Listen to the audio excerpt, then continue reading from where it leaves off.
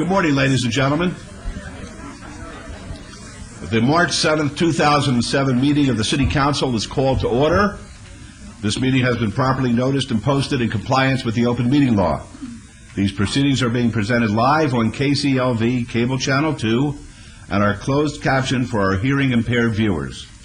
The council meeting, as well as all other KCLV programming, can be viewed on the city's website at www.kclv.tv.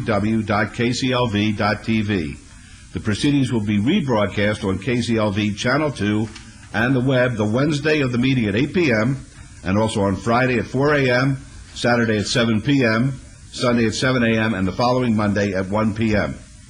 This is an announcement we make at each meeting as a matter of precaution. There's no reason to have any alarm about it, but we'll advise you that the building is protected by a state-of-the-art fire detection and suppression sprinkler system. If alarms should activate during today's meeting, please evacuate using the exits, and once outside, assemble on the Las Vegas Boulevard side of the property. Employees wearing safety vests or our city's marshals will inform you when it's safe to re-enter the building. As I say, we make that announcement every single meeting, so there's no reason to be alarmed. Before we proceed with the agenda, would everyone please rise for the invocation given this morning by Pastor Linda Kelly, Mountain View Presbyterian Church, and please remain standing for the pledge.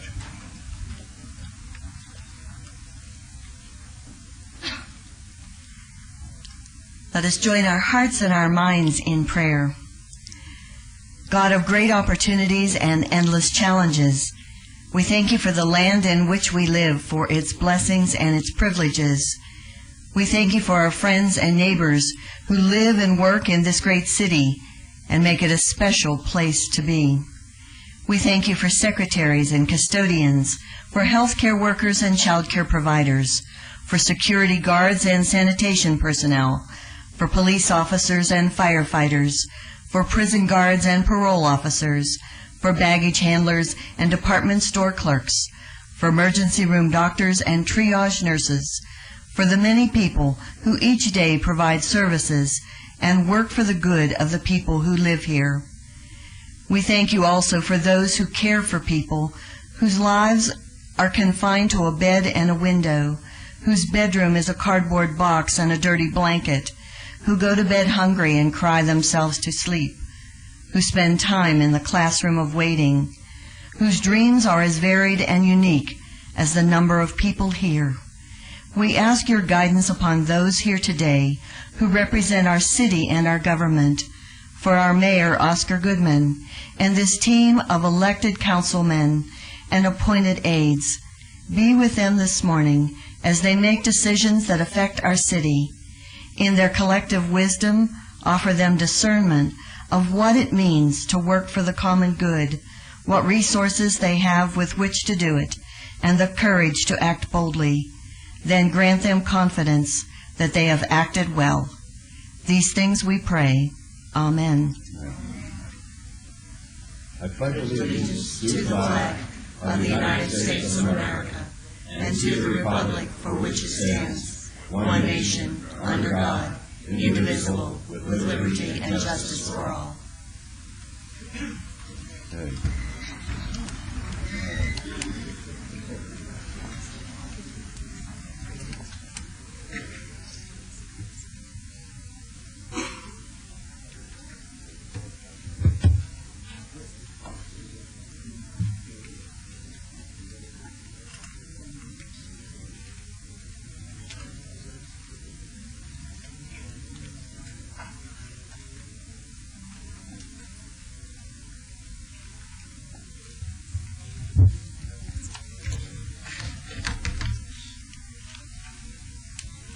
Good morning once again, ladies and gentlemen. This is the ceremonial portion of our agenda, and for our first item, we're going to recognize the March Citizens of the Month, and I'm proud to introduce two of them, Dr. Mike Barton and Dr. Edward Goldman. Come on up, please.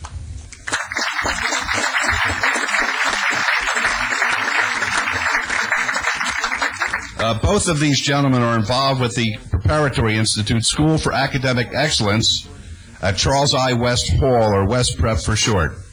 I had the occasion to go over there, and that's the reason that I selected these two gentlemen as our Citizens of the Month. It was an extraordinary experience. It was an eye-opening experience. It was something that I never dreamed I would see, because I had been to West in years past, and what I saw at West was hallways filled with students who would not go into the classroom. The curriculum was Star Wars DVDs. There was pushing, rudeness, no manners, and obviously very little education. When I visited a couple months ago, I entered the most extraordinary school because of the terrific work of the principal, Mr. Barton, and the deputy superintendent, Dr. Goldman. They have created a model which is extraordinary. You walk in there and the children are not to be seen in the hallway. You have to go into the classroom. And each child is sitting down and they're working hard and they're diligent in their studies and they're proud of it. And they want to show you their work product. Remarkable, because they're taking pride in learning.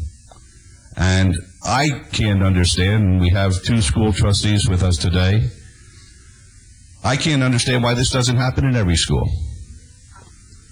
Because if it could happen at West, it could happen any place. And if it's a matter of money, if money does it, because you have smaller classrooms and teachers who are more committed, then we better start spending the money. Because if we don't, and we don't turn out children like I saw over there because of you gentlemen, then we will become a less than the greatest country in the world. But when you keep on doing your work, and you achieve the way you've achieved, I have no doubt that the future will be bright. So with that, I want to congratulate the two of you.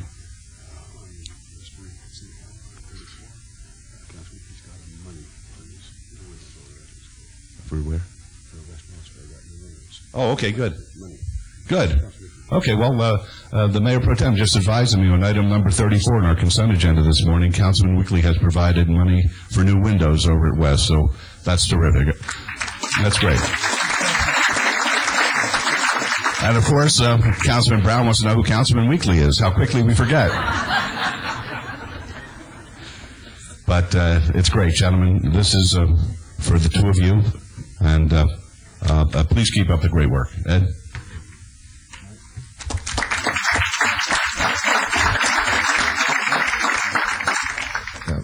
Thank you, Mr. Mayor and Council. I'm glad our two trustees are here. Mrs. Barber, I'd like to recognize Mrs. Jansen for their support, and thank you for your support. I would like to invite each and every one of you to come see West Prep.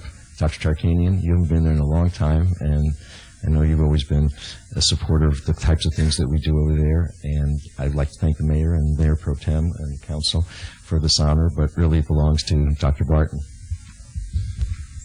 Thank you, Mr. Mayor. Thank you, City Council members. Thank you, school board members, Ms. Barber, Ms. Jansen.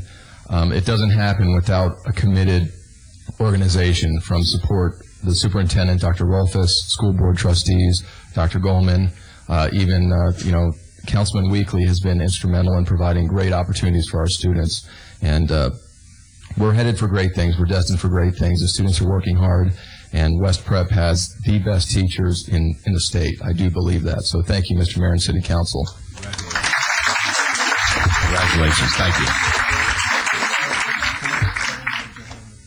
Certainly.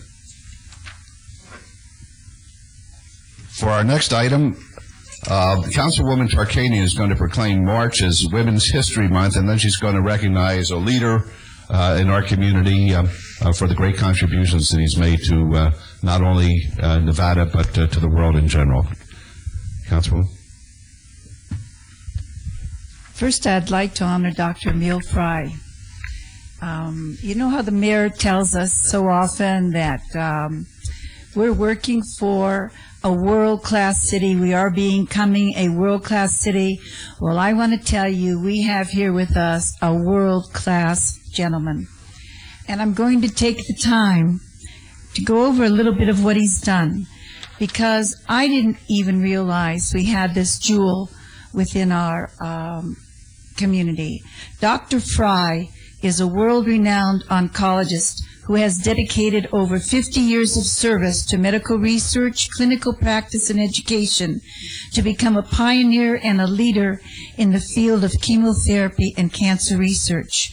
His distinguished career includes top medical leadership positions, Harvard, professor and associate scientific director at MD Anderson, the Dana-Farber Cancer Institute, where he served as director and physician-in-chief, and he is currently physician-in-chief emeritus there. And also he is now the Richard and Susan Smith Distinguished Professor of Medicine at Harvard.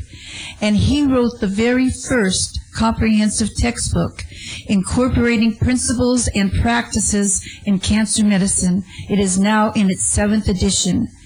And through the use of chemotherapeutic agents in combination, he demonstrated that a cure could be achieved against leukemia and Hodgkin's disease. And after retiring from a full-time practice, Dr. Fry now lectures, writes and consults, and actively works with various medical groups and community groups in Las Vegas.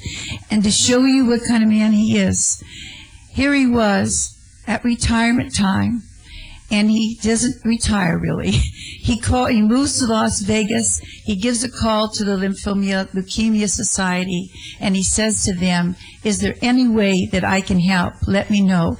This master at Harvard and MD Anderson, and from all that he's done in the world, and he's here in Las Vegas, and he offered his help. And so we're calling this today, the council and the mayor are hereby taking great pride in proclaiming today, Wednesday, March 7th, as Dr. Emil Fry the Third Day. And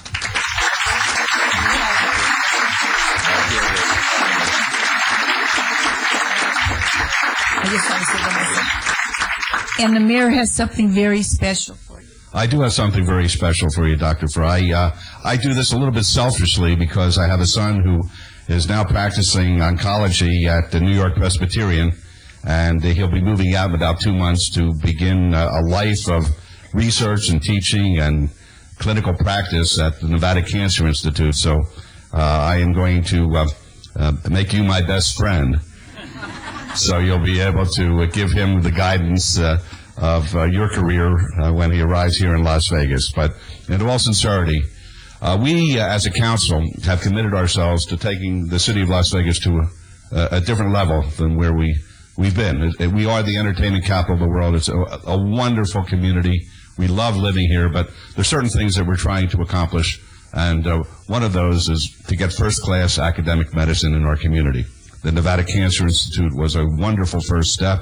We have the Ruvo Brain Institute, which is breaking ground and will be built in about 18 months in the downtown, and they'll be addressing issues of neurodegenerative diseases and cures for Alzheimer's and ALS and Parkinson's. And the fact that we have your presence in our community is so important to us, because somebody with your eminence to be part of what we're trying to accomplish is something very special. So because of that, I want to give you the key to the city of Las Vegas, welcoming you here.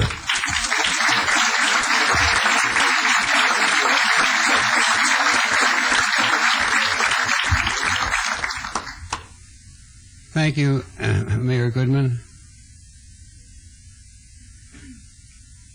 This beautiful key will be first on my wall. I want to thank my wife, my children, the Brock, Steve, and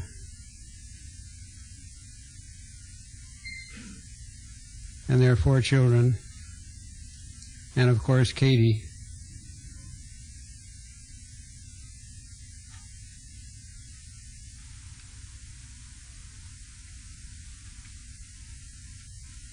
I have Parkinson's disease, which is the reason I have the tremor.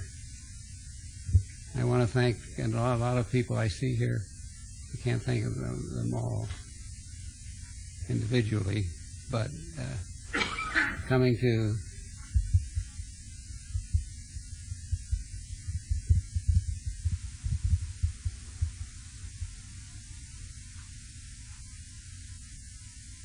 this wonderful city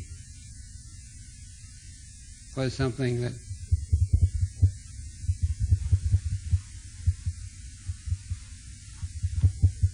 my wife and I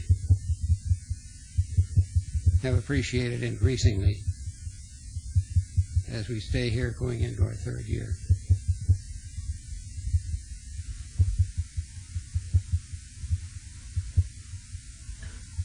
So thank you. I look forward to working with the doctors here. They have made very substantial progress in cancer treatment and cancer research. And I look forward to being among them and among all of you. So thank you from my family and from me to you. Thank you very much.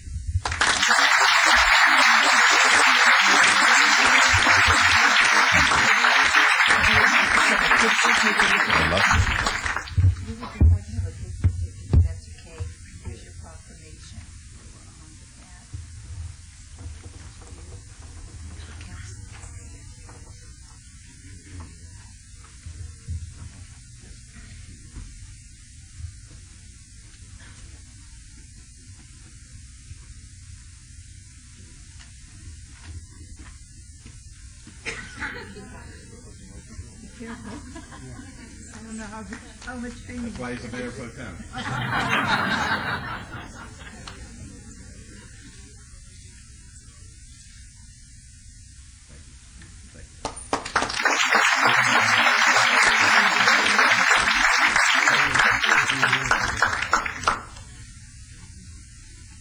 You want to give the other part? Yeah, Nancy will do it.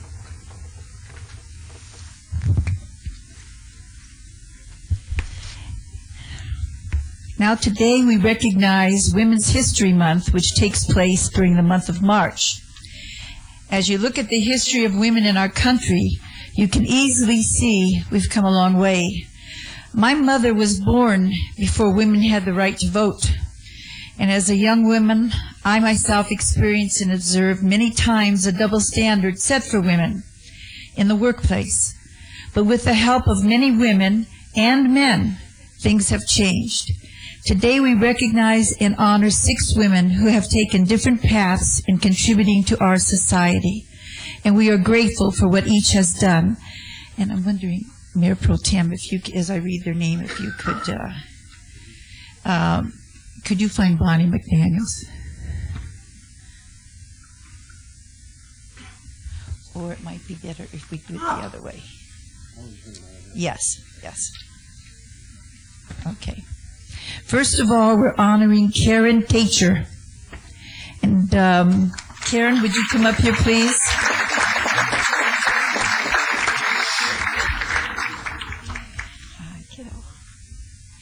Karen is a woman who believes that family is the fundamental unit in society.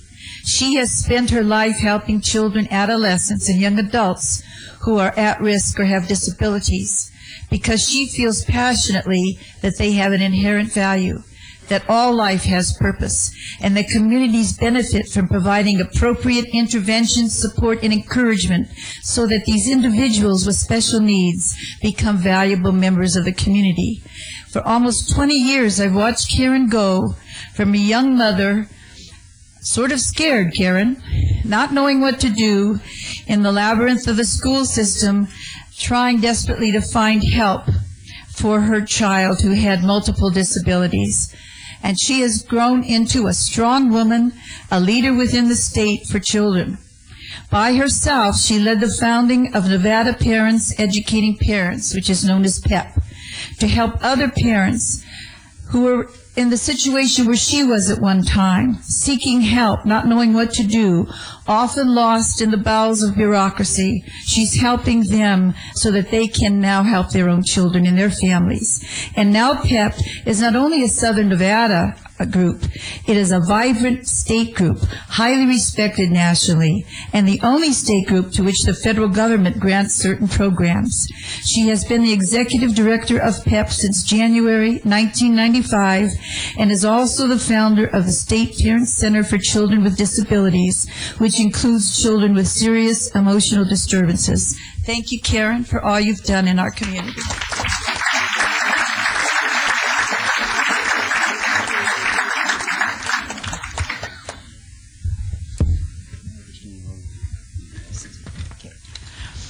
Christina Kona is an attorney. Is she here today? Yes, here she is. Christina.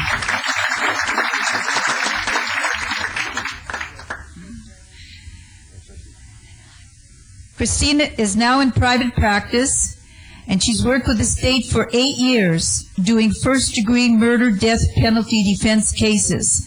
She focuses on kids who kill. She is qualified to represent persons facing the death penalty, is a member of the Governor's Board for Juvenile Justice, and co-chair of the Policy and Legislation section, and a board member for Boys Hope, Girls Hope of Nevada, which works to give at-risk youth a home and a private education. She is a board member for the county-appointed CASA, which is a court-appointed special advocate for abused and neglected children. She was selected CASA Child Advocate of the Year in 2001 and ABA Juvenile Defense Attorney of the Year in 2001. She grew up in Las Vegas, attending Bishop Gorman High School, went on to graduate, get her law degree. We're very proud of her.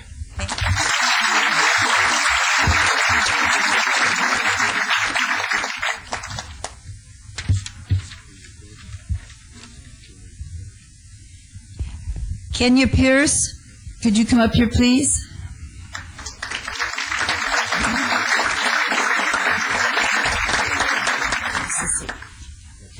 Kenya is a professor of sociology at the Community College of Southern Nevada. She is also the president and co-founder of Trends Incorporated, which is a nonprofit group for young children of color. She is a strong social activist. She is an active participant in several organizations, including the Progressive Leadership Alliance of Nevada, where she serves as the board president and Southern chair to the People of Color Caucus, and the Nevada Faculty Alliance. She works on also, and she's involved with the Sandy Miller International Academy, PTA. She holds her Master of Social Work from St. Louis University and a Bachelor in Social Work from Central Missouri State University, and she also is a tremendous addition to our community.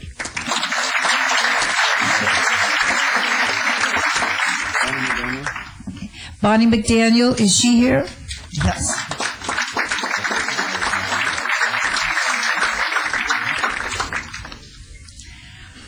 Bonnie McDaniel moved to Las Vegas with her family 47 years ago. She's also a local graduate from Rancho High School and attended the community college and UNLV. She lost her father and brother to radiation-induced illnesses that they had obtained from working at the Nevada test site. She became tremendously involved in educating the public and Congress about the dangers of low-level radiation, and she was instrumental in getting laws passed to compensate the downwinders, uranium workers, miners, and former test site workers. She is also a business entrepreneur, working in the travel industry for over 30 years, owning her own travel agency since 1988. And when at that time her company was the only registered minority woman-owned agency in the state of Nevada. She is active in and has helped start a neighborhood association for her area. She actively works for and against items on the city council. I hear from her often. And she also does the same with the Nevada legislature. She's the type of activist that we need in our neighborhoods. Thank you.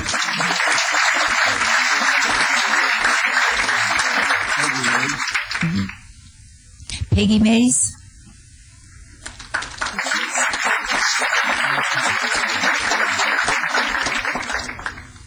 Nice to see you. Oh, I'm sorry. I only read the first two words of her name. Peggy Mays Johnson. Peggy has spent over 30 years in the public arena.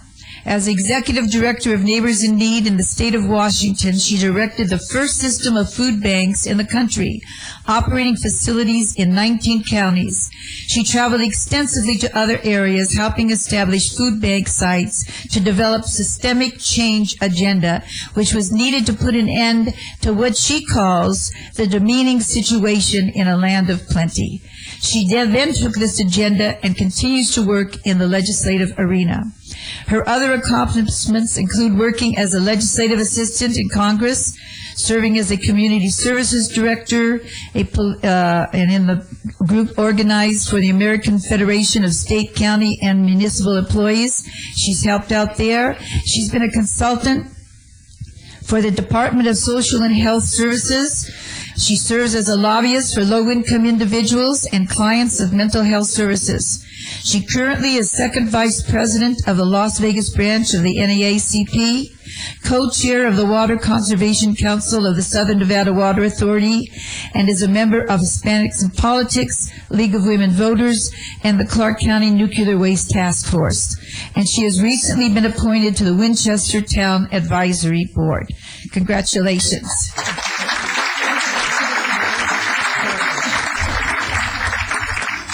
Also, she is a contributor of many published articles on low-income and environmental issues, and since 2002, she has been executive director of Citizen Alert.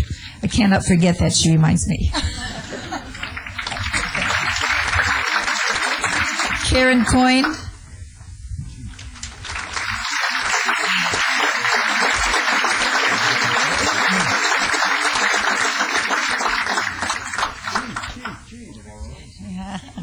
One of our own, that's exactly right. Karen is committed to the betterment of our community through an expansive 14-year public service career. Rising through the ranks, she has worked as corrections officer, deputy marshal, an internal affairs investigator, field services lieutenant, and as a deputy chief. She is currently chief for the City of Las Vegas of our Department of Detention and Enforcement.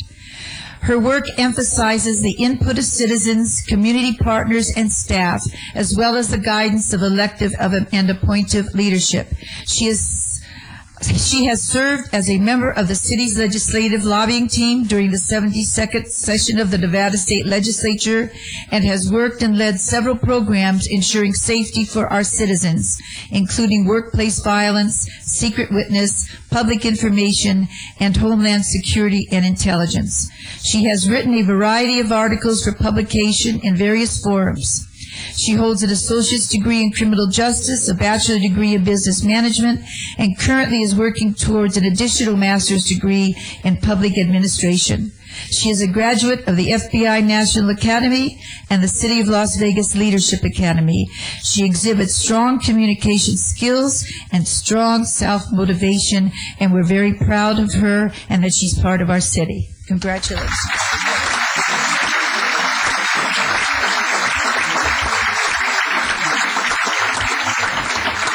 I wondered if any of you wanted to say anything. Okay. Could we take a picture of these ladies? You know, the key thing I found with women who have achieved is that they continue to help other women who are coming up so that they too can achieve. And I know that's a wonderful thing that each one of you do. We'll take a picture.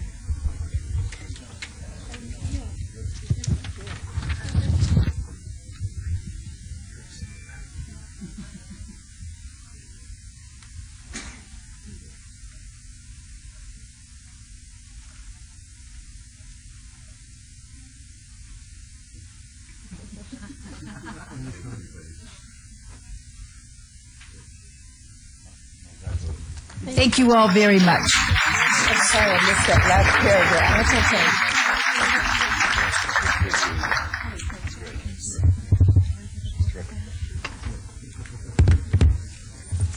Quite a city, isn't it? Really is extraordinary. For our next item, we'll recognize the team of the quarter And to assist in making this presentation, I'd like to ask the Director of Public Works, Charlie Kukowski, to come to the podium, and I'm pleased to announce the recipients for this quarter are 5 employees of the City Engineers Division of Public Works Department: David Bowers, Russell Coleman, John Day, Sherry Edelman, and John O'Connell.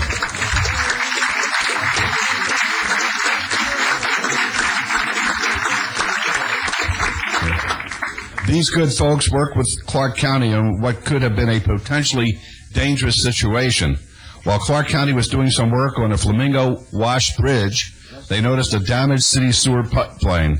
This group worked quickly to assess the situation and prepare alternative design solutions to divert the flow, among other things. If a major rupture would have occurred on this pipeline, it could have discharged more than 30,000 gallons per minute of untreated sewage into the Flamingo Wash.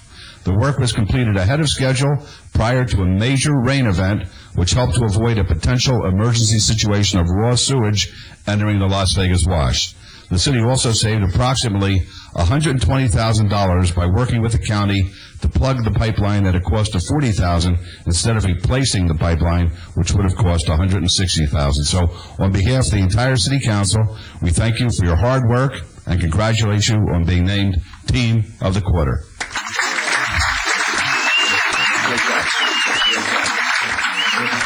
Charlie?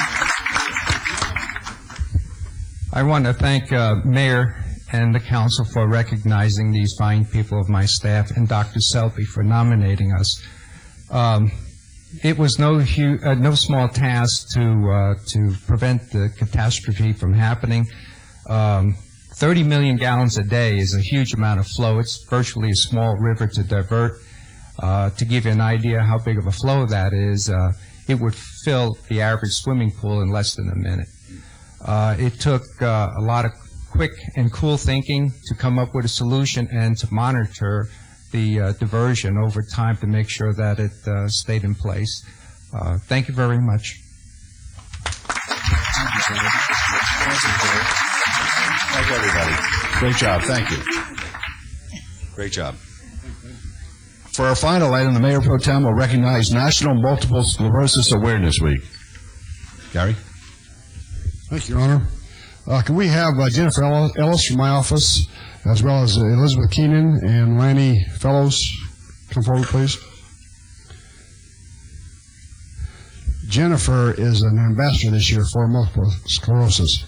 Multiple sclerosis is a chronic, often disabling neurological disease affecting approximately 450,000 Americans and over 1,800 people in southern Nevada.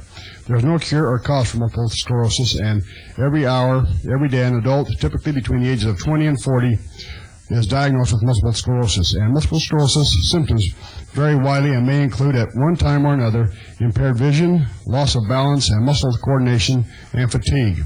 The National MS Society, founded in 1946, is a nonprofit health organization in the United States that supports research here and abroad into the cause, cure, prevention, and treatment of multiple sclerosis.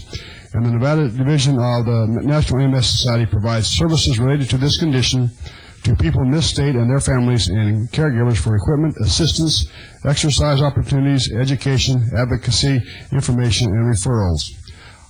This here is really close to our home at the city, and Jennifer, I appreciate what you do. Thank you. As Mayor Pro Tem Reese said, I am one of the national ambassadors for the Multiple Sclerosis Society. Every day, over 450,000 Americans face this incredible challenge, learning to live with that unpredictable and devastating disease, multiple sclerosis. This disease can rob them of significant physical abilities, our livelihoods, our independence. The mission of the National Multiple Sclerosis Society is to end the devastating effects of MS. Approximately 200 people are diagnosed every week. That's when they hear that dreaded phrase, you have multiple sclerosis. Worldwide, MS affects 2.5 million individuals. MS affects men, women, mothers, fathers, brothers, sisters, parents, teachers, co-workers, and friends. I know this all too well because it's affected me. I have MS. There is no cure for it. However, the National MS Society funds more MS research than any other voluntary agency in the world. We'd like to take this opportunity just to thank the mayor and council for all the support that they show the Multiple Sclerosis Society.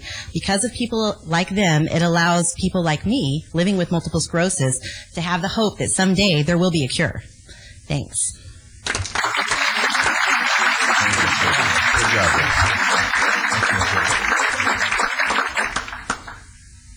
Thank you. Did you want to be there? Did you? Sure. Okay, thank you very much. Thank you very much. Okay, Bev? Yes. There we go.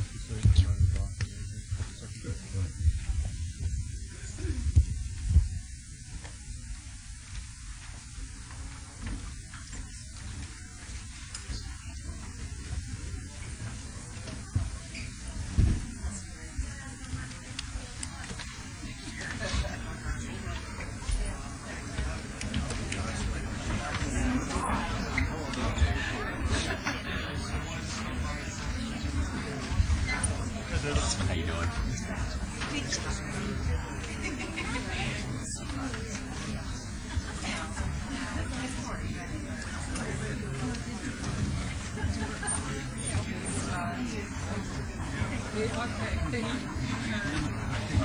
I know I can move that stage pretty well. When I start working in a couple of years, I'll need a job.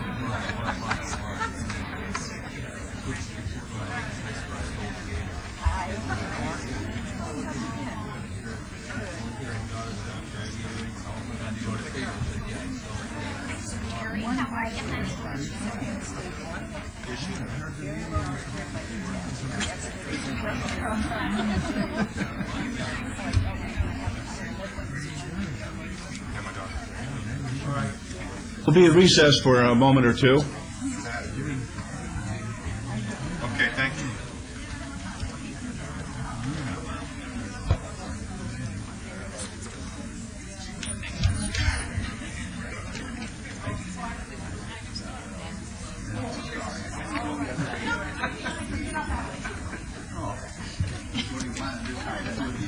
Did you talk to me?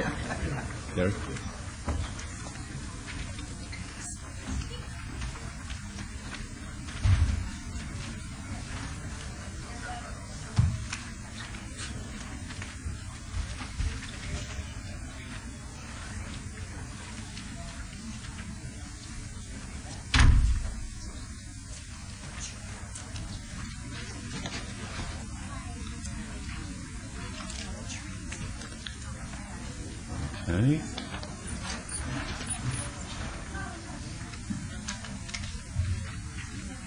Joshi.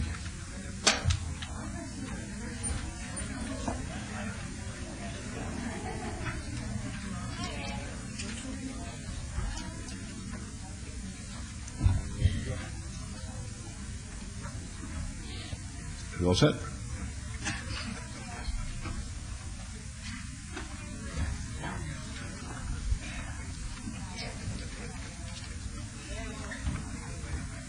All right, we'll call item number 10. Any items from the morning session that the council, staff, and/or the applicant wish to be stricken or held in abeyance to a future meeting may be brought forward and acted upon at this time. Mayor Pro Tem? Thank you, Your Honor. We have item number 60 is appeal of work card, Lance Justin Apollo. Metro that's told that in advance until our March 21st, 2007 meeting. And item 62 is temporary approval, new restricted gaming license, 15 slots, Andy Caps Pub, 1631 North Decatur Boulevard. Staff has told that in advance until our March 21st, 2007 meeting. And item number 66 is Psychic Art and Science License, 1000 East Sahara Avenue, Olita Evans. Staff's asked to strike. Council members, are there any other items we need to report at this time? Hearing none, Your Honor, make a motion to bring these three items forward, take the appropriate action, please. All right, thank you. Let's vote on that, please. Opposed? Motion carries. Thank you. Item number 11 is approval of the final minutes by reference of the regular City Council meeting of February 7th, 2007. Is there a motion to approve the minutes? Yes, Your Honor. No additions or deletions. I'll make a motion for their approval, please. Thank you. Let's vote, please. Opposed? Motion carries. Thank you. Items 12 through 57 are on the consent agenda. They're considered to be routine.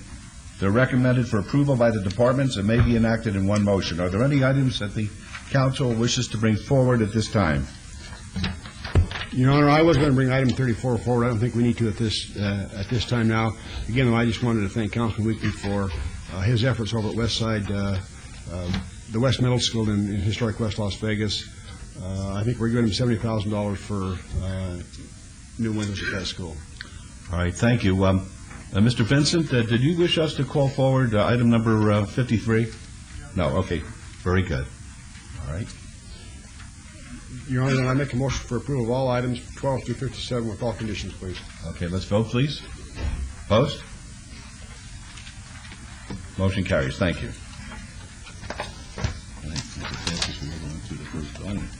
Well, that was a record. Okay. I'm having pizza for lunch today, too. Oh, man. Yes. See how fast we did that? We got through that? That shows you what happens when Councilman Weekly's not here. Okay. Item 58 is report from the city manager on emerging issues. Good morning, Mayor and Council.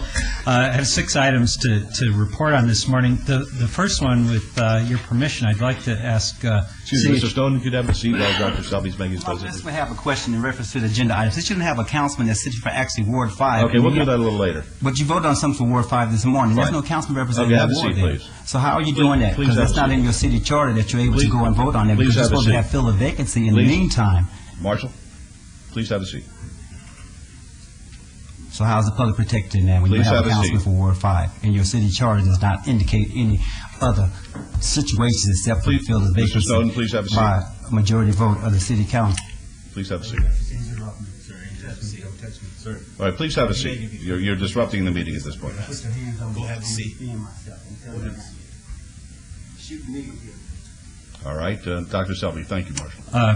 With your permission, I'd ask City Attorney Jerbick to give you an update on the FAA right-hand turn activities. Thank you, Dr. Selby. Very briefly, we have a briefing schedule in this matter. Our brief is due April 7th. The government's is due on May 7th. Under the rules of the Ninth Circuit, they offer you an opportunity to try and mediate cases from time to time, and this is a case that we are currently talking with a mediator. The mayor was with me yesterday listening to the phone conversation with a federal mediator. We're going to continue that conversation today at 4 o'clock. At the end of today, I'll be able to report to all of you whether or not we're going to submit the case to mediation or we're going to continue forward with the appeal as originally planned. We would only submit to mediation if we get something significant in return. Hopefully I'll have some good news for you later today. If not, we'll just proceed as planned. And the continued discussion with the mediator will take place at 4 this afternoon. That's correct. Very good. Mayor Goodman, if I may. Yes.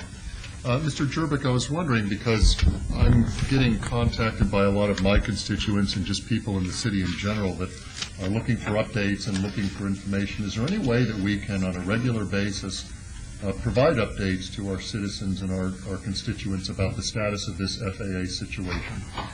Telephone calls to your office or something like that, because I want to make sure that everybody is in the loop and is aware of what's going on. Sure. I think probably the best way is for people just to call the city attorney's office. We're listed in the white pages under Las Vegas City Attorney.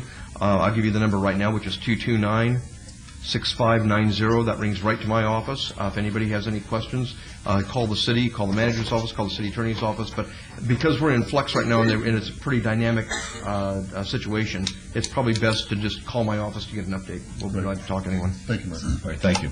Dr. Selby. Another item is really good news. The city of Las Vegas will receive $475,000 thanks to a State of Nevada Cultural Affairs grant. This is money that will be used applied towards the renovation of the old post office, and as you know, it's basically being renovated now. There's scaffolding all around the building, so this is much needed money that will contribute to that becoming ultimately a museum for downtown Las Vegas. The work continues for the first ever Vegas Grand Prix. You'll see evidence of that as barricades are going up downtown. The early work is moving along nicely. That's an event that will occur during the first weekend in April and will occur along a 2.4-mile course, that circular course through downtown Las Vegas. This Friday, one of our own department directors is being recognized Dr. Barbara Jackson will be honored by the local chapter of the National Forum for Black Public Administrators. She's being named Administrator of the Year. So some of us will be there to attend that ceremony. We want to congratulate Dr. Jackson for that noteworthy achievement. Your annual budget workshop will take place in 1 week right here in council chambers. We'll present to you some preliminary budget information and engage in dialogue with the council about the upcoming budget. That meeting will be carried live on Channel 2. Again, that's March 14th, beginning at 9 a.m. And finally, our annual Mutts and Masters 5K run and 1 mile fun run will take place this Saturday, March 10th at Veterans Memorial Leisure Services Center in Ward 2. The events begin at 8 a.m. This is a great opportunity for people to get out with their dogs and exercise, meet their neighbors, and have some fun. And you don't have to have a dog to participate. You can come without a dog. The event is going to start at the Palo Verde High School, which is at 101 North Pavilion Center Drive. And that concludes my report. All right, thank you. Are there any questions of Dr. Selby at this time? Yes, sir. Yes, sir. I can't help but to make an extra plug for the famous Mutts and Masters that's occurring this Saturday. Doctor, thank you for describing it in your emerging issues. This is just a great event for anybody in the city. You don't have to live in Ward 2 to come out to the Mutts and Masters 5K run, 1 mile fun walk. This Saturday, I'm going to be out there with John Fredericks from Channel 3 and his pal Jordan. And I understand that Councilman Ross is thinking about making a special appearance, if he can make it in his schedule, because if he can make it, he's challenging anybody to beat his time in the 5K run. So if Councilman Ross can be out there, I'd appreciate it. He's got a very busy schedule, but that might be quite the challenge right there. Thank you, Councilman. I'm in trouble now. Very good. Okay, any other comments or questions of Dr. Selby? All right, thank you very much. Appreciate it. Item 59 is discussion and possible action concerning the status of 2007 legislative issues. Mr. Knight?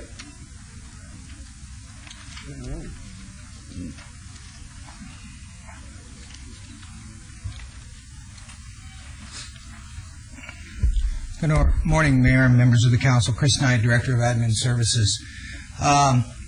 We've been very busy at the legislature. A lot of things have been going on. Just going to give you a brief update on the bill draft requests that the city has and some new bills that have come online that we'll be tracking for you. First of all, under our lease purchase agreement, BDR for Public Works, we were successful. We've been working with the Legislative Council Bureau to get language out in our own bill, but there was an interim advisory group that had been formed during the interim session on this issue, and they had submitted a bill, and language for the city of Las Vegas has been included in that bill, which is very good news for us, because typically what happens with an interim advisory committee bill, those usually go through pretty much unchallenged, and we now have language specific to the city of Las Vegas. It amends our charter to allow us to do what we were asking to do with lease purchase agreements. That's an interesting case because our lobby team and government affairs folks, Mr. Ted Olivas and his group, had worked with this interim committee, and we were the only city represented at that interim committee, and therefore we were successful in getting it done, which goes to prove that sometimes you want to work with these interim committees when the legislature is not in session. On the bill draft request for our position on the Nevada Commission for Homeland Security, Senator Nolan in Senate Bill 90 has included language for the city of Las Vegas for us to get the position that we had been asking for on the Nevada Homeland Commission on Homeland Security. Both the lease purchase agreement and the Nevada Commission for Homeland Security bills, we will continue to work with the Legislative Council Bureau just to make sure that a bill comes out in case something happens, that our language gets taken out of those two bills. We have bills coming forward that would be backup on that. On the off-site improvements in the Redevelopment Authority, staff is working with the Legislative Council Bureau. We approved a tentative language on the bill just this week and would expect that a bill would come out very shortly, either this week or next week, depending upon the Legislative Council Bureau's schedule. City charter changes. We have been working with Assemblywoman Kirkpatrick and Legislative Council Bureau to get final language on changes to our city charter, addressing a number of things for the city and doing some cleanup work on that. And we would expect that a draft would be out in the next 2 weeks with final language and a final bill coming shortly after that. And one bill that we had asked for through the Nevada League of Cities, Senate Bill 139, which increases or gives us the ability to do interlocal agreements with other communities and to share revenues and resources up to $25,000 without having to go through a contract or an interlocal agreement. Currently, state statute requires that we would have to have a contract to do anything like that. We've asked for a bill, and that bill was heard and should be moving forward for us. And so we're having pretty good success on our bill draft requests at this year's legislative session.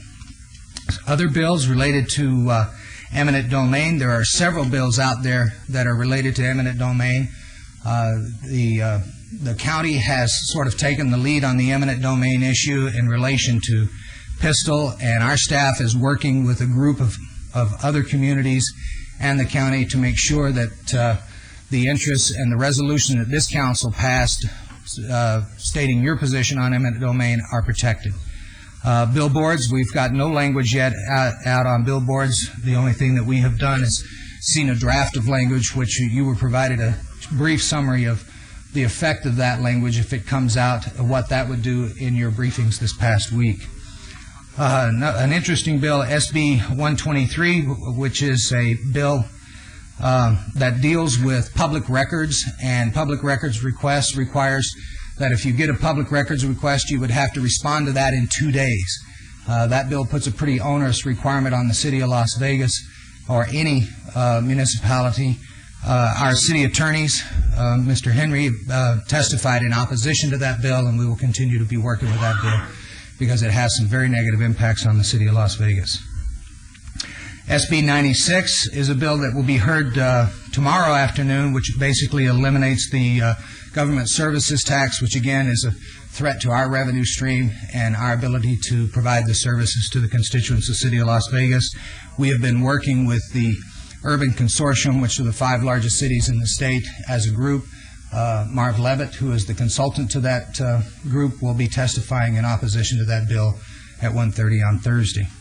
Dr. Selby and our city finance director gave a presentation last Thursday to the Joint Committee on Taxation and Transportation on our transportation and flood control and public safety expenditures. The northern Nevada communities will be giving similar presentations this week.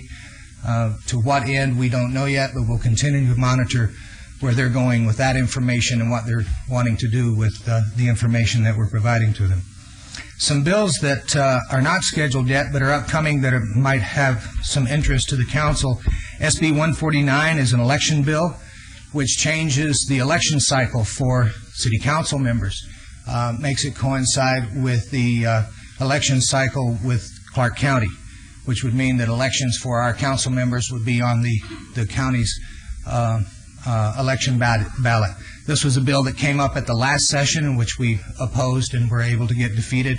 Our city clerk's office has taken a look at that and will be working that bill as well. So just to give you a heads up on that.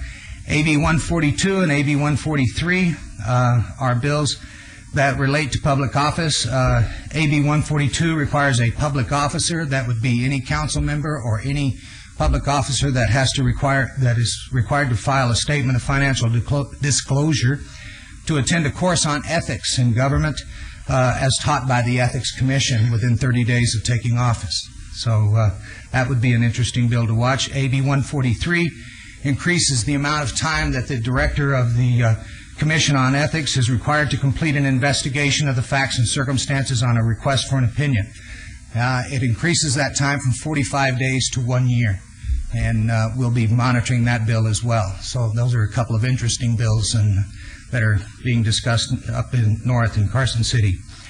A good bill for us, AB 138, increases or expands the purpose for which impact fees can be used, and it expands the impact fees in particular in relation to being able to use impact fees for police and fire station development. So that is a good bill that we'll be monitoring and supporting and pursuing. And then finally, SB 153 is a C-Tax bill that is introduced by the City of North Las Vegas that brings the North Las Vegas library system into the C-Tax sharing formula, which again affects our revenue stream, and we'll be monitoring that bill as well. So those are some of the bills and some of the issues that we're looking at the legislature for you. And with that, I'd be happy to answer any questions you may have. All right, thank you, Mr. Knight. Are there any questions of Mr. Knight at this time? No. Thank you very much for the report. You're welcome. May I have the motion, please? Yes, Your Honor. I move to follow Chris's nice report. All right. Let's vote, please. Opposed? Motion carries. Thank you.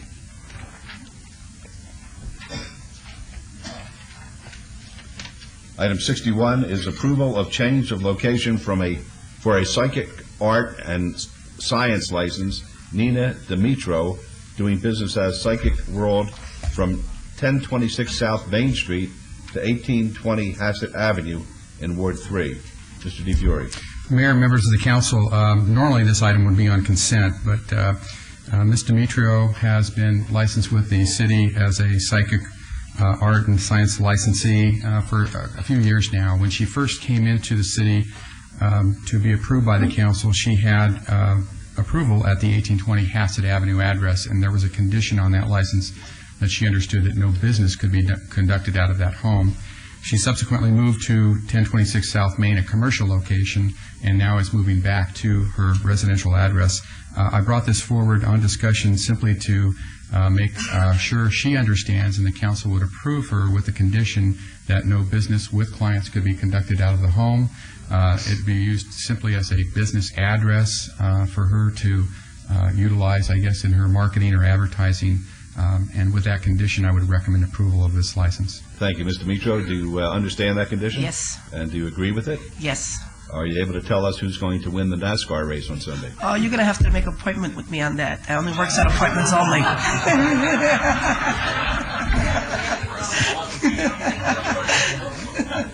Over at Hassett? Yeah. No. No, not there. I got to come out to my clients right now until I get my son to start. I do have concerns, Mr. DiFiore, about how do we control that she's not doing business at this address? Many times it would be from a field check, a knock at the door, any kind of complaint that she may be advertising or clients coming into the home. A lot of what we contend with right now on residential complaints. So what she does is she just goes to different locations? Yes. Outside this address? Outside the address, by appointment. She's done this before. How long ago did she do this? I'm going to say that she's been licensed with us for about 3 years now, and I believe after the first year she moved to a commercial location. Your Honor, I make a motion for approval of the 6-month review, please. All right, that's the motion. Let's vote, please. Opposed? Mayor? Yes. Could I ask, would that include the condition that I just represented, that she does not operate with clients? Yes, absolutely. Okay. That was definitely And Mr. Mayor, implicit. Yes. I just wanted to make an emphasis because I had received complaints about this from some of the people within my ward. I want to emphasize what you said to us, and that is there are no readings out of this. She is not operating her business out of this.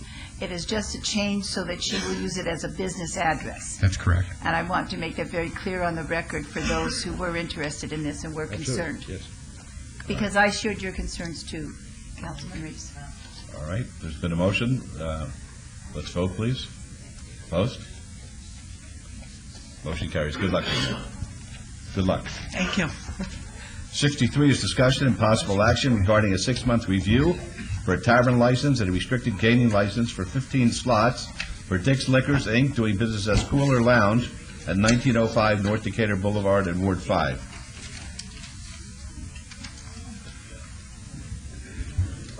Okay, Mr. DiFiore. Mayor, members of the council, to my right is the licensee, Joanne Milton, and we're back here for a 6-month review. Council may recall that over the last couple of years we've had some concerns with the operation of the Cooler Lounge, primarily with regard to minors in the bar, alcohol awareness and work cards with the employees of the Cooler Lounge. The calls for service for the last 6 months have been very minimal, and I believe that Ms. Milton is earnestly working hard to comply with all of the codes and the provisions. We were out there with Metro as late as Friday night with no concerns with the operation of the business. Now, in talking with her, I understand she is in the process of finding a new location. I'm not sure where. She's looking at several locations. And based upon an earlier discussion this week with Councilman Weekly and Mayor Pro Tem Reese, my recommendation would be for approval of the permanent license, but I would like to have this brought back before the City Council for a review with no action to be taken, but a review of the circumstances in 6 months, and that would be the first meeting in September, with the caveat that if she finds a new location and moves the business to another location, it'll come back before the council, and it's possible we could do the review at that time. Thank you. All right. Yes, ma'am. Would you like to be heard? I appreciate all he's done for me. Okay. Very good. May I have the motion, please? Yes, Your Honor. Council Week and I was briefed on this together on Monday. I feel comfortable making this recommendation, following staff's recommendation for another 6-month review, the first meeting in September the 5th. All right, let's vote, please. Opposed? Motion carries. Good luck to you. Thank you. On the items involving Ward 5, such as the last item, item number 63, we've worked out a procedure where the Mayor Pro Tem will be the ostensible spokesperson until such time as one of two things take place under the law, and that is that an appointment be made on an interim basis within 30 days from Councilman Weekly's resignation, or the designation of a special election within 30 days. And in the meantime, if the public who has been, please, the public who has issues in Ward 5, if they would please call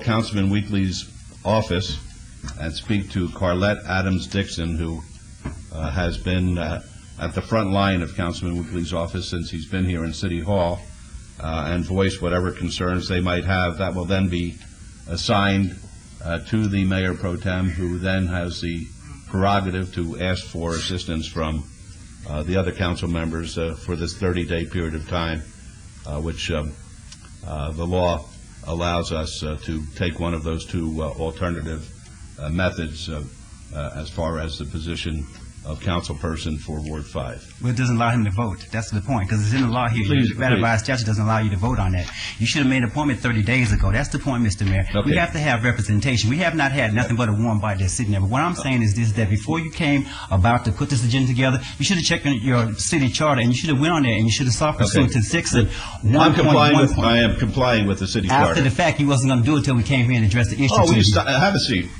Don't tell me what I'm going to do or not do. You have always a seat. do that. You need to just pay attention to what the city charter is. You're not above and beyond the city charter. You still have to comply with provisions that's been put down. And that's something that we need to make sure you do on that.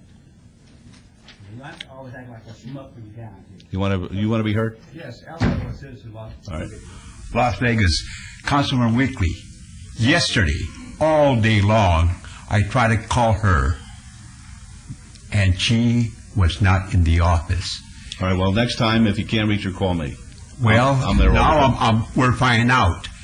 But the thing is, as of this meeting, and I love Councilman Weekly, as of this meeting, Councilman Weekly is no longer in this city. Okay? And the agenda is incorrect by having his picture in today's city council meeting.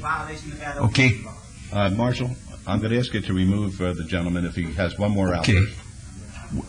But the thing is, the agenda is incorrect. Okay? And your speech a few seconds ago should have been at the very beginning of the meeting, not halfway through this part here. Okay? You should have had it from the very beginning. Now I'm gonna suggest to all of you, Councilman Ross, Wilson, Reese, Tarkanian until the election. I am going to put myself in his place. Okay? I want you to appoint me internal city councilman until that time. Okay? So people can come and take care of the problems. And you know, most of you know that I am very dedicated to the city council. So that's my thing is. Okay, thank you. And to the people of Las Vegas, if you have any problems, call me. Thank you. Thank you.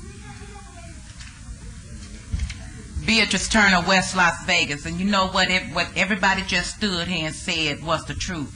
You knew we was going to be without a council person. And I didn't have a problem with you appointing somebody to represent us up until the election was over. Not nobody on the ballot, but somebody else who wasn't on the ballot. You knew what you was doing. Just like you voted on all that money that you can spend in Ward 5 that's outside of my community.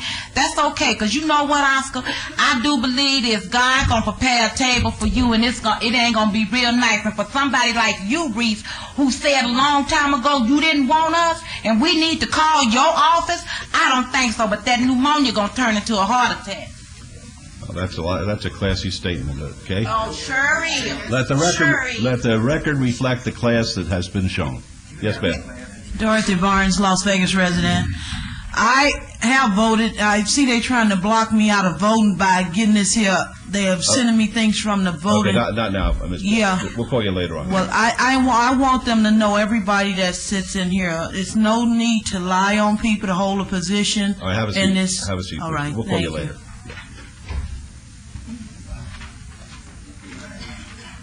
Good morning. My name is Ted Russell, resident of Las Vegas. If anybody has any problem with what the mayor has explained to us very correctly, the law library is located at 303 North 3rd Street, Las Vegas, Nevada. The mayor is entirely correct. Thank you. Thank you. All right. I think we've taken care of item 63. We'll go to 64. Discussion and possible action regarding a 6-month review for a canteen manager for a nonprofit club license, VFW Post number 10057, doing business as VFW Post 10057 at 1905 H Street. This is in Ward 5. Yes, sir. Evening. Please state your name for the record. Albert Young.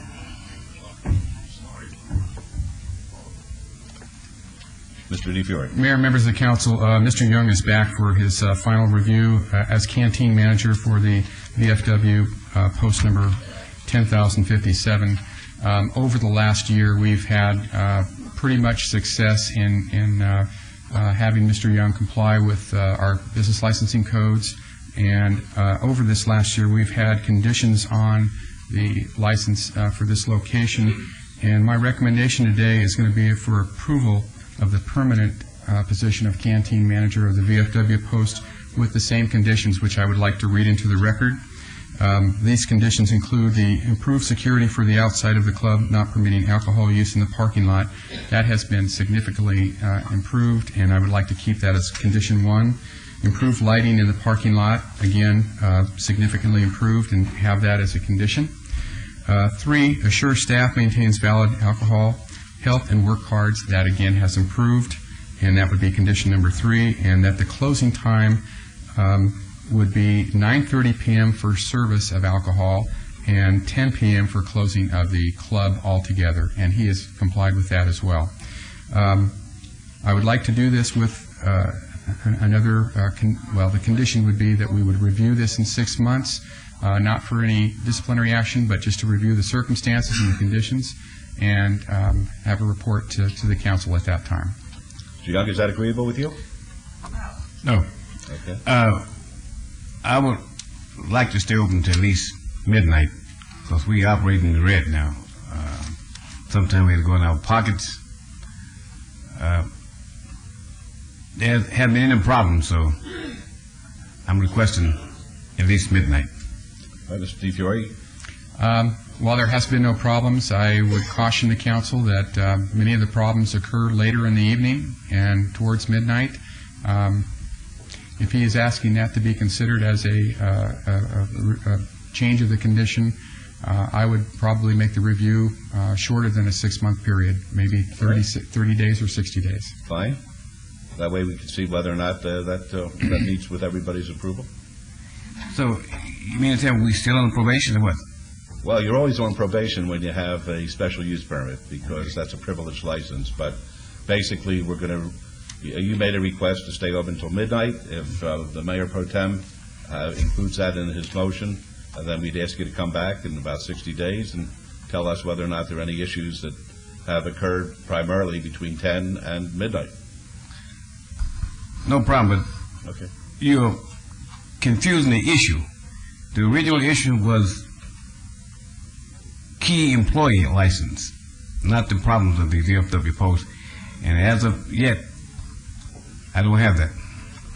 Apparently, you're doing a good job, and he wants to have a review within 60 days if, in fact, we're going to extend it to midnight. So you mean we open to midnight now? That's going to be up to the mayor pro tem's motion, and then we're going to vote on it to see whether or not you're going to be open to midnight. All right, I like to say, no, I've been on pins and needles for a whole year. That's worse than Vietnam, man, really. Well, I hope not, but let's hope that the next 60 days are peaceful days, and you'll be back here, and we'll be able to make it into a more permanent situation. Mr. DiFiore, we're talking then no alcohol after 11:30, closing at midnight. I would believe that would be the condition, yes. Does that satisfy you, Mr. Young? No problem. Good. Very good, thank you. All right, Mayor Pro Tem? Your Honor, I would move to follow staff's recommendation.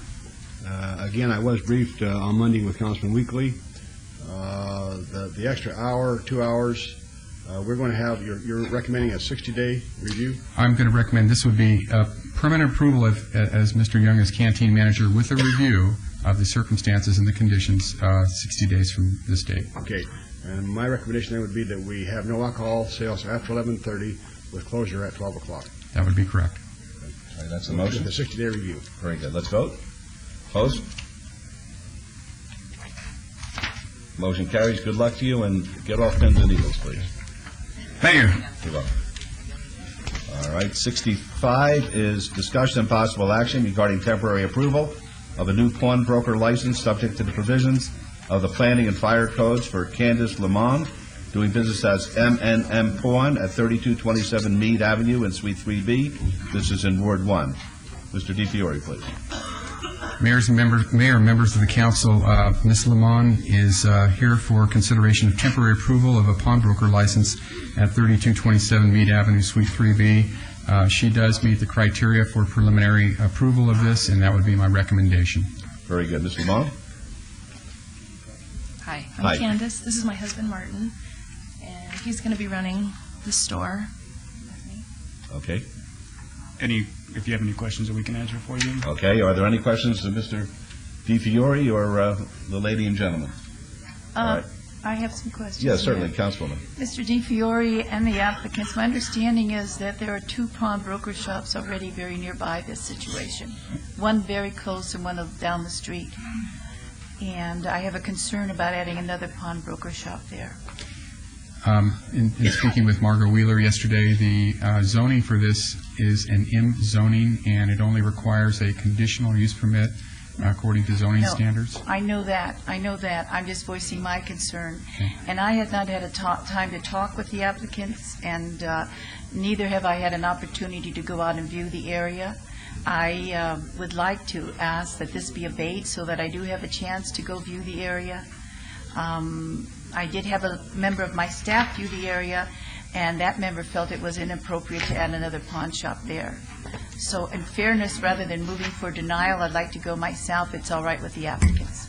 If not, I would need to move for denial because that's the feeling of my staff and the information they've collected. So would you mind if we obeyed it and for 2 weeks? If that's And what the then we could council would meet rather. with you, and then I could meet with you, and then I could also go out to the area personally. We'd love to have the opportunity to meet with you. Okay, then I move to obey for 2 weeks. All right, that's a motion. Let's vote, please. Opposed? Motion carries. Good luck to you folks. Okay. 67, this is discussion and possible action on an allocation of $223,372 in fiscal year 2007-2008 emergency shelter grant funds to the City of Las Vegas by the Department of Housing and Urban Development. This applies to all wards. Mr. Harson. Thank you, Mayor. With your permission, we would also like to have items 68 and 69 heard with this. Be happy to do that. Okay. 68 is discussion and possible action on an allocation of $5,251,820 in fiscal year 2007-2008 Community Development Block Grant Funds to the City of Las Vegas by the Department of Housing and Urban Development. This applies to all wards as well. And 69, discussion and possible action on an allocation of $882,000 in fiscal year 2007-2008 housing opportunities for persons with AIDS. That's HOPWA grant funds in the City of Las Vegas by the Department of Housing and Urban Development. This applies to all wards. Mr. Hartman. Thank you. I'm sorry. Before we hear from Mr. Harsons, I need to make a disclosure, please. Please. Regarding the grant fund recommended recipients, I need to disclose that I'm a member of the Clark County Bar Association and the Latin Chamber of Commerce. Additionally, I have clients in my other job that have utilized the services at Help of Southern Nevada, the Salvation Army, and Shade Tree. My connection to these organizations will not affect my ability to be impartial on this item. However, I felt in the interest of full disclosure, I needed to make that disclosure. All right, thank you. Yes, Councilman Brown.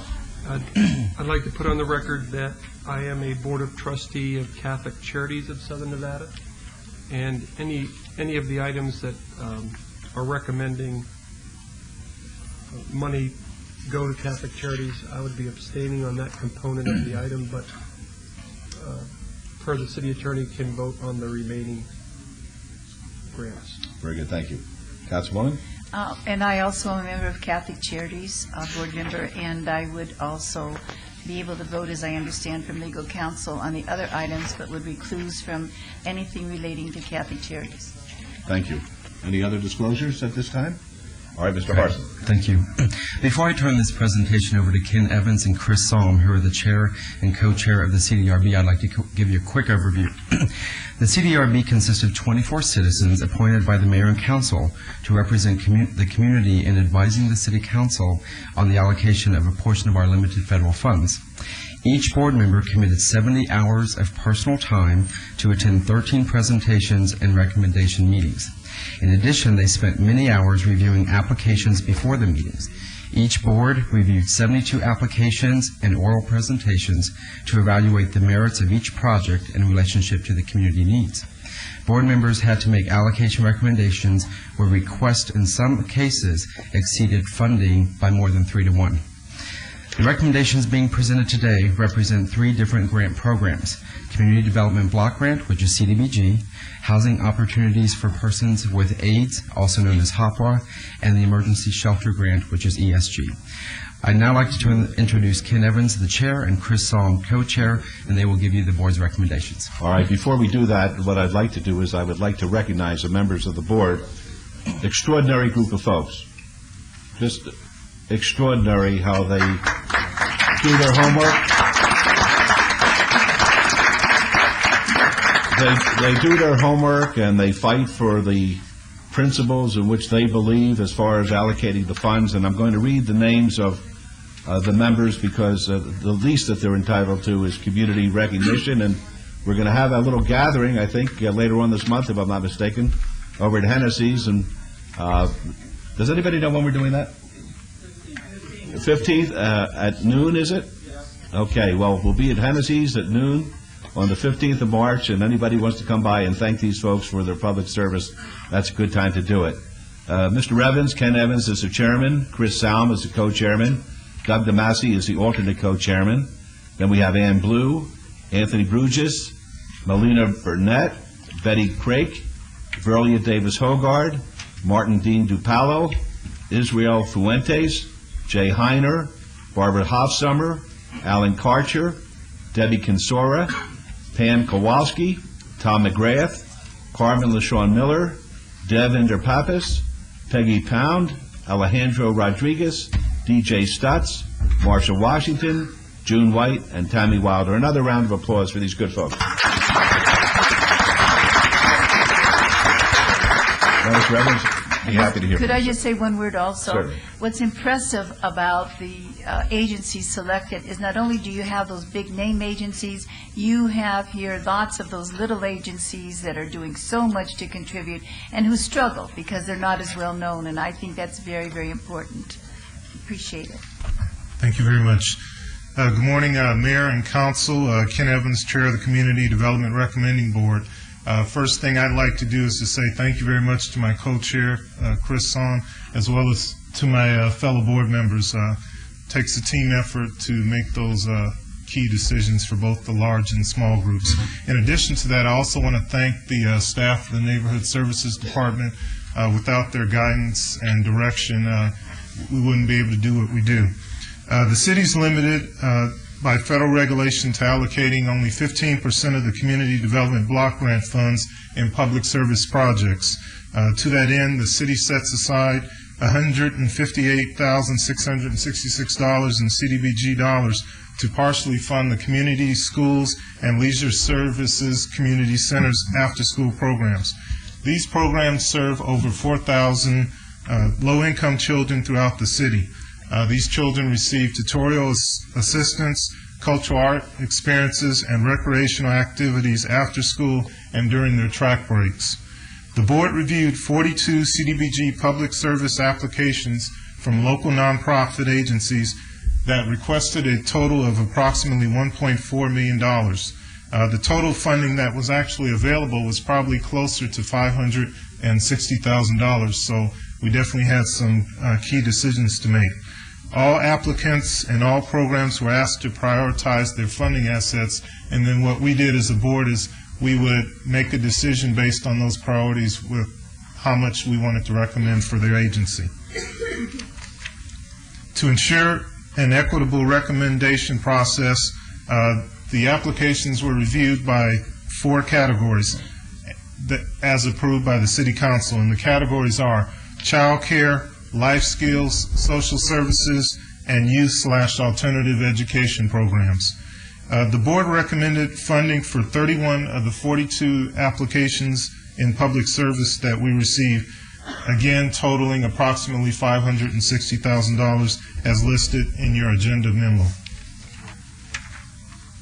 In addition to that, in the area of construction, the board received and reviewed 5 community development block grant applications for the area of construction. The total amount requested was approximately $560,000, and in this case, we actually had funding available in an amount of $670,000. So, fortunately, we were able to fully fund all the construction applications. The remaining $111,000 will be allocated by staff to future construction projects. And now, with that, I'd like to turn the presentation over to my co-chair, Chris Song, who will cover the remaining categories. Very good. Mr. Song, please. Good morning, Mayor and City Council. I'm the co-chair of the Community Development Recommending Board. I'm going to talk to you about HOPWA funds and emergency shelter grant funds today. The city is a designated recipient of the Housing Opportunities for Persons with AIDS, or HOPWA funds, for all of Clark County, Nevada. The board reviewed 11 HOPWA applications requesting a total of $1.5 million. The total available funding was only about $855,000. We recommended some funding for 10 of the HOPWA applications in the total amount of about $850,000, as listed in the agenda memo. This funding is going to provide services to address the needs of persons affected by AIDS, including rental assistance, affordable housing, case management, and emergency services. Now on to the emergency shelter grant program. We reviewed 14 emergency shelter grant applications requesting a total of $820,000. The total funding available, unfortunately, was only $192,000.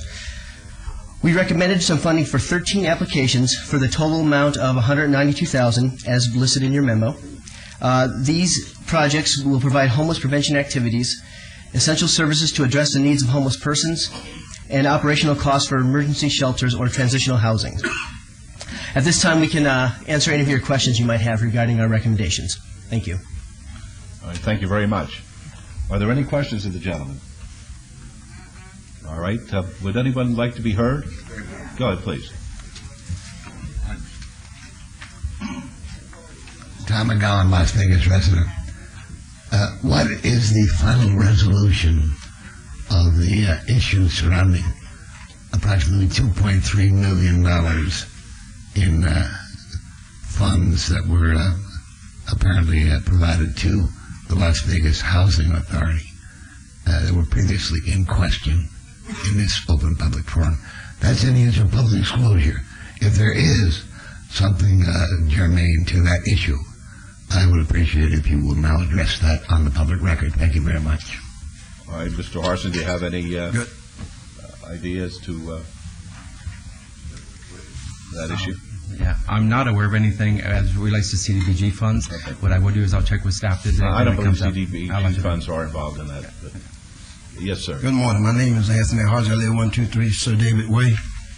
I'm going to have to jump on the whole ball of wax here. The federal government's passed out a lot of guidelines all over this country, and they've been doing it for years. I served one full term as an elected officer in the state of California for the Equal Opportunity Commission, and one term was enough. The idea is the government will impose things, and then it passes it on to the state passes it on to the county passes it on to the city, and the city lets somebody kick the dog. You know what I'm saying here? What I'm trying to say now, a lot of all this money and allocations, it really starts in Washington, D.C. HUD and the housing already talking about they cutting back. So the point is, y'all can only do with what the government allow you to do with. And a lot of times the city and the counties end up paying a lot of bills that is really due from the state and the federal government.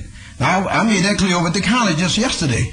The objective is, and another thing, Oscar, you told me one day about the homeless. I have a homeless veteran son. Man, there ain't nothing you can talk about I don't know about. And I'm tired of you insulting me. I'm going to do that later on today. Thank you. Good. Yes, ma'am. My name is Delray Rhodes. I was listening to the presentation, and the man said, Mr. Evans said that they have a tutorial program. Well, I can't understand. They have these tutorial programs. They're spending all this money. And I was at the school board meeting, and they say over 53% of the students, seniors, did not get a diploma this year. So, I mean, they handing out all this social money. They've been handing it out for years, and the people that it's supposed to go to are still in the condition they're in. I mean, they still poor. All these poor people running around here, homeless people. I pass down Main Street. It's a tent city on Main Street. All I see is people that's getting the money is getting fat pockets, but the people that are supposed to help aren't being benefited by this money. And is anybody checking on where this money is going, or are they just giving it to them and letting them write themselves a big paycheck, and the people that is supposed to help is still suffering? Okay, Mr. Harson, do you want to address that, please? Actually, part of the whole process is there's an accountability that when on a monthly process, each of these agencies must report how they're using the monies. So, thank you. Yes, sir. Good morning, Council Mayor. My name is Ted Russell. I'm a resident of Las Vegas. I commend the recommending board for the excellent stewardship, doing a great deal with very little.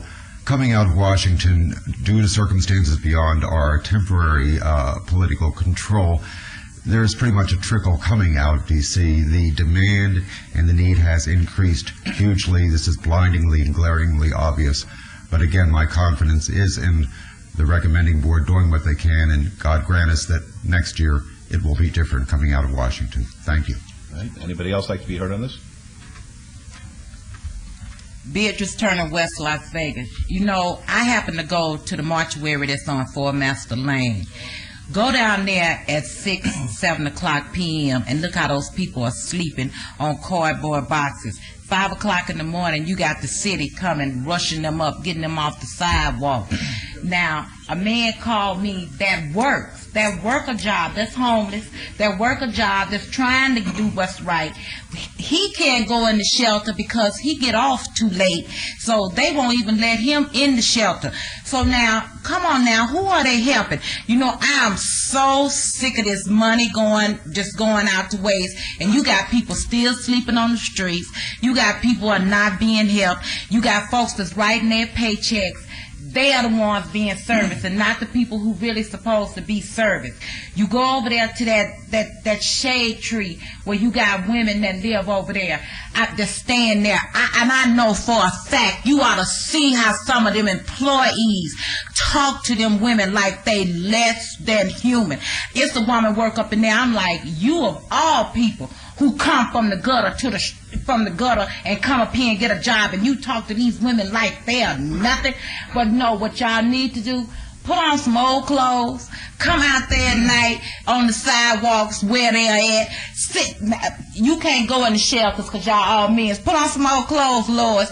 Go down and go over there and pretend like you're homeless and you need to go up there and shade tree. And so you can see for yourself how those women really are being treated. And as for them men and all of them children that's sleeping on the street, put on some old clothes, take off them $1,100, $1,200 suits and go out there at night and look homeless and see what's really going on. See where your money is really going, how your money is really being spent.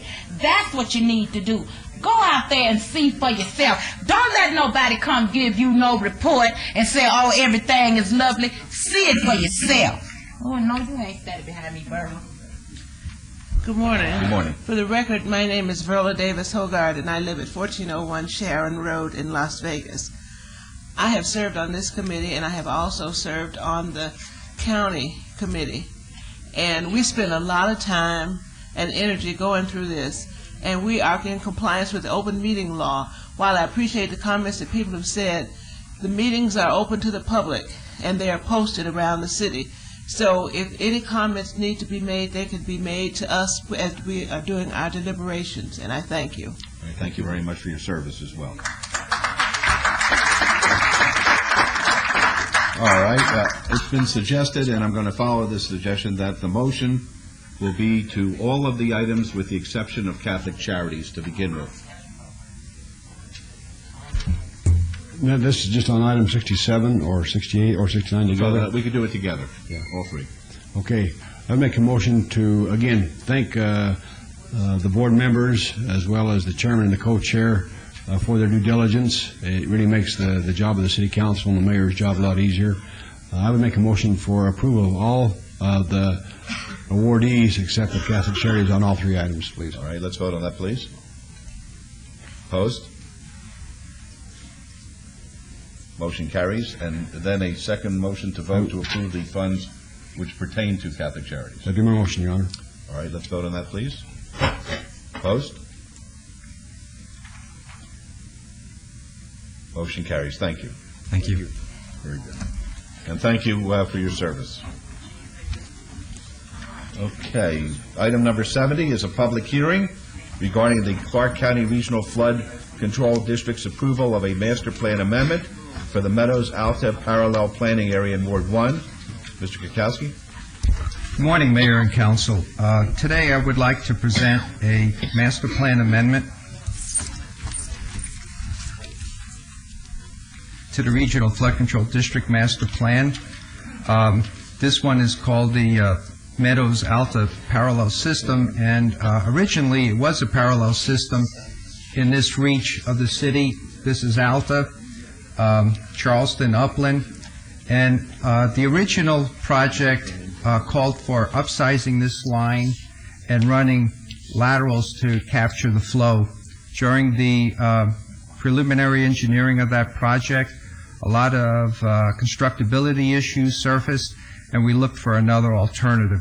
And what is being presented today is that alternative, which recommends upsizing the current detention basin located basically at Rainbow and Westcliff, Summerlin Parkway, and upsizing that and constructing this culvert of about 10 feet by 5 feet in Lorenzi.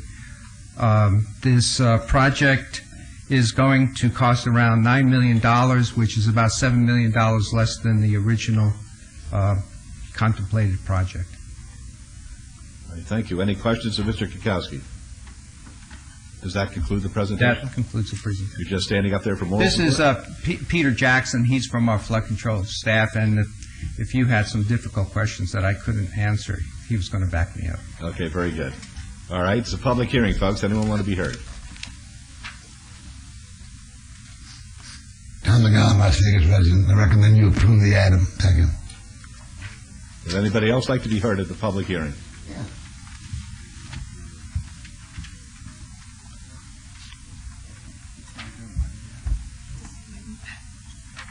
Yes, I had read that there was no public comment on this item, so. You have to state your name first. Juanita Clark from Ward 1. And of course, this really impacts a little bit of our area, not as bad as it would have otherwise. But fortunately, we were able to get some information yesterday, and we find out that this is pending. We would just like for our neighborhood group to be notified in a very timely manner of when this our streets are going to be torn up. I guess Lorenzi and Jones and a little bit of Alta, and so but we see that it's very important to have this done, and we're all for it. We just didn't know anything about it and could not tell by the verbiage on the agenda, but thank you. You're welcome. Is there any way that we can post, as is becoming our practice, street closings and responsible parties who could be contacted if there's an issue? When we are working in neighborhoods, we usually go door to door and put notices on the door so that the residents will know what's happening. This project is probably about a year away from construction. We generally go door to door because if we go to the county records, we may get the owner but not the resident if it's a rental property. All right, thank you. All right. Mr. Mayor, that Yes. has caused some problems, what you just mentioned there, Charlie, about the owners. And we have had some difficulties recently in notification of people on certain items. So when that does come up, if we could have enough lead-in time so that there's plenty of time to notify, and if the neighborhood associations in that area could be notified also. Will do. Then that way, if something slips up, we have the neighborhood associations involved. Will do. All right, thank you very much. We appreciate the report. We'll go on to item number 71 now. That's public hearing regarding the Clark County Regional Flood Control District's approval of a master plan amendment for the Racel Street collector planning area in Ward 6. Mr. Yurkowski. Okay, this is Robert Welch. He's the manager of our flood control planning group, and we have another master plan amendment.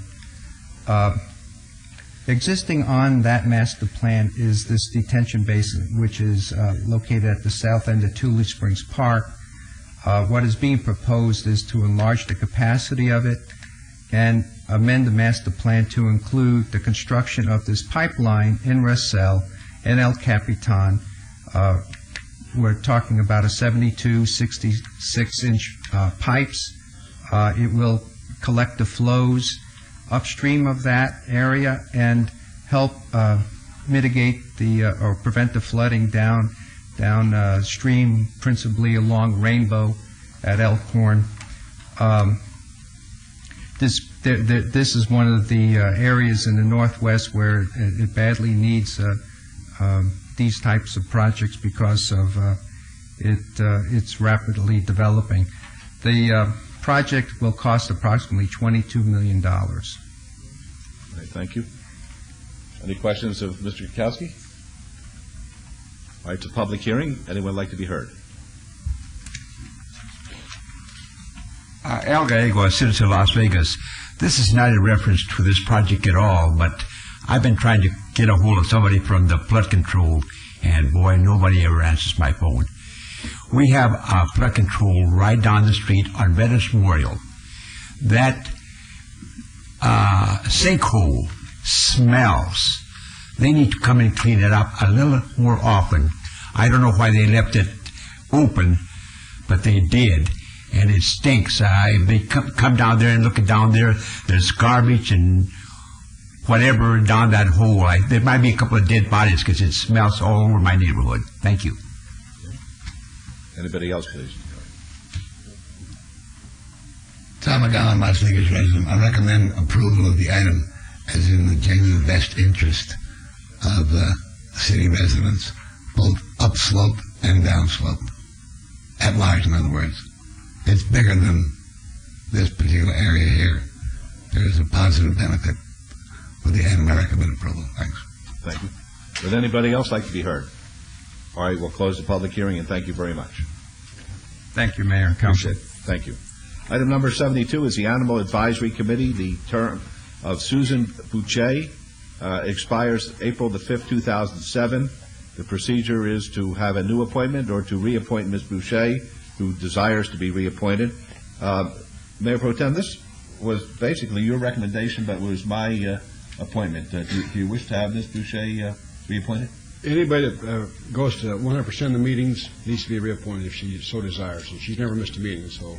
Good enough for me. Then we'll move for Ms. Boucher's reappointment at this time. Let's vote on that, please. Opposed?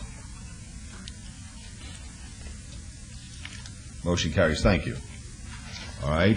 Item 73 is Park and Recreation Advisory Commission.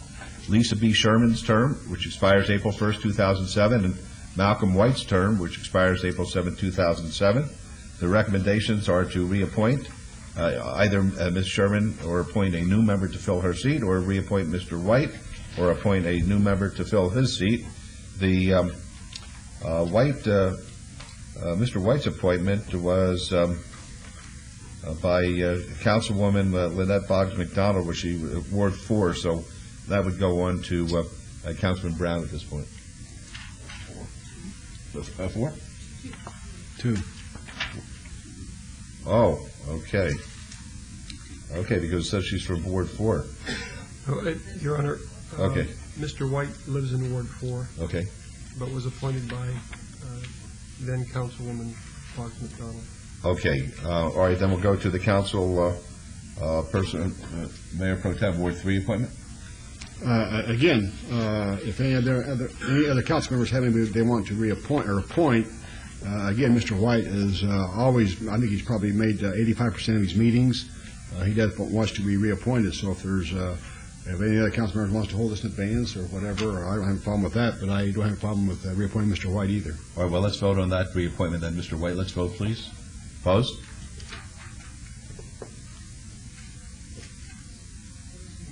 Okay, motion carries. And as to Ms. Sherman's, that would be Ward 2.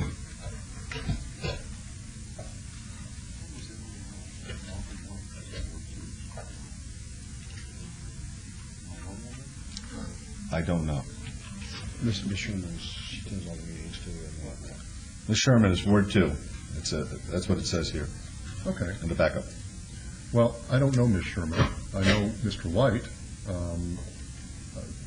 My comments would echo Mayor Pro Tem's. If anybody has anybody else to nominate or recommend, speak up now or forever hold your peace. But if Ms. Sherman has had that excellent attendance and shown that kind of interest, my motion would be for her reappointment.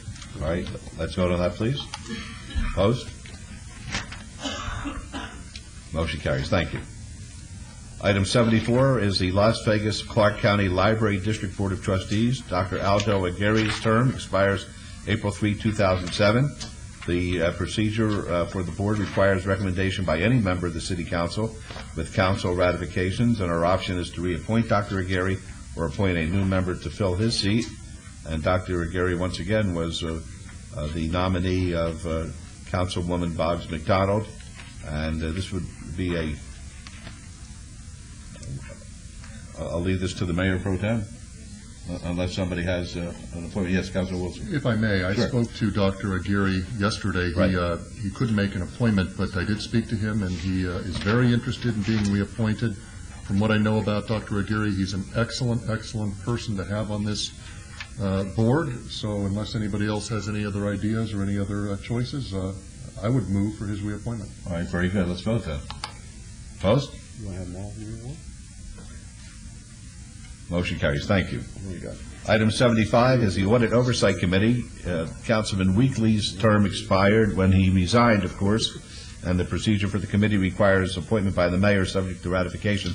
I have not had the opportunity to go up and down the hall and see who wants to take this very responsible position, so I'm going to move to obey it for 2 weeks, and I'll do my homework in the meantime and then make an appropriate nomination. Let's vote, please, on the abeyance. Opposed? Can I have a word on that before you vote? Yes. Mr. Mayor, I know Hodges, Las Vegas resident. I've been giving my address. Nobody else do that, so I don't need to go there anymore with you. And the point is, Oscar, this is a pretty serious situation.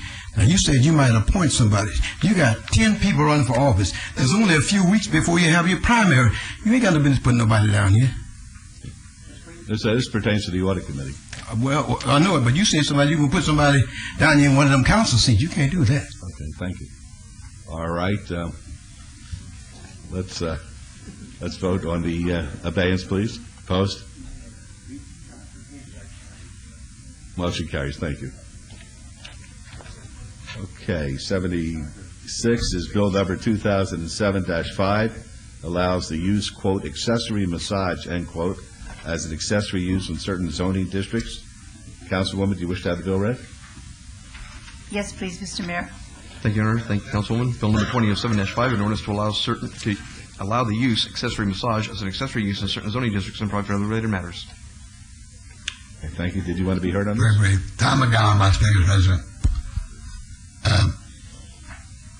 In the interest of open public disclosure, define the word accessory as utilized in the subject item. Anybody?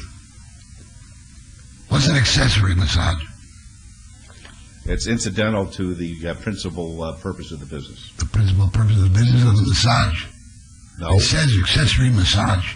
What it means is if you have a chiropractic office and you want to have a massage as part of that office, you have to get this type of permission. Recommend very careful scrutiny of all agenda items, verbiage, so there can never be a possible misconstrual of the exact meaning. Accessory massage is still a questionable phrase. Thank you very much. Okay. Anybody else want to be heard on the accessory massages? All right. Councilwoman, your motion, please. Your motion, please. I'm going to have Mr. Brown make this. Okay, fine. Your Honor, I would move for the adoption. Okay, let's vote, please. Opposed? Motion carries. Thank you. Right. No. All right, item 77 is Bill number 2007-7, amend solid waste and recycling regulations by updating service charges, adding charges for overflow collections, eliminating charges for discontinuing service, deregulating charges for competitive service areas, increasing frequency of service options, authorizing pilot programs for recycling, adding customer service standards, revising late payment charges, adding minimum container requirements, and facilitating recycling by materials recovery facilities. Councilwoman, do you wish to have it read? Please, Mr. Mayor. Thank you, Councilwoman. Bill number 2007-7, an ordinance to amend the city's regulations concerning the collection, transportation, deposit, and disposal of solid waste and recyclables and to provide for other related matters. All right, Councilwoman, do you have a motion, please? Move to approve, Mr. Mayor. All right, let's vote, please. Opposed? Mr. Coyne, please. Good morning, Mayor and members of the City Council. Bob Coyle with Republic Services, your friendly neighborhood garbage man. I just want to take a minute to compliment the hard work of two of your members, your staff members, Mark Vincent and Chris Ware, on the work they did to update this ordinance. They worked closely with all the parties who had an interest in the ordinance, and in particular, Chris Ware did almost all of the work rewriting the ordinance. In fact, the City of Henderson and Clark County have already updated and approved their ordinances based on all the work done by Chris. Thank you. Thank you very much. All right, let's vote again just to be clear. Opposed, please. Motion carries. Thank you. Item 78, bless you. Items 78 and 79, bills 2007-8, 2007-9 are eligible for adoption at a later meeting, so we're going to move on to new bills.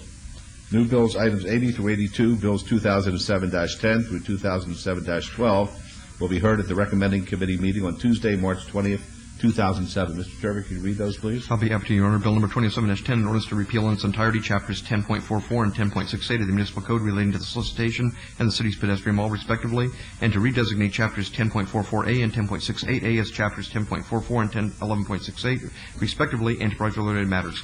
Bill number 27-11, an ordinance concerning the city of Las Vegas, Nevada, Special Improvement District number 1490, Tenaya Way, Northern Beltway to Elkhorn Road, providing for the payment of the cost and expenses of said improvements, assessing a portion of the cost of local improvements against accessible lots, tracts, and parcels of land benefited by said improvements, ratifying and approving and confirming all action previously taken, and prescribing details in connection therewith. And finally, Bill number 27-12, an ordinance concerning the city of Las Vegas, Nevada, Special Improvement District number 1516, Fremont Street Maintenance District, Las Vegas Boulevard to 8th Street, providing for the payment of the cost of expenses of a commercial area revitalization project, assessing the cost of the project against accessible lots, tracts, and parcels of land benefited by said improvements, ratifying, approving, and confirming all action previously taken, and prescribing details in connection therewith. Thank you. Councilwoman Tarkanian, will you be available on March 20th? Yes, Mr. Mayor. Good. Councilor Ross, will you be available? Yes, sir. All right, then I'll assign these bills to you, and thank you very much. The council meeting's in recess, and we're going to move on to our redevelopment agency meeting. Your Honor, while you're moving on, if I could ask the clerk to fast-track Bill number 2007-10. All right. Thank you. The redevelopment agency meeting of March 7, 2007 is called to order. This meeting has been properly noticed and posted in compliance with the open meeting law. Item number 3 is approval of the final minutes by reference of the regular redevelopment agency meeting of February 7, 2007. May I have a motion to approve the minutes, please? No additions or deletions, John. I make a motion to approve the minutes, please. Thank you. Let's vote on that. Opposed? Motion carries. Thank you. Item number 4 is discussion and possible action regarding easements and rights of way to the Las Vegas Valley Water District for a water line to supply fire sprinkler water is required for the rehabilitation of the historic 5th Street School located at 400 Las Vegas Boulevard South in Ward 3. Mr. Adams. Scott Adams, Director of the Office of Business Development. This action follows up on action you took at your previous meeting where we approved an interlocal agreement with the Water District to provide for a fire sprinkler suppression system in 5th Street School for our renovation. This simply provides an easement and rights of way to the Water District to actually make those improvements on our property, and staff recommends approval. All right, thank you. Are there any questions of Mr. Adams? Did you wish to be heard? Tom McGowan, Las Vegas resident, as previously, I recommend approval of this excellent item. Thank you. Would anyone else like to be heard? All right. Thank you. May I have a motion, please? Move for approval, please. Thank you. Let's vote, please. Opposed? Motion carries. Thank you. Item number 5 is discussion and possible action regarding extending the Neonopolis parking validation program for 90 days to Wirola Hayward LLC, located at 450 Fremont Street in Ward 5. Mr. Adams? Okay, just a little background on this item. Back in September, you approved an initial 90-day extension of the validation program that's provided to users of Neonopolis through December of last year. Then again in December, you extended that validation program for an additional 90 days. That 90 days expires tomorrow, March 8th. So for that reason, we have asked that the owner of Neonopolis or their representative appear before you to present their progress in the redevelopment of the Neonopolis project. And to that end, representatives of Neonopolis ownership are here today to present to you where they're at on their project, and then let you make a determination of whether you should extend the validation program for any additional period. Okay, are the 3 gentlemen together? Yes. All right, could you please identify yourselves for the record? I'm Rohit Joshi of Las Vegas, Nevada. Michael Matkins, Los Angeles, California. Ari Levin, Jalan Productions. All right. Mr. Joshi? Mayor and the council members, thanks for seeing us today regarding the parking validation extension.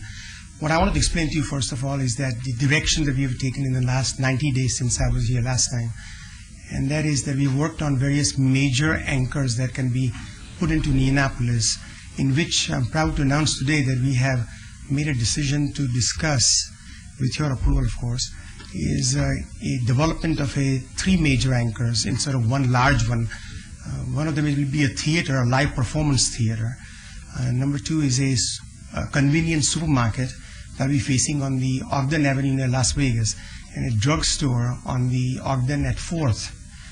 The theater will be facing on 4th at Fremont, and that will be a 30,000 square feet live performance theater, which is managed, operated, and productions are handled by Mr. Ari Levine that you see here.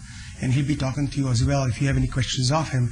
But he has a very good track record on the Strip. He has worked at Tropicana for some years. He has contributed to 2 or 3 major shows that will be a part of the major anchor. It's been very difficult to bring in a typical department store or a retail major anchor on Neonopolis. So we thought, in order to continue the momentum that you have created at the city on the east of the Las Vegas Boulevard on Fremont, that entertainment, dining, and lounges and bars and the clubs are the place that we would concentrate on. The major anchor is needed, such as the live performance theater, in which what I've done is I've talked to the Fremont Street Experience and some of the hotel owners in the downtown area. And what I've been able to gather is that those that don't have a theater would like to promote theater at Neonopolis. They think that 500 to 700 seats theater could be easily supported by the hotel owners. Some of the hotel owners already promised me that they would buy 300 to 500 seats per week. That means a lot to us because there are 7 hotels that don't have theaters, and we could put that in to equation that financially it could be worked out very well. In that, as an owner-developer, the theater could be built very inexpensively because the land is there already, the building is there, so there's white space available. So by just making cosmetic changes, a theater of 30,000 square feet can be built. So with that in mind, and I'm having discussions also with a supermarket for a convenience store. There's a lot of the condominium apartments and the housing is being built in the area, so it may take maybe a year or so, because right now the demographics of downtowns are such that they had agreed to go forward as long as I can give them the frontage on Fremont. But to bring them into the back part of the Neonopolis, which is facing Ogden and 4th, as well as Ogden and Las Vegas Boulevard, they need more time to make a final decision on that, which I will be working with the city staff as well with the with OBD and RDA. So that's first thing. Once we get the major anchor, which is going to be taking us 3 months to get all our plans finalized and approved by the city as well as by the tenant. In this case, the tenant is Ari Levine's production, Juron Production Studios. And thereafter, we'll get the bars, the lounges, the restaurants, which are also committed on the property, subject to creating more traffic. This theater will create approximately 700 to 800 people to come into the project on a daily basis. It's a 6-day-a-week theater throughout the year. It's not like certain theaters who only have 60 or 70 shows a year. So continuous traffic generation in downtown. We also have, of course, the theater upstairs. The movie theaters are doing okay, and so is Jillian's kept open up to now. So we request that you extend us this time to finalize our deals with the tenants. In the meantime, if you have any questions, I have the attorney, Mr. Mike Matkins, here from Los Angeles regarding any questions on the project, as well as Ari Levine, who will be the producer, operator, and manager of the theater. All right, Mr. Matkins, so you would like to address us? Unless you have some questions. Okay, Mr. Levine, would you like to address us? Unless you have any questions. Well, I got a million questions. I guess because, with all due respect, Mr. Joshi, it's a bunch of gobbledygook. And I'm being nice about it. We start off the presentation that we made a decision to discuss 3 major projects. Who cares? I mean, we have an albatross strangling us. Pardon my mixed metaphors here, but we're being strangled by Neonopolis. It's the best corner in the valley, the intersection of Las Vegas Boulevard and Fremont Street. It's virtually empty. We have issues as far as the future plans for it. I'm not satisfied with your explanation. I'm really not. At the same time, however, I don't want to punish innocent parties. And the only bit of life, other than the drips and drabs of some of the other places that are open, is the movie theater. And to deny them validation would dry that up virtually overnight, because people aren't going to pay parking to go to that movie theater when they have reasons to go into the suburbs and park on surface parking. And I don't want to see the movie theater closed, but I will tell you this, it's going to be my recommendation, and we'll hear from everybody, it's going to be my recommendation that we give you 30 days, extension on the validation, so we're not punishing the innocent parties. Number two, I want you to meet with the city attorney, who indicates to me, after the review of the documentation and the relationship between Neonopolis and the city, that there are some serious financial issues that have to be resolved. And I want those discussions to take place within the 30 days and have Mr. Jervik report back to me and in briefings to the other council members as to the response concerning these financial issues. And then we'll decide what we're going to do 30 days from now. There's nothing I would rather do than hear a presentation saying that there was going to be success, but I don't hear that. Mr. Matkins, you want to respond? I wish it was success.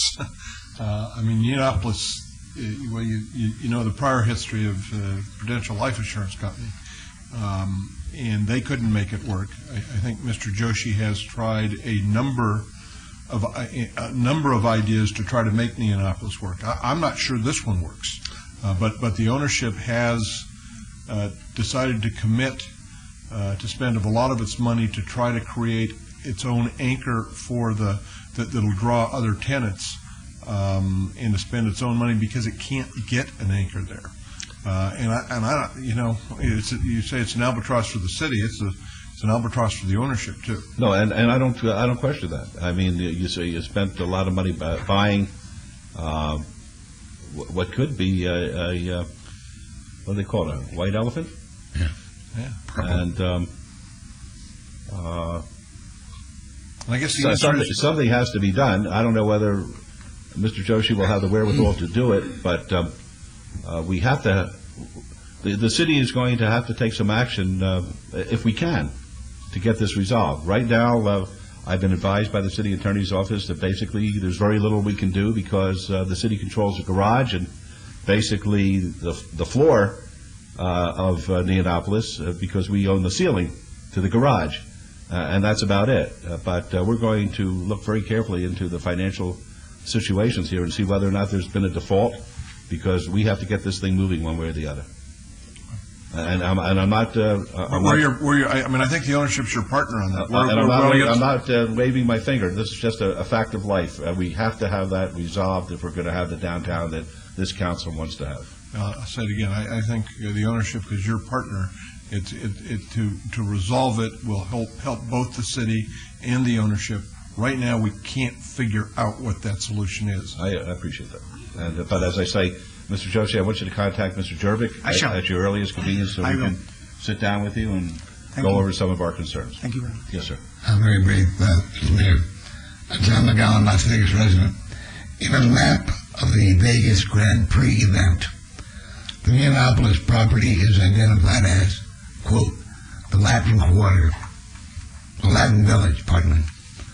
What is the genesis and the detailed particulars of that Latin Village designation? Anybody? What does it mean? Maybe if the council is not advised on that, no, perhaps the property owner is. But that's what it's described as by Vegas Grand Prix. I see. That's the first I've heard of it. Okay. We need to find out what it is. Maybe something good. Who knows? Mayor Goodman, may I ask yes, a question, please? Mr. Adams, we've got Streamline coming on soon. When do you expect that project to be done, and how many units? And can we guesstimate what percentage of those units will be actually lived in and utilized versus just held for rentals? And then I'm going to ask you the same question for Jewel, because I'm going in a direction. I don't have the exact numbers, but I can give you some real good guesstimates. I would expect there's probably another year left on their construction based on where they're at today. They are, and actually it's in my RDA PowerPoint update as to where their sales are right now. They are well into their sales, and if they are following the pattern of all the downtown condominium projects, we're seeing roughly 50% of the units being bought by people who actually live in the units, who want to live downtown, and the other 50% purchased by investors who are picking them up as second, third residence or investment units. How many total units at Streamline? About 250, and that's where I'm trying to find the latest on their sales. They've got 275 units, and they've got 165 sold right So now. that's 275 at Streamline. And what about Jewel? Jewel is roughly 340 units. They're probably at a similar progression in terms of sales, So my and point- same complexion. Thank you. My point is that in the next year or so, we're going to have 500-plus rooftops right downtown, right in the area that Mr. Joshi, people are going to want to be able to go places to enjoy the downtown area. So I'm echoing what the mayor is talking about. We'd like you to succeed, but we're growing a little impatient because we're going to have, as time grows on, and it's around the corner, a greater need to provide the amenities that people are going to come to expect in downtown Las Vegas. I agree with you, and as a matter of fact, Councilman, please note that we are losing $3.2 million a year. It's been 9 months, we've been losing money also, because we are waiting for the growth to occur. And I think that's the point that I think we are trying to make, is that unless you have major anchors, just putting small boutique shop is not going to be the answer. Prudential tried it, it didn't work. We tried major anchors all throughout the country to bring them in, and they are not coming to downtown at this time. Unless there is a major revival that occurs and it's proven the point that there is demographics change, I think they'll definitely come. In the meantime, we have to wait and kind of work with it. We didn't expect to wait for 9 months. It's 9 months this week that we purchased the property. I worked on it for 2.5 years, so I think I do know what Indianapolis requires and what has to be done. Problem has been that it's just a matter of timing. We had a lot of encouraging people came to us with various proposals to come into Indianapolis, and the reason was they all want cheap rents and they want the frontage. And we are saying that that's not available. We can lease up 3 stores at a very good rent, and then everything will be always vacant for a long time. The movie theater is on a break-even point, and Jillian's is not making money. So when you combine the two, if we decide to do it any other way, we are also very open-minded. The reason we kept all these things open is because two of the council people here felt we got to keep those things open, and we are making losses. And we are doing that for the purpose of our relationship with the city. And that's the reason Mike is telling you that we are partners in this deal. We don't want any harm to occur to the city. We know that you're expanding eastward, and that requires this particular epicenter to be leased up quickly. But I hope it was as easy as everybody thinks it is. If, like Michael said, if Prudential, with all the financial resources, couldn't do it, and they had every developer in the country could have come here, and as you know, they did approach Prudential and the city to do this deal, and they weren't able to buy it, and they weren't able to correct it. So I think it's going to be a patient road. It's got to be worked together as a team, and I think that's the way we're going to have to work together on this deal. I thank you very much for your time. And I'm sorry, I'd be remiss if I didn't mention Sam Cherry's properties, the one that's Newport and Soho. Newport and Soho. There's a lot of rooftops coming downtown. And the tin homes are rather up and about. So there's Give you basic real estate development. It's nice the city can say rooftops are coming. It's nice the owner can say, I want to have a successful project. It's nice some lender says, I want a loan on the project. All of real estate's driven by tenants. And until a tenant says, I believe that, I want to be there, it won't get done, no matter what everybody else says. So it's tenant driven. I do think, and like I said, I don't know if this is the right answer, but the ownership has decided to go spend a lot of its own money to put this theater in there, to try to generate people, to try to generate tenants. But we need tenants. That's what we need. Mr. Mayor? Excuse me. Yes, Councilman. When you're done, go ahead. No, go ahead, please. I was just going to say that I haven't been impressed with the presentation either today. My concern is that you're business people. You're supposedly knowing what you're doing. You came into this. And when I go to the Neonopolis, I see far less vibrancy there than I saw before you came. And I too agree with the mayor that the one bright spot out there has been the movie theater. We still take our families there from people who live near this area. and I don't want to punish them because I have concerns about what you're doing. But the information I'm getting as to your business practices and what's happened in the past places a big concern on me when I hear you come here today, say the major tenant is going to be live theater, when we have some live theater in some of the casinos, and they're not packed. And so how many people you're expecting, I don't see that, and I have a great concern, as you mentioned, sir. I just feel that something more has to be done, and I went there a few times when you had, the musicians down in the courtyard, the ice cream shop, and all of that, and instead of building on that, it seems to me everything was kicked out. And I would have built on what was positive and what was attracting some people to bring more people rather than get rid of them. I'm not the business person, however you are.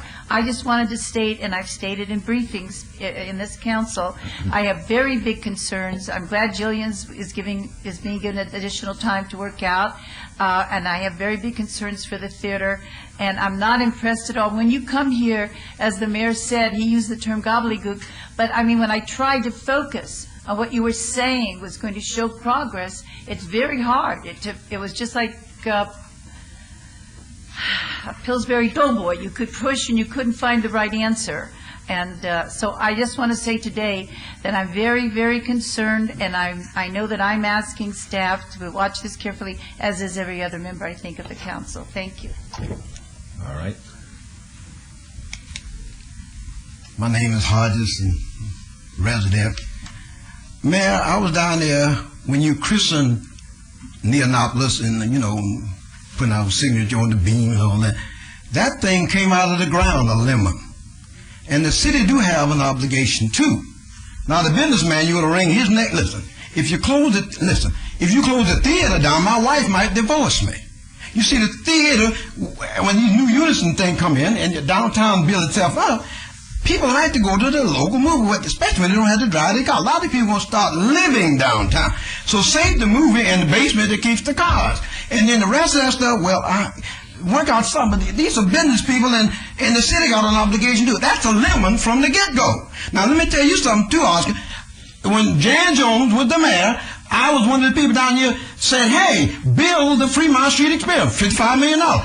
Only Stupak wanted to go 1,800 feet with the stratosphere. And then the FAA stepped in and said, hey, 1,200 is the best you can do. What I'm trying to say, man, I'm down here for a lot. I know the name of the game. Okay? Now, keep the theater. Give these people some sort of chance. It ain't all their fault, and it ain't all yours.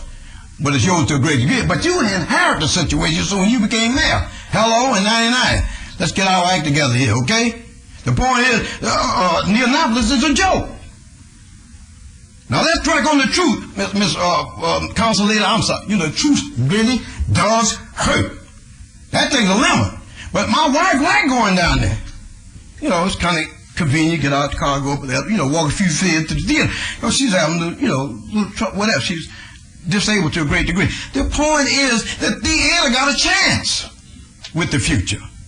That theater do have a chance. And y'all got to come up with some kind of business. I hate to say it, guy, but you had to hold up your money, rack back a bit for a few more months or so, whatever. But let something get moving in this town. But you can save it, Oscar. But it's got to be a team effort on all y'all part. Excuse me, but you still in business? I think what this shows, Dr. Selby, is how vitally important to us getting the arena in the downtown is, because that could be the project that is the glue that will bind all of these other projects. We really have to be concentrating on that. Yes, sir. Good morning, Mr. Mayor, Council. My name is John Keamy. I'm a criminologist hired by Mr. Dalton and various other creditors of Mr. Joshi. We have given to a source in town information showing that Mr. Joshi has represented to be the front person for various groups, and indeed was not. We have shown now to the city attorney that the city entered into an agreement with Joshi and Associates. There was no Joshi and Associates. It's a multi-million-dollar deal. No Joshi and Associates. The city attorney was quoted recently in an article saying that there was no finding against Joshi. Indeed, a judge, when Joshi was trying to do a development with another city, did find fraudulent inducement, so he indeed was convicted of that. You mentioned Jillian's. When you say he was convicted, was he charged criminally? He was not charged criminally. It was a civil fraud. He's not convicted, though. That's right. You're right. You're right. I mean, It was a civil finding. You got to be a little fraud. careful when you use You're words right. like conviction. That borders on a little recklessness. But go ahead. You mentioned Jillian's, madam. Jillian's is now owned by Mr. Joshi's girlfriend. And if I'm trying to indicate that there's an auspicious nature to this, because I am, just going to be front and center about it. In examinations for my creditors, Mr. Joshi said, no involvement, no deals, working for free, all of that. We're finding, well, why is Jillian's the only one? I looked, and of course now I find out that it's his girlfriend that owns it. So what we are trying to do is exact his participation because we know what he has done to other cities. Happy to pass names to the city attorney, including mayors of other cities. And we are trying to exact his position so that we can act accordingly. So there is concern, and I think it's a righteous concern. Okay. That's it. We are concerned. Thank you. There's no question about that. And whatever information you have that you believe is pertinent to the issues, please share it with Mr. Turbic, because Mr. Joshi and Mr. Turbic are going to sit down and they're going to have a serious discussion. Thank you, Mr. Mayor, and I will do that. Okay. Yes, sir. Good morning, Mayor, Council. My name is Ted Russell. I am a resident of Las Vegas. I echo entirely the comments of our Councilwoman Tarkanian with regard to the theater, specifically Shag with a Twist has been promoting very heavily, working hard, a great show, but again, not packed every night. On the surface, I'm concerned with what is presented as meager as it is. They're talking about a drugstore. We have a fabulously successful Walgreens right at that site. That doesn't make any sense to me. As far as a convenience store negotiated via a supermarket corporation, that doesn't make any sense to me. That's all I have. Thank you so much. Okay. All right, thank you very much. Could I have a motion, please? Mayor Goodman? Yes. I'm sorry. What mechanism do we have in place when someone comes before us and makes serious allegations? And that's all they are, allegations. But what mechanism do we have in place to check into the veracity and the credibility of these allegations? I think we have a responsibility, and I'm not trying to cast any bad light on anybody, but I think we have an obligation to at least make inquiry. Well, we have made inquiry in this manner, Councilman. We've had letters brought to our attention recently, within the past 2 days, from Asia, from business ventures that allege connections with Mr. Joshi. Those are being investigated by our city attorney. They are? Yes. Thank you very much.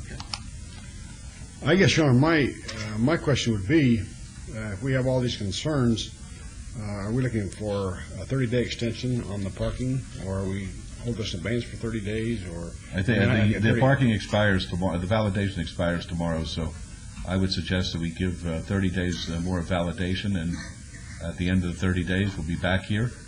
I would just ask staff, do we feel like 30 days is enough, Brad, to come up with anything concrete, or even Mr. Yoshi's people? I don't know whether they can have anything. I'll be frank with you, Mayor Pro Tem. 30 days better be enough time. That's fine with me. This is a matter of great interest to the council, and I think it's an exigent situation at this point in time. So Brad Jervik, our city attorney, indicated he can sit down and we'll paint the picture, and we'll see how the colors come out. Well, I would certainly volunteer myself. I know this is in Ward 5, but I've been very much involved in Neon office for a long time. So, Mayor, I would volunteer to be involved in any meetings that we have to be involved with at this location. My motion would be to extend the contract for 30 days. All right, let's vote on that, please. April 4th. Opposed, please. Thank you, Mayor. Motion carries. Good luck to you. All right, item number 6 is discussion and possible action regarding a designated services agreement with Total Quality Resources Corporation to conduct construction project partnering and conflict resolution services for the rehabilitation of the historic Fifth Street School located at 400 Las Vegas Boulevard South. This is in Ward 3. Mr. Adams. Yes, Scott Adams again. As you know, I mentioned that we are moving forward with seeking bids for the renovation of the Fifth Street School, and we anticipate having a contractor on board. This contract provides partnering services in the event they need to be available in terms of resolving any disputes between city and the contractor, and this is a standard provision on our construction contracts, and staff recommends approval. All right, thank you. Any questions of Mr. Adams? Did you wish to be heard? Tom McGowan, Las Vegas resident. Who are the corporate officers, and what's the corporate headquarters address of Total Quality Resources Corporation? The reason for the question is there seems to be a room for local origination. The address is 6108 Iron Kettle Street, Las Vegas, Nevada 89130, and the telephone number is 610-1919. That's the corporate headquarters, or the field headquarters. Pardon me? Are they out of state or in state? They appear to be. Well, by that address, that's in state. Yeah. Do they have an out of state corporate headquarters? Is basically the question. Not that we know of. Not from anything that is in the back. But not on the record so far. Right. But that doesn't. I would remind the RDA that any contract that comes before you has a disclosure of principles attached as part of the backup as part of that contract. Well, we determined in that case that it is a local company. They're both locals. I know that for a fact. Okay, thanks. Right. Mr. and Mrs. Portero. Yes. Right, both locals. Okay, may I have a motion, please? Move to follow staff's recommendation for approval, please. All right, let's vote, please. Opposed? Motion carries. Thank you. All right, number 7 is report and possible action regarding redevelopment agency projects currently under contract or in negotiation. Mr. Adams? Okay, this is our routine quarterly update on the progress of projects in the RDA. Starting with World Market Center, of course, the State of the City address was held in Phase 2 of World Market Center. That project is now complete. I think the amazing thing is, while they were having their show in January, they started the steel erection of Phase 3, which is now well underway. It's difficult for us to keep our photos up to date here. This was a February 9th picture, and I know the steel is well beyond where it is right now. The framework is going up very quickly. Of course, these are all phases towards overall completion of World Market Center's 8-building project that will comprise 12 million square feet, and they estimate completion somewhere around the year 2014. When complete, will be the largest furniture mart in the world. We continue to move forward with Newland Communities on various phases of Union Park. I'll go into each one of those individually. Clearly, we've been moving forward with the Smith Center for the Performing Arts on their design team on designing their project, and I know they will be coming forward very soon with some conceptual plans that they will make available for what the actual Performing Arts Center will look like. The Lou Ruvo Brain Institute had its official groundbreaking, and they actually had on your agenda earlier today the approval the council did of the start of the bond issuance process to finance the Brain Institute, and they will be actually having an official groundbreaking to start their public improvements here shortly. The World Jewelry Center continues to move forward very well. They're having a great deal of success in getting commitments from around the world from jewelry companies to commit to this site. To remind you again, this is a 1 million square foot building, 54 stories tall, that'll have 100,000 square feet of jewelry-only retail at the base of the project. Newland Communities has under their agreement with us that they will purchase their first phase of their 6 blocks of reserve rights in Union Park by the end of this year. We're actually going to be working with them on soil borings on blocks F and G, which are the 2 blocks at the center of their 6 blocks. We're also working with them on the development of a boutique hotel on Block F, which is the southernmost of those blocks in FG, which are in the middle of their 6 blocks.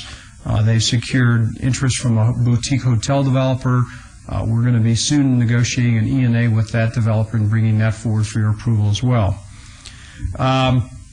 Las Vegas Premium Outlets has completed their first garage. They're now planning their second garage and started the expansion of the actual facility itself. So we're excited about the fact that this is the most successful premium outlet project in the United States on a sales per square foot basis, and they chose to expand the project.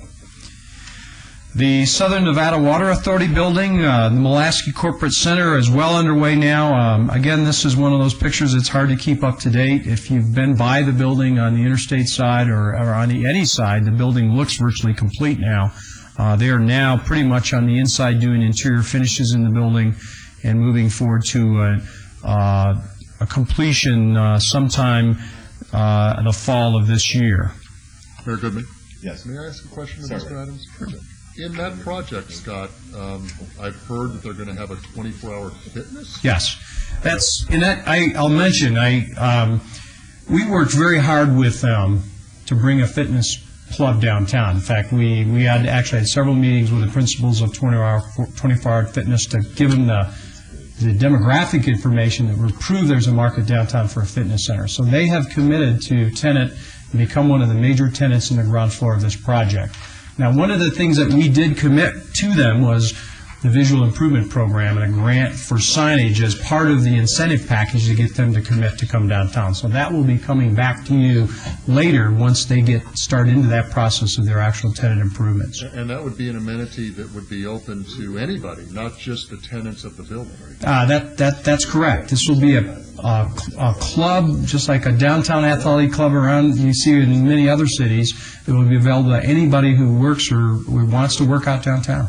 You know, I've been working downtown now for about 26 years, and we've had a couple of quasi-facilities. I think one of the local downtown properties, one of the casinos has a facility or something, but nothing that's been open to the public and visible, and certainly not one of our newer type clubs. I think there's a great market for a fitness facility downtown. Absolutely. We believe so, too, and we were able to give them demographics that showed there was a great number of employees and businesses within the vicinity of that site. Oops, as a summary, we have about 100 projects in progress downtown within the RDA, that comprises about 15,000 planned units. Our current report shows that there's about $1.6 billion under construction. There's another $10 billion that's planned. Continuing along, Soho Lofts is now open. That was 120 units. That's complete. Newport Lofts has 168 units. There's 130 of those units sold. I think one of the things that you'll see as a theme here is downtown sales of condo units are doing very well. There's clearly a sub-market establishing downtown of people who want to live downtown. Allure Towers, their first tower is 428 units. 375 are sold. As you know, when they had their topping out, they talked about their second phase. They've contacted us. We're now starting initial discussions with them on their second phase. So hopefully that will be coming in very soon as well. Jewel is another one of those projects that's doing very well. 342 units, 230 sold. The interesting thing about Jewel, there's going to be several different types of housing in this project. Live-work units, condo units, flats, townhomes, all around a central core of parking, and then on top of the parking will be their amenities. Streamline Tower, really kitty corner from City Hall, has 275 units, 165 sold. A couple of these, Streamline and, all of those actually, have very large contractors on site, and they're moving along very quickly. This project, Streamline, I can see out my window, and I've been counting virtually one floor a week go up on this project. Evolution Tower is one that's been trying to move into sales. We've been working them on their strategy to go into sales. That would be 159 units. Of course, all of our projects we require as part of the Centennial Plan ground floor retail, and a lot of these projects are starting to bring that ground floor retail online. And I'll remind you that on Loctane, Potato Valley Cafe was one of the first of those to commit to that new ground floor retail. Urban Lofts is moving along very well. This is their first project at 11th and Carson. They have 30 units, 25 are sold. As I said, they have waiting lists for all of their product. We're excited that they're in our city, and they're a very successful developer. Moving to the entertainment district, of course, we've had the concept for the improvements to make this an entertainment district with widened sidewalks and new neon signage. This is a couple shots of the entertainment district. On the upper left-hand side is just shortly after the groundbreaking, when they just started to tear up the street. In the lower right-hand corner is very recently, where you can actually start to see the widened sidewalks going into place. And you start to see the subservice going down for the actual street service that's going to go in place. They will be doing that project in phases, working with the business owners so they can accommodate access to the individual businesses in the area. Beauty Bar is moving along very nicely. This is a shot of Beauty Bar at night. On the right-hand side, a shot of a sign that they are proposing to come in, ask probably in the very near future for visual improvement program assistance. The Griffin is now open. This is a shot of them at night. A shot in the lower right-hand corner is of them open at night. We've been kind of charting the entertainment district, and it's now making the local bar and club scene. We've been picking it up on blogs online, and actually we heard this weekend that there were lines out the door of every one of the clubs in the entertainment district, just like you might see in New York City. So we're excited that the clubs have really gotten their name out there, and people are starting to come downtown. This is another shot of Griffin with the tattoo parlor. Of course, these are both VIP projects that you had previously approved. Take One continues to stay downtown and enjoy success in terms of attracting businesses as a nightclub. And, of course, Downtown Cocktail Room is another one of those. On the left is what it used to look like. On the right, and it doesn't show up real good, is a night shot. It's now open. Has a fairly nondescript front with the neon lettering downtown. That's another club that's really starting to make its presence known in the local nightclub scene. And I think they're having their formal opening tomorrow night. Yes, they're doing very well. 601 Fremont is one that we're a little bit frustrated with. I'm going to be very candid. We're meeting with the developer this afternoon. They have gone in, and as you see in the lower left-hand corner, and gutted the building. And they have tried to work several deals for nightclubs. They have, however, rested a lot of their focus on building condos to the rear as their first phase.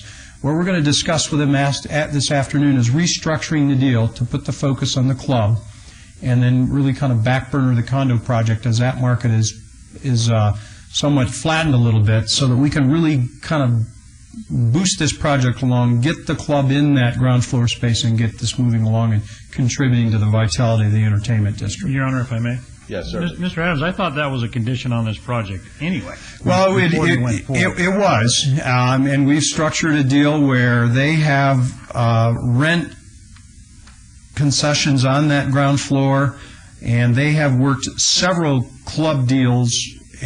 None of those have reached fruition yet. So that's where I said I am a little frustrated, and we're going to be meeting with them this afternoon. We've talked to them last week about a concept of moving forward. We're going to meet face-to-face this afternoon. We hope to bring something back to you that will kind of break that deadlock and get this project off dead center.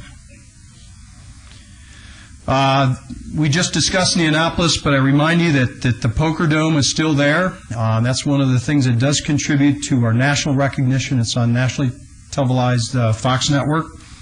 Hogs and Huffers continues to enjoy success.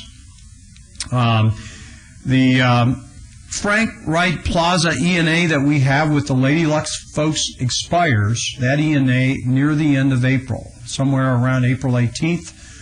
We are having discussions with them now about whether to extend that E&A, and we'll be coming back to you with some consideration of that request.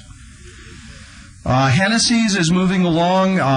They're doing very well on the ground floor, but they just opened the Pint, their club at the second level that's inside that round piece in the corner of the garage that's going to be the Pint of Beer. And as you can see in the right-hand picture, they're actually starting the wrap of that, which is starting to look like a pint of beer. So they are moving forward with both the wrap that will make it look like a pint of beer, and then they'll have their logo on the front, which is their sponsor. That will be the actual beer company sponsoring that pint of beer. Mickey Finn's is still doing very well. And then moving along into redevelopment projects in the east and west. We continue to work with Alpha Omega on 1501 North Decatur. What we've looked at doing is restructuring that as a DDA and having an actual delayed disposition of the site pending getting information from them.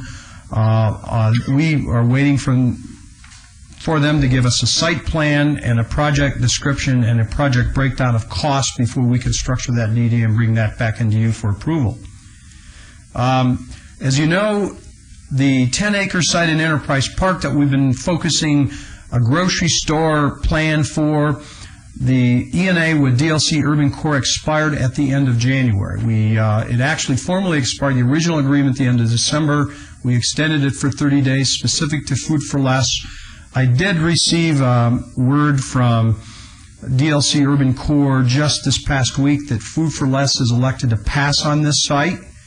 We are, though, having discussions with two other grocery developers, one that has an anchor committed and is willing to move forward with his site. And we're working out discussions with, and then another grocery developer that's indicated they have a grocer available who they're unwilling to indicate who they are. The grocery developer is a very substantial one locally, and we're looking at our options on both of those individual developers. Edmonton Center is a project where we continue to work with their investors and the developer on this project to reoccupy the Vaughan space.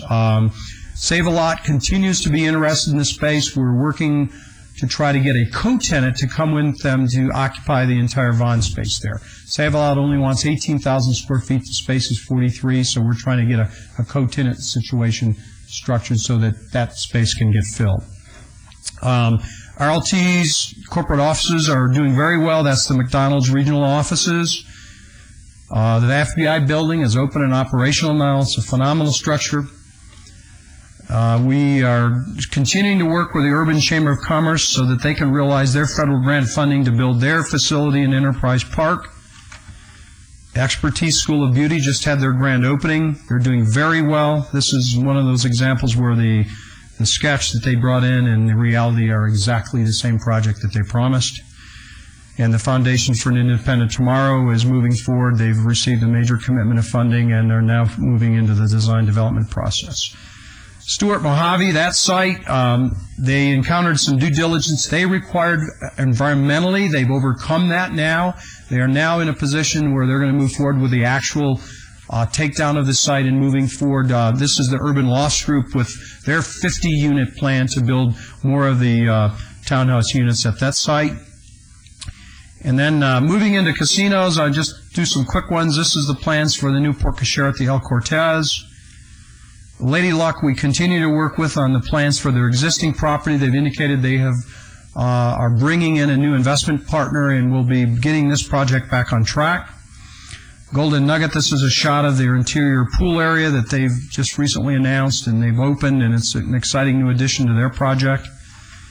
And then moving on to other ones, we continue to work forward with the Fifth Street School. And this is an interior shot of what our plans would look like for the renovation of the actual gym space as an auditorium for a public assembly facility.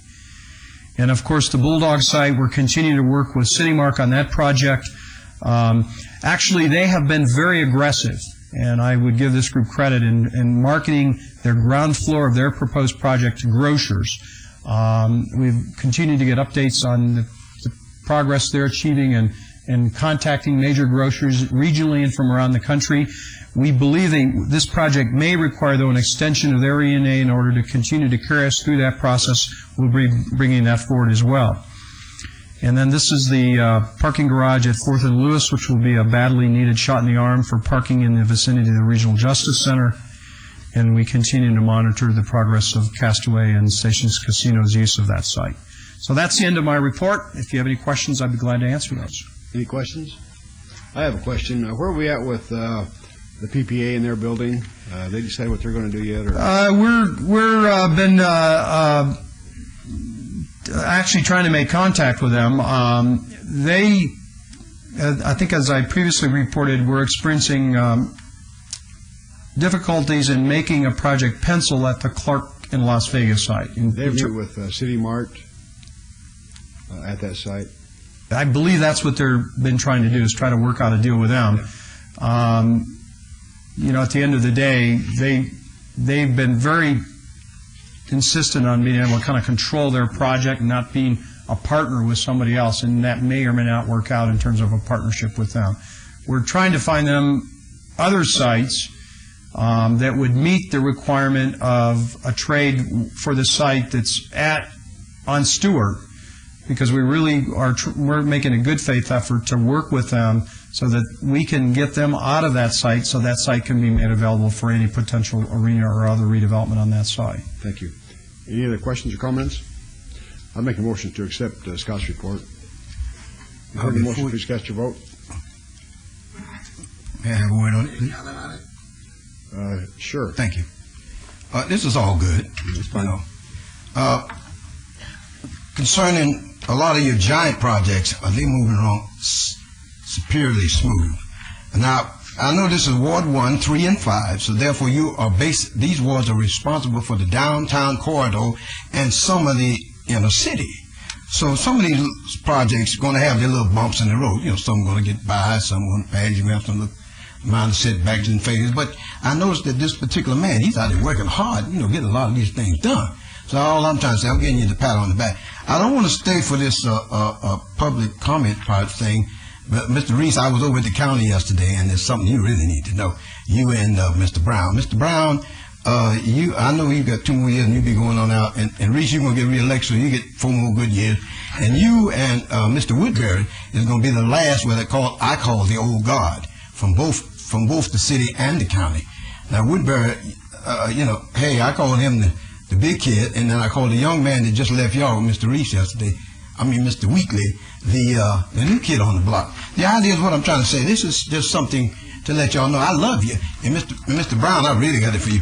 You see, you are the last of the people that was appointed and then elected. See, you came upstairs too. Hold on now. I know you're finna leave. You're going to be leaving in 2 years or whatever. But the objective is you're also from Boston, where they got Milk Street, and they got my favorite university that I attend for one day, and that's MIT, Massachusetts Institute of Technology, whatever, over there in Cambridge, whatever. I just want to let you know, I've been around the block. But the objective is what you got going here, you're working hard on it. And I love you for doing what you're doing. This city is just a metropolis. It's just growing like it's going out of style. Thank you. Thank you. Mr. McGowan? I can remember all that. Tom McGowan, Las Vegas resident. On the basis of important information that you might want to consider. Historically, the Union Pacific Railroad property then owned was badly polluted over the years, decades, matter of fact, from everything from diesel fuel spillages to even toxic waste that would park literally right there for a long length of time. And then EPA insisted that it be cleaned out. Is this on the report? We're talking about your item, your report. Okay, as opposed to elections. If you don't mind, I'll talk about the item. And the question is, how deep was that cleanup ordered by EPA? How deep did it go underground? 7 feet, 25 feet, or 40 feet? And the closest understanding is 7 feet. However, if you put all these buildings up there, Newland and everything else, you're going to want to be on top of the potential issue of sick buildings. Now, in all of your planning, I don't recall any of you ever mentioning anything about that possibility. But I recommend that you do include it in your future studies, if you do continue. On another final point, having to do with Fremont East, you're talking essentially there about limited incremental projects, each one stands alone individually, although they're in the general proximity of the area. Redevelopment works best, and only works best, as a holistic process, ongoing and continuum. It's not about individual projects. It's about the entirety of the context moving forward from Lee and Paisley. I hope you follow what I'm saying, because if you don't, you will be faced with, eventually, the success of one or another, and the failure of certain others. because they're not coherent. Thank you. Thank you. Al Gallego, citizen of Las Vegas. Mr. Adamson did not discuss all the projects in the redevelopment area. There's an apartment house on Bonanza Road and Main Street. What's happening there? I think that he should mention there because they're going to have a big groundbreaking Friday. He probably doesn't know about it because they don't know what's happening. I'm sure he does. One of the things that really bothers me in the downtown area is we're going to have thousands and thousands of people living in the downtown area. Where are they going to do their shopping? They're going to have to get in their cars and drive somewhere. There's no grocery stores. The same thing is happening in the West Las Vegas in the downtown area. I think they're probably going to be shopping at that 99-cent store on Charleston in Maryland. Or Mr. Gallegos, in Mr. Adams's report, we are negotiating on the Bulldog site just south of the Federal Building for an anchor tenant on the bottom, which will be a grocery store. Well, he always discuss things, but I want to see the building. I want to see the grocery store. I want to be able to push my cart down the aisles of the grocery store and not talk about it. So do we. Thank you. Thank you. On the motion, please cast your vote. Please post. Motion carries. It is now time for citizens' participation. Public comment during this portion of the agenda must be limited to matters within the jurisdiction of the redevelopment agency. No subject may be acted upon by the redevelopment agency unless that subject is on the agenda and is scheduled for action. If you wish to be heard, come to the podium and give your name for the record. The amount of discussion on any single subject, as well as the amount of the time any single person is allowed, may be limited. Can you please have 3 minutes, please? Yes, sir. Good afternoon, City Council. My name is Vincent James Walter Watley IV. I'm here to make a presentation. I sent a letter to the President of the United States of America. I'll just read what I have here and then I'll comment afterward. In this note, I wrote... We're discussing here items in the redevelopment area, sir. Yeah, see, it's about the application for the items of agenda. And I'm named entitled as the executive resident at the White House, but it appears that I'm not being allowed to use my tax voucher that's providing your income or your salary.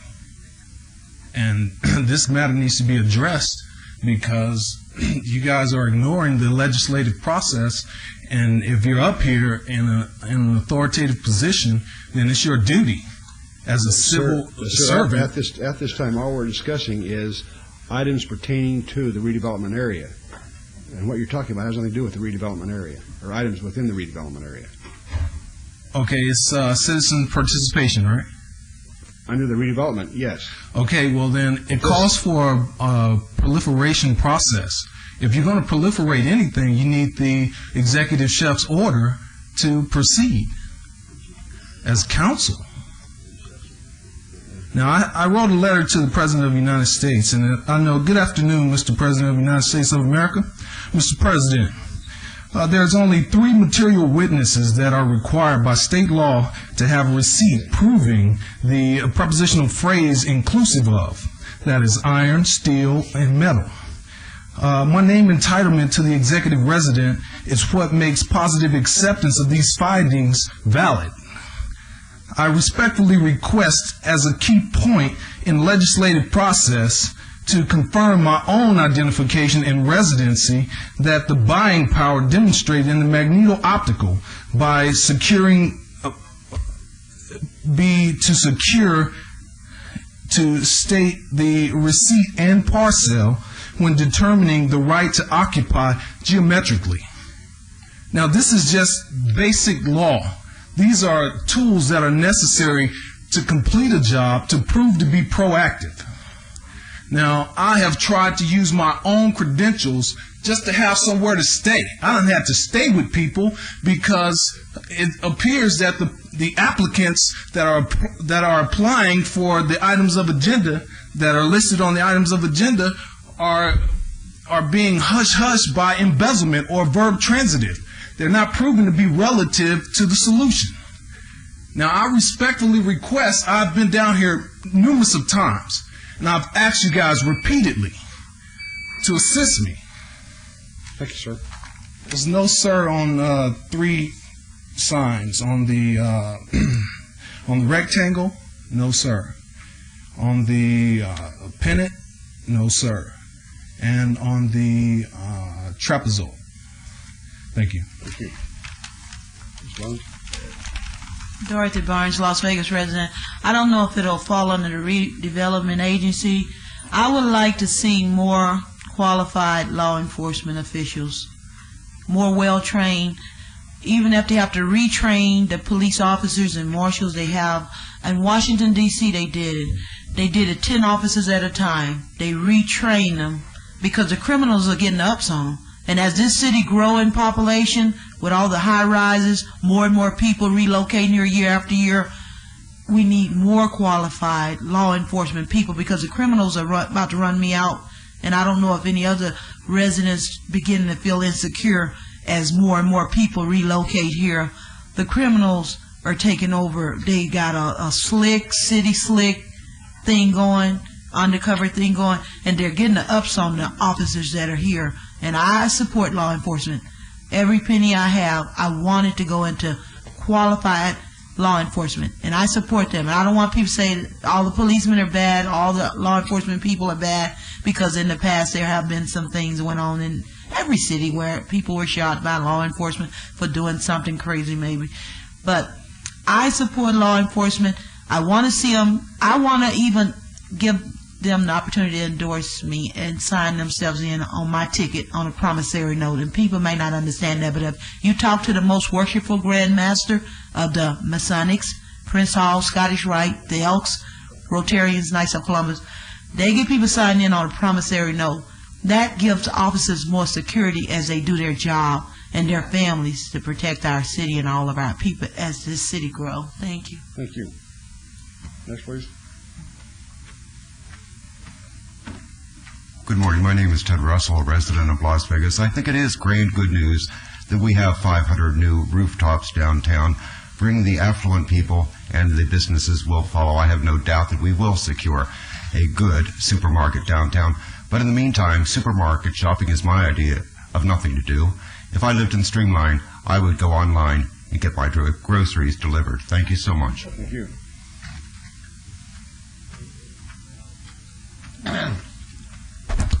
Tom McGowan, Las Vegas resident. Redevelopment is an interesting topic because it's not about rooftops or structures or nightclubs or everything else. It's about people. People circulate. People communicate. And when are the people going to be here? Who are they? What do they look like? Anybody know? You don't know. You say this one is 50% sold. This one is 50% on the come. But who are those people? Are they from Arabia? People who live in China? Are they from Bayonne, New Jersey? From your hometown or yours? Who are they? What do they look like? What are they going to be like? And how many of those properties and projects are going to work with those people? Just heard a man talk about going online. You can go online anytime. You don't have to buy groceries at the grocery store or anything else. You don't have to buy a Lamborghini out of the display window at some of the lots if that's what they choose to put in there. Now, what does that do for the reinvigoration, the revitalization, and the pedestrian-friendly city of downtown Las Vegas? That all is on the if cup. You have no idea. And it's time for you to admit it. You don't know what this revised city will look like. But you need to find out because you're responsible for it. And when it comes time to govern it, if you're still here, you'll be responsible, accountable, and liable. And I'll make sure of it. As mayor, I will decentralize government. Over-centralized government is AKA dictatorship in the worst case scenario. That's where it goes. You need more time and presence on this council. All of you, each one of you. and every member of the bureaucracy who's worth their salt needs to be participant actively, not as some subculture, but as an active ingredient in total government. That's called total quality. I'll insist on it. So get ready. Thank you. Thank you. Anyone else wishing to speak? Seeing no one, the redevelopment agency is adjourned. We'll see you back at 1 o'clock. Going to be long enough for everybody? Give us an hour. We'll be back at 1 o'clock for our afternoon session of the City Council. We're adjourned.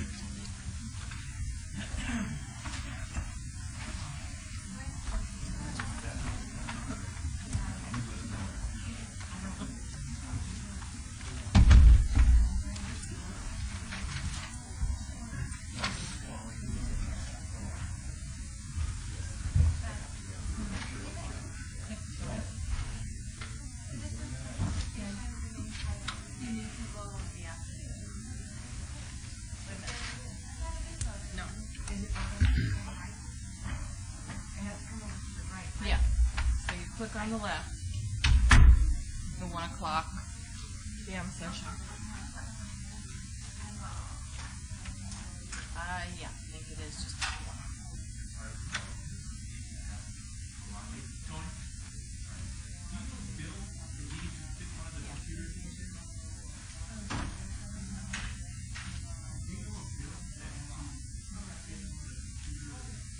Yeah.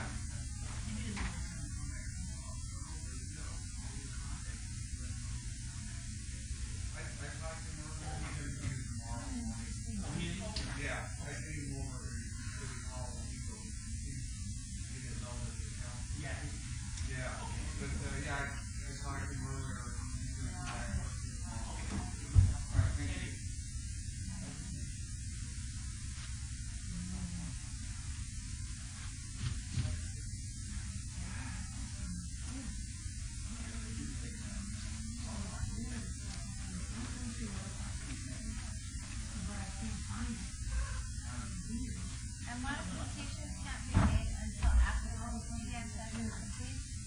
Do what? Modifications can't be made. Modifications to what? Like notes and No, we want to do that later. If we were in the web manager, yeah, you could sit there during the hour, a bunch of you go back and fix it. But we're in the different program, so no. I messed up on a ceremonial. Do you want to make that or do you want to put those on? Yeah, no, I just keep it all right there. We're good.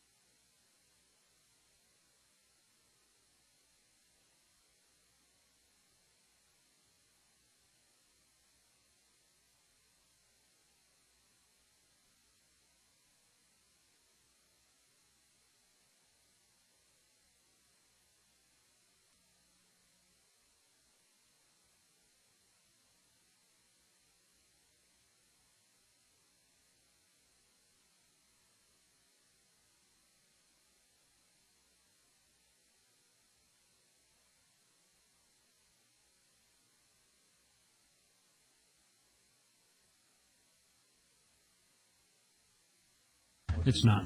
Okay. Now it is.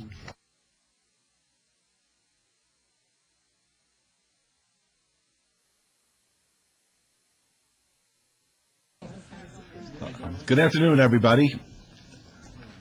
Thanks for your patience. We'll start with item number 83. Any items from the afternoon session that the council, staff, and/or the applicant wish to be stricken or held in abeyance to a future meeting may be brought forward and acted upon at this time. Mayor Pro Tem? Thank you, Your Honor. We have item number 85 is appeal of nuisance in order to comply, 900 Stewart Avenue and 216 and 222 North 9th Street. Shirazi LLC abeyance to September the 5th, 2007.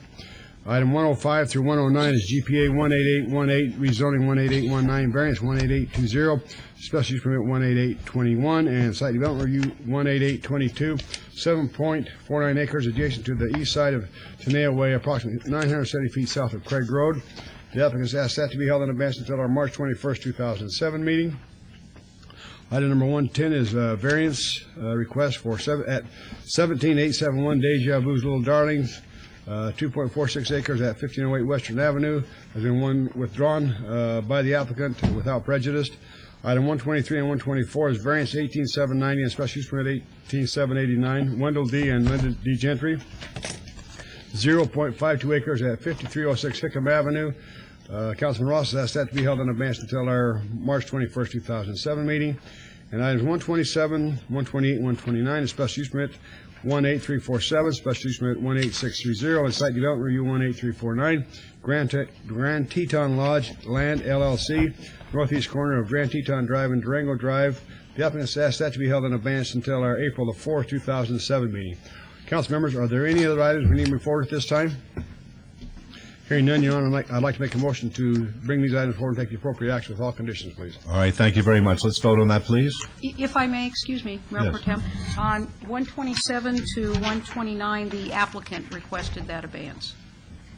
Okay, thank you. All right, thank you. That's what I read. All right, let's vote on the motion, please. Opposed? Motion carries. Thank Your you. Honor, if I Yes, may. certainly. Could I ask if there's anybody in the audience in regards to 105 through 109, the Craig Tenaya project? Any neighbors? All right, thank you, Your Honor. All right, then we'll go to item number 84, which is a hearing to consider the appeal regarding the notice and declaration of chronic nuisance located at 1919 Fremont Street. The property owner is Jose E. and Azalea Peral. This is in Ward 3.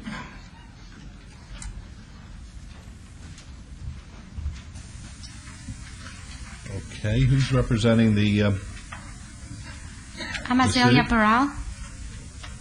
thank you for announcing your presence. Who's representing the city, or is it a presentation by Metro? Presentation by Metro Sergeant Damian Walburn, Downtown Area Command, and Officer Gio Vonnie Minoletti.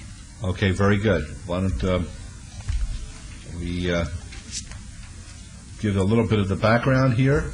The subject property was determined to be a chronic nuisance as defined in Las Vegas Municipal Code Title 9.04.010 and 9.040.020, dealing with nuisances. A notice and declaration of chronic nuisance was mailed to the property owners to correct the nuisance per Title 9.04.010 and 9.04020.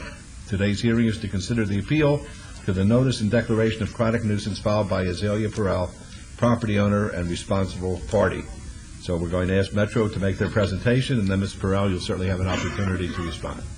Thank you, Mayor, Council. I'd like to put this in the record with the clerk, please. All right, A please. copy of the book. You don't have a copy of that? I do not have a copy. I do have a copy, yes. Thank you. Thank you. Okay, this is in regards to the chronic nuisance at 1919 East Fremont, the Zari's Motel. The events that led to the chronic nuisance letter of investigation. Excuse me. I just have a message that I have to take. Yes, sir. What appears to be an important phone call. Okay. I would like to participate in this. I'd like to do it from the beginning, so we'll be in recess for 2 minutes if that's okay. Okay, sir. Thank you.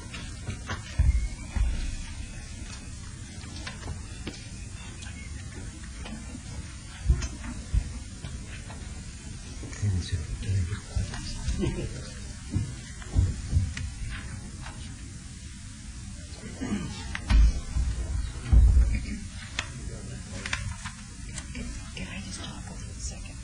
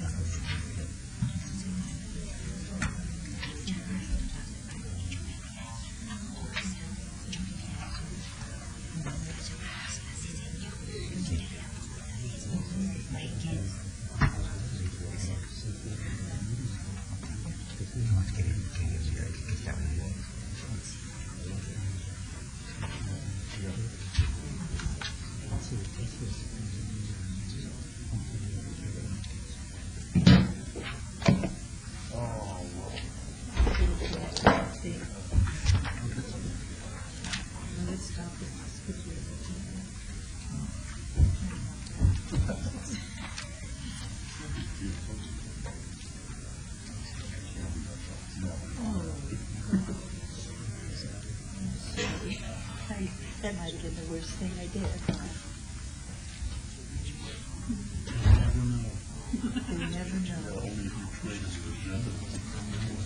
I didn't know Mine has all my notes in it.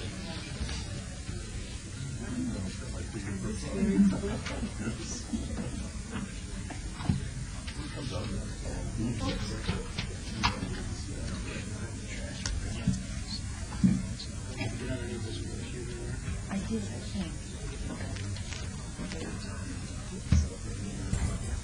That doesn't look like solar, that looks like you guys.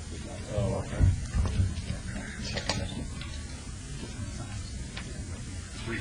Let's get out of here. All right. Everybody here? Go for your glasses, baby. Councilwoman? Good. All right, everybody's here? Excellent. I'm very sorry. We're back in session. I apologize to everybody. Yes, sir. Thank you, Mayor, Council. Again, I'm Sergeant Damian Walburn, Downtown Area Command, and I supervise the chronic nuisance detail. This is in regards to 1919 East Fremont, the Zari's Motel.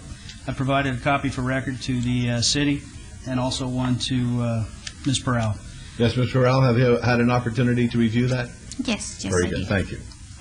Okay, just to outline the events that led to the chronic nuisance service, which were continued complaints from all officers from all shifts, that's 7 days a week, 24 hours a day, that there was a high amount of criminal activity occurring at the Zari's Motel. Secondly, a calls for service check was done for the Zari's Motel on 11/29/06, November 29th last year, that revealed the owner's violation of maintaining a chronic nuisance, Ordinance 904020. This led to the chronic nuisance letter and investigation. Just to outline what actually took place within 30 days, there were 9 disturbance calls, 4 batteries, 1 robbery, 1 fight, and 1 malicious destruction of private property. Next, we put in the record. This is actually the letter, the notice of the declaration of chronic nuisance, which specifically outlines that 7 items be abated. Set forth as hire more security guards and have them work on a 24-hour basis. 2, provide proof that background checks are being conducted. 3, take a more proactive role in reducing the calls for service, which is a result of the enormous amount of criminal activity and impropriety on the property. 4, comply with the IDL program. 5, take a more proactive role in screening tenants. Next, evict all problem tenants that security or Las Vegas Metro Police Department uniforms or informs them of immediately. And next, to call LVMPD's crime prevention specialist for any assistance, as in working with myself or my chronic nuisance detail officers. The next page, there's a request for abatement, which is an order to abate. And next is the Ordinance 904070, which outlines an appeal procedures. If the manager or the owner doesn't want to abate the problems, they have the right to appear within a time period, which was done here. Next, I'm going to go into a little comparison. For the Zari's Motel, located at 1919 East Fremont Street, there's only 17 units within the facility. From 2003, or in 2003, there were only 2 calls for service. In 2004, there were 2 calls for service. In January of 2005, the property purchased by Azalea Peral at that time, there were 84 calls for service. In 2006, there were 200 calls for service. In 2007, the month of January and 2 weeks into February, there's already been 35 calls for service. Next page, there's a graph. May I ask you this? Yes, sir. When we say calls for service, that's defined. Yes, sir. Okay, fine. Yes, sir. And also, I wanted to show you the next model where I have Zari's Motel listed at the top, where it has a comparison of the years, 2003, 2004, 2005, and 06. Right. We actually took into account that out of those 200 calls, it may in fact have been management or the owner who called. Out of those, we had 42 calls for service that were actually placed in by the management, so we wouldn't count those in them. However, we show the total. And if we have a proactive management or an owner, they're not used against that proprietor. We actually work with them because they're trying to abate the program. Okay. On the next page, this is a breakdown. In 2005, at the Zari's Motel calls for service, there were 3 assault and batteries, 3 gun-related calls for service, 2 assault and batteries with deadly weapon, 1 attempt homicide, 1 robbery, 1 attempt robbery, 3 recovered stolen vehicles, 2 burglaries, 1 fight, 1 fraud, 1 narcotics related, and 1 stolen vehicle. Next, I broke down 2006 for you.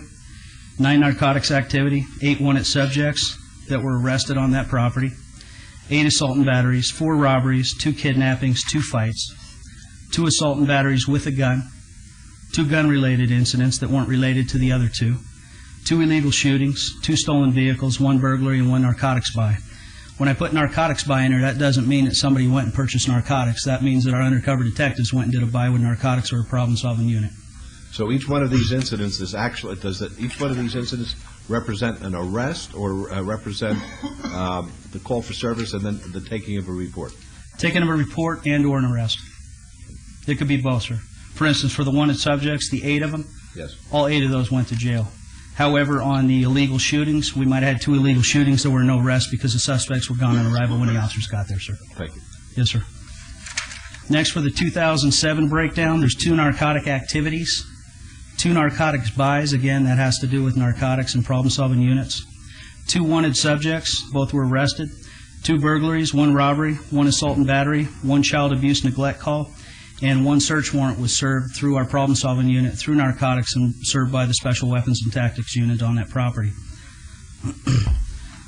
The target that they went to serve the warrant on at that time had actually been moved out by the owner, who stands next to me now, prior to that warrant ever being served, so the target wasn't in that residence when the warrant was served. How they had knowledge of that prior to, Yes. we don't know. Excuse me.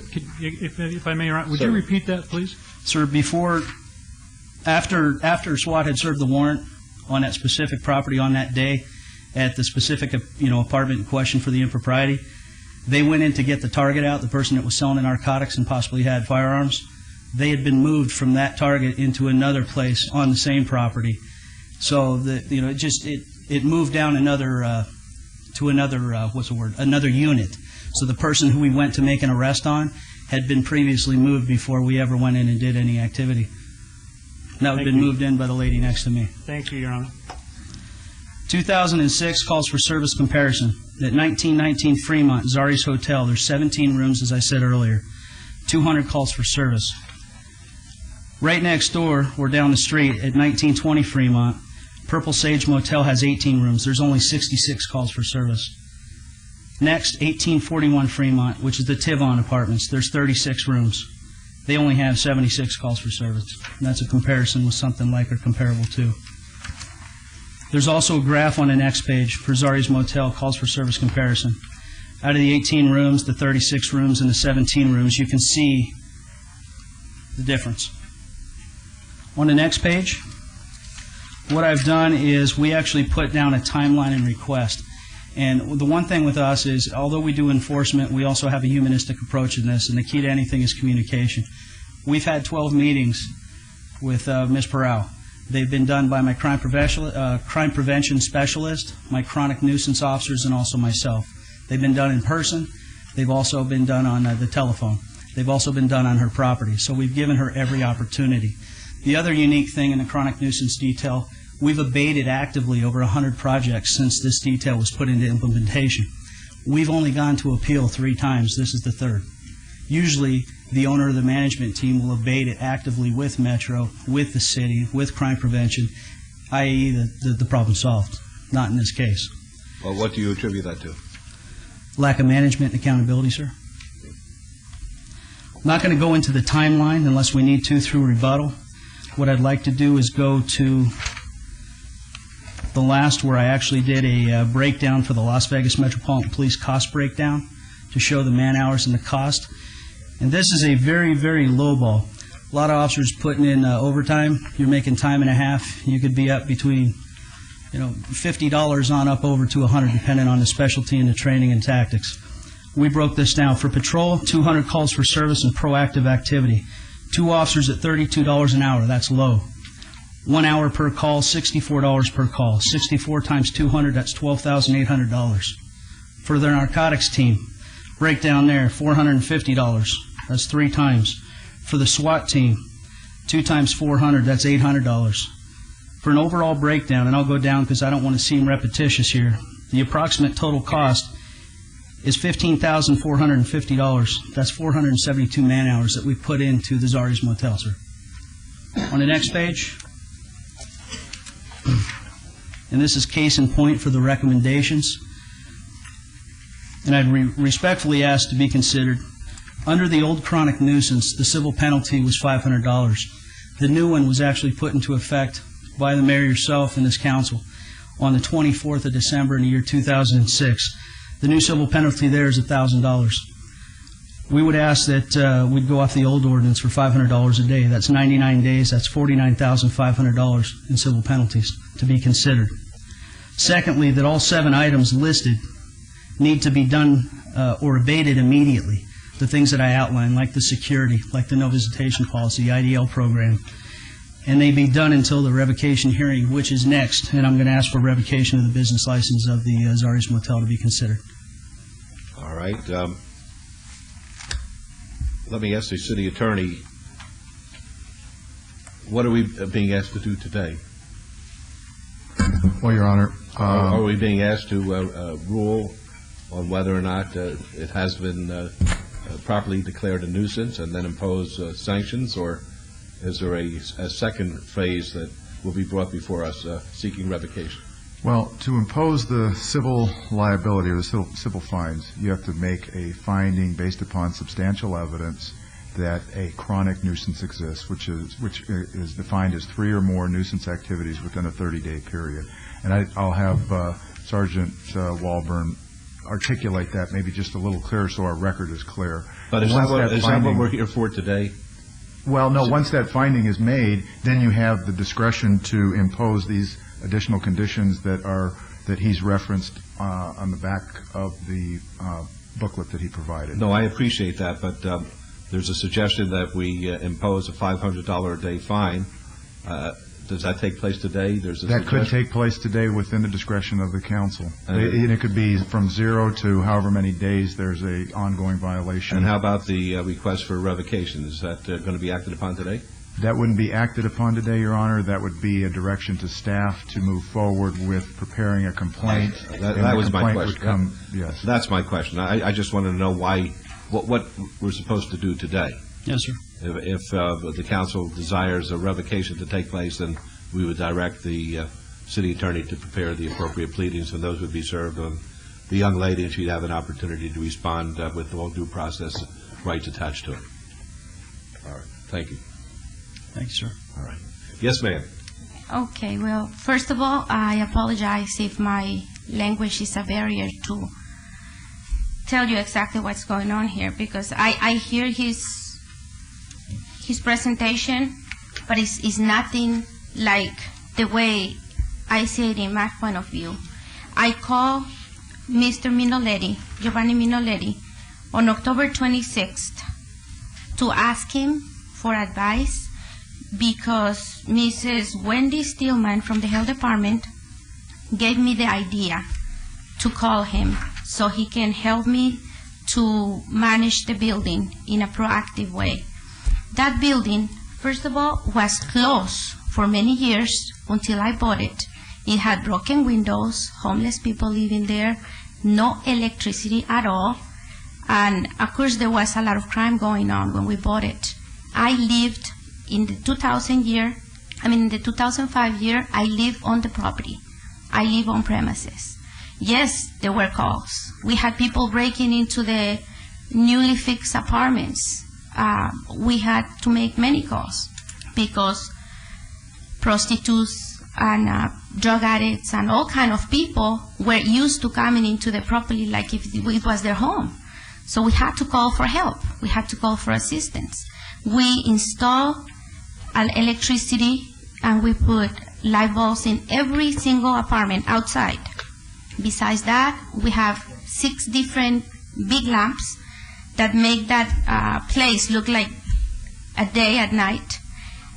We also installed security cameras to allow us to see every point of the motel. When I appealed this case, I didn't mean to waste all this taxpayer money or your time or anybody's. The only reason of my appeal is because at the end of this notice it says that if I wasn't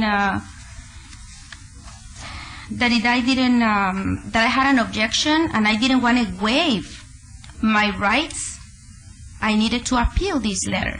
So that's the only reason why I appeal. I didn't mean not to comply. No, there's no problem with you exercising your rights. Nobody's taking issue with that. Okay, because that's the main thing. I talked with Officer Minoletti 2 days after I start calling him. I left him 3 messages on that day that I got the recommendation from the health department officer. And she came back the next day because what happened is that we had a fire inside his motel. We were running 4 rooms only from May to November, and you can verify that. We only had 4 rooms to rent, and all the right side of the motel was closed down. We didn't have electricity, so we had to run an extension cord to put electricity in the other side because we were having a lot of trespassers. The health department came over and they gave us a fine because of that extension cord. And I explained the situation to Ms. Wendy Stillman, and she gave me the phone number of Giovanni Minoletti. She told me to call him because he was going to be able to help me. The area where I bought this motel, it's a very high area in crime. So I called him for advice. He came over, he showed up like 3 days later with a really bad attitude. I don't know if he was thinking that the reason of my call, or Mrs. Wendy also called, was because I was doing something wrong. But he came over really strongly on me. I know he was doing his job, but he was very unprofessional. When he came, he started yelling and screaming to me. There was a tenant that passed by, a transvestite, and he told me, "What is that thing doing here?" And I said, "What do you mean, what thing?" He said, "That thing." And I said, "Well, he lives here." And he said, "Well, he has to go." And I said, "Well, how do I evict somebody if he's not doing anything wrong and he's paying his rent?" And he just said, "Well, you have to do what I tell you to do, or I'm going to close this place down." He left really upset. I told him, "I called you because I wanted your help. I wanted your advice." And he said, "You'll get it. You'll get it in writing. You'll get it in a letter. Let me have your address." I gave him my address. A month later, he came back, and he put this on the motel door, and he also mailed me a copy. I took care of most of this immediately. About the hiring of security guards, I already had a security guard. And by the time he came back on the 29th, I actually fired him already because he got involved with the people of the street and he wasn't good to the property. He was an escort instead of security guard. About providing background checks, look, I'll gladly do it for anybody who stays in a place for a month, but how do I do background checks on somebody that comes over and stays there for a day or the weekend? Mayor Goodman? Yes.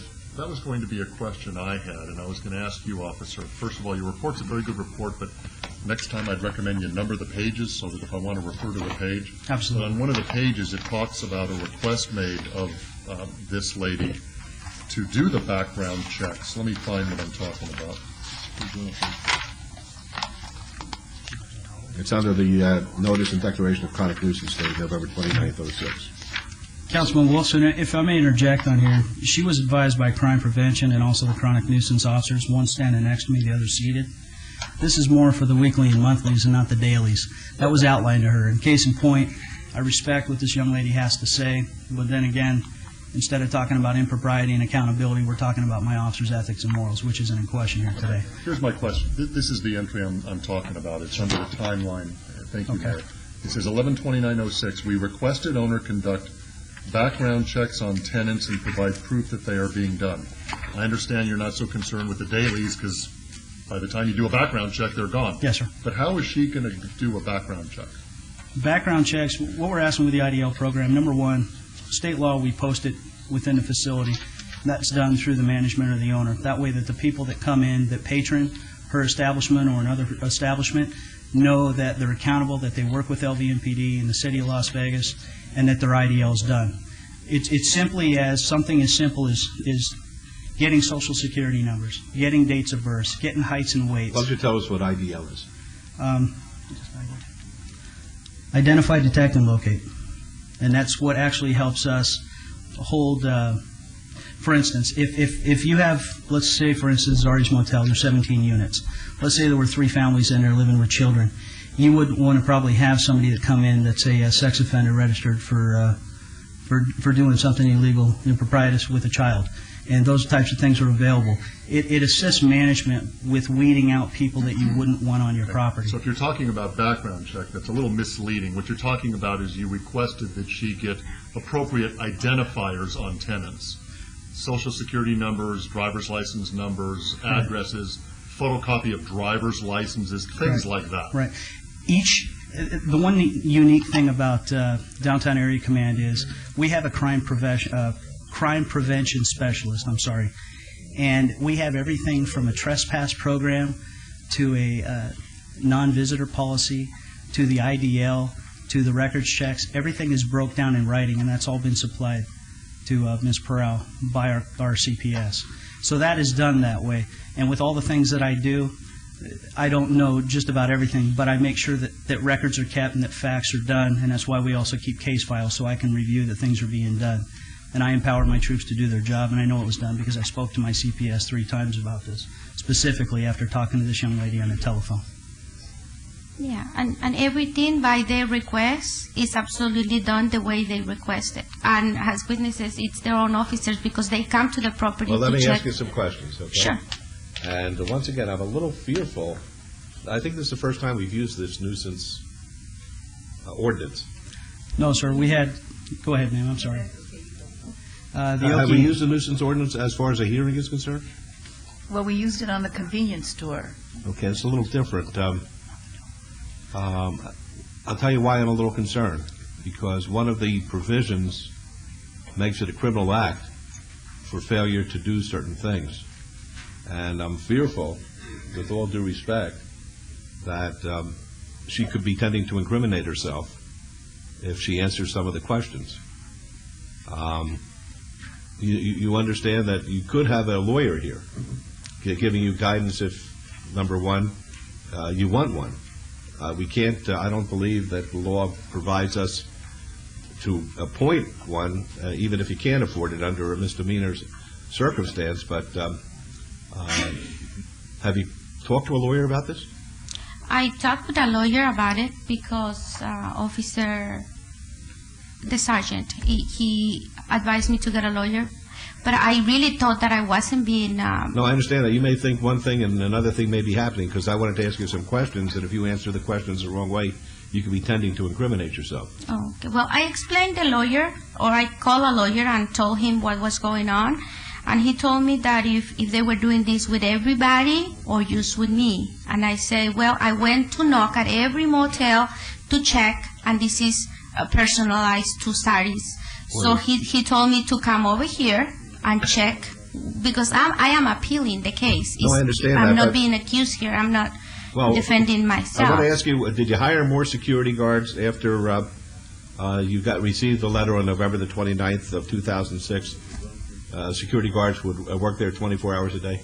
My son lives there, sir. No, that's not answering my question. No, answer my question, please. No, I did not. Okay, that's what I'm worried about. Mr. Still, what do you say?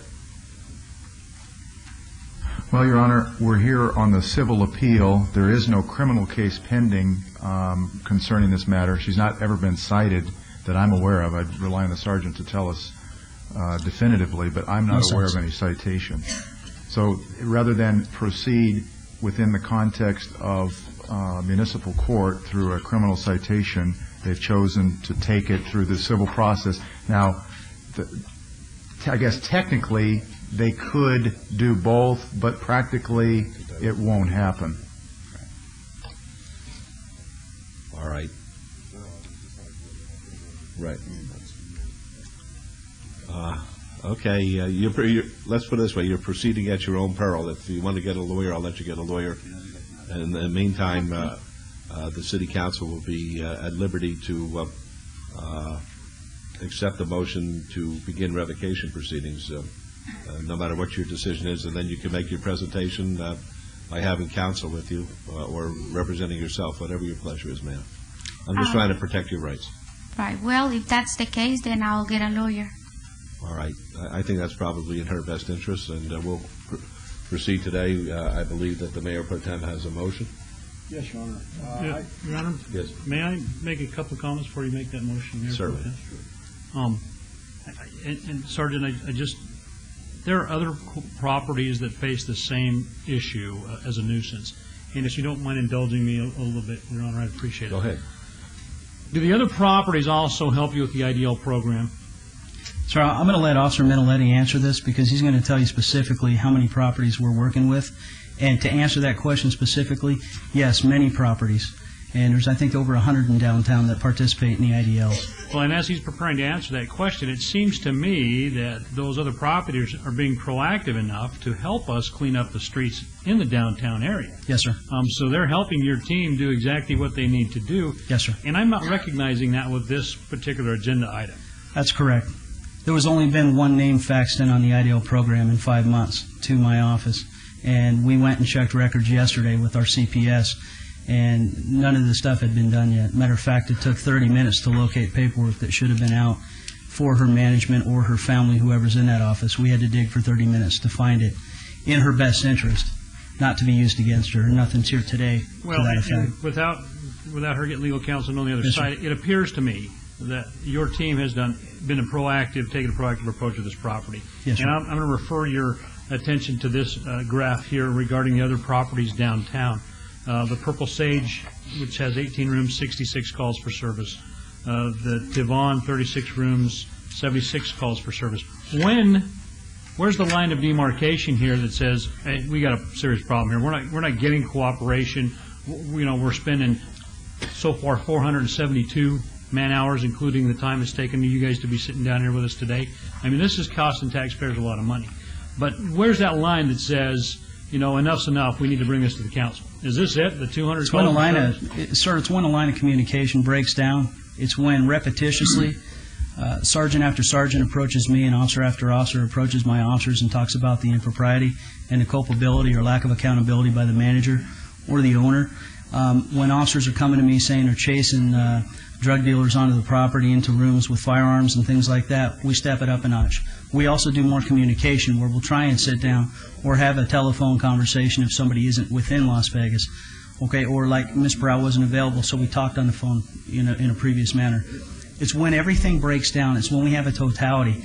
And then when you put everything to black and white and you look at the facts and circumstances, it is very overwhelming, and that's why we're here today, because there's no accountability on her part. It's always, well, how come you're not talking to the Tivon? Well, we do look at other properties. We do work with and abate other properties, but we're talking about yours. We're not picking on her. It's not set out. But like I said earlier to the council and the mayor, we've done over 100 of these properties through the chronic nuisance where we've sent the letter out.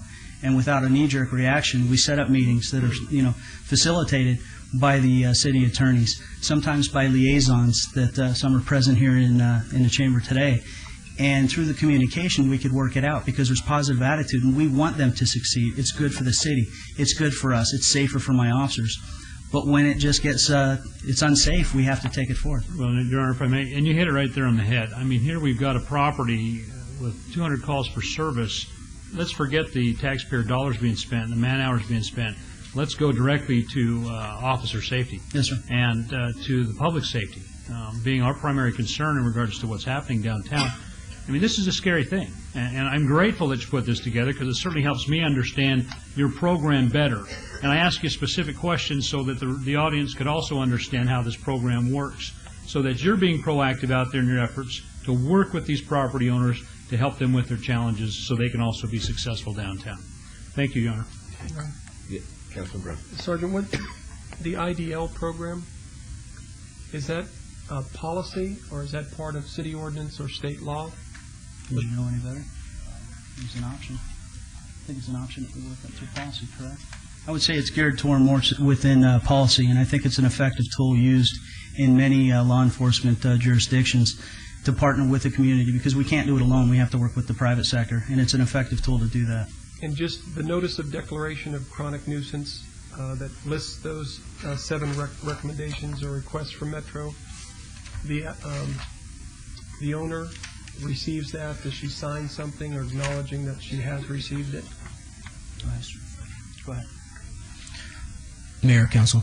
To answer that question, we send the letter both certified, so we get a signature on the return, and in most cases, we're going to try to hand deliver it also, so we can testify that we hand delivered this and the owner did get it. Appreciate that. And then just to make sure I'm clear on this. The CPS is a crime prevention specialist, and in that first declaration, it indicates that you're recommending that they contact a Pam Terry. Yes. In your backup, it indicates that since 11/29, crime specialist Terry has made contact with the management at least 6 times. Yes. So it's not that the letter just stays there. You continue to be interactive with the applicant to see Yes. if these things are being followed. I had been talking with Pam Terry, mainly because I call her, because I report myself if I'm going to be sick and I'm not going to come to the property 2 or 3 days. She knows everything that's going on there. I had been doing the ideals. They told me not to fax it to their office. I am faxing it to Mike Shandrick, and I can provide you with the fax number so you can verify that they have been faxed. I think it's probably in your best interest, based on where we stand at this point in time, to let the Mayor Pro Tem make a motion. Then you'll have the opportunity to have an attorney with you if you'd like, and be able to give a full response to the allegations. I think that's the fairest way to handle this. Okay, well, that's perfectly fine. But if you read my letter of appeal, I thought I was complying with everything except for the fact of hiring more security guards because it's such a small property. I understand that the problem is the Metro officers, they don't agree with you, and that's the reason we find ourselves where we are today. So I think it's best that you have somebody who's able to represent your interests and probably be a more level playing field to help us make our decision. That's perfectly fine. Okay, fine. Thank you, Your Honor. I think it's not a public hearing. Well, you need to know some facts that you maybe you don't realize. My name is Al Gallego. Most of these phone calls that have been made to 911 or to Metro have been done by this family. The majority That's of why them. I want her to have a lawyer with her. I understand that, but the majority of them. And another thing I got kind of upset was at the last city council meeting, this couple was here all day long. Nobody told them that there was going to be a bait or anything. Have courtesy to tell them that they're not going to be here. They were here all day long from 7:30 until 5 o'clock. Have a courtesy. And this woman, for 17 units, I'm telling you, I'm kind of just, devastated at what's going on. They're trying to make just a little bit of money, trying to clean up this motel. It's been vacant for years and years and years. I see Metro down there all the time. Now they want to charge her for it? Thank you. Right. All right, Mayor Pro Tem, do you have a motion, please? Yes, Your Honor. I'm going to need Mr. Sills' help here. In order to have a revocation hearing, I think we have enough evidence here to request that we have a revocation hearing. Is there a certain amount of time I have to give, or what do we have to do? And during this period of time, what can I do, or what can we as a city council do to make sure that there's at least some kind of compliance, that there are licensed, regulated security people at this location during this time? I'll try to take those one at a time. First, the revocation hearing. Basically, part of your motion could be to direct staff to move forward with the revocation hearing on this particular property that would then initiate business licensing, to prepare a packet, send it to our office. The complaint would be prepared, put on the agenda. The council would approve the complaint, and a hearing date would be set. So that would, I'm guesstimating that would take probably 45 to 60 days. Within that period of time, I know you're concerned with what conditions you could put on the property in the meantime to try to get it under control. I would defer to Metro, but certainly the items, the 7 items that you've been talking about here, seem to be the items that they're identifying as things that this property owner could do. But again, though, they have asked her to do that in the past, and she hasn't done that. I have, sir. I have. So that's You can verify that. That's going to be the point of contention at the hearing. Well, but the one she says they have, we just asked her about security, and she admitted she had no security. Sir, those are the items that I appeal, and that's the main reason why I appeal those items, because to me they seem reasonable. To put 2 security guards 24 hours a day in a 17-unit motel? You can cross that. Apparently they have to have somebody there though, to make sure we don't have all these calls for service at this location. We are there, sir. And last month, we only had 7 units rented. Most of the place was vacant, so I don't see where are those calls coming from. The rooms don't even have phones. We have one public phone that they asked me to be removed, and I already requested that. I really think that you should save this for when you're back here next time. All right. If that's the case, but I am already doing everything they requested except for the security guards. The first question I asked you said you didn't do it. So, Sir, take that for what it's worth. Don't argue with me. Okay. It's not going to do you any good. all right, but my appeal letter is because of those security guards. You can read it. It says there clearly. I would ask staff to prepare a revocation hearing as soon as possible on item 84. And I would also make it in my motion, there has to be licensed security officers at this location until the public hearing. All right, that's it. And that's the motion. Now, I want to warn you. Once again, I'm trying to help you here by warning you. You should have a lawyer. You should have your lawyer get in touch with the officer, the sergeant. Yeah. And you unfortunately, for you, you're going to have to do what this motion says, and that's hire a security guard whether you like it or not, because if you don't do it when you're ordered to do it, that could result in criminal liability, and I would hate to have that happen to you. Yeah, I'll do it, even though it's not affordable, but I'll do it. Okay, but please work closely, either yourself or your lawyer, with Metro to try to make sure that when you come back to us, maybe they'll say, you really made an effort, and it might have some bearing on what we're going to do. Well, it is surprising to me, sir, that they're saying that I haven't made an effort when yesterday I talked with Pam Terry and she told me everything was okay. Well, apparently it's not. That's why we're here today. Okay. Okay. Mr. Siller, anything else we need to add to the motion? Well, other than the security guards, Councilman Reese, I would defer to Metro. When it comes to the background checks, if you want to have them do impose some kind of a condition that the owner provides adequate proof to Metro on a regular basis, something to that effect, so that they can get that information. That's about the only other thing that I see within the 7 items that would be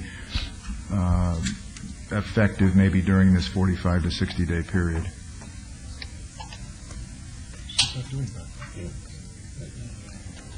Sir, even with the identification, okay, the IDL is something that's going to be very proactive and help solve some of the problem for your officer safety and public safety and awareness until a revocation hearing. Going through the records and talking to Ms. Perel and the people in the office, even accepting someone with identification as a patron would be wonderful, instead of seeing a copy of somebody's temporary custody record or a copy of somebody's ticket in a room. That doesn't help us out because it could be somebody else totally different. We need picture IDs. We need things like that are conducive to being accountable as a management or an owner. So, when we've gone through records, we found things like that, TCR copies of tickets.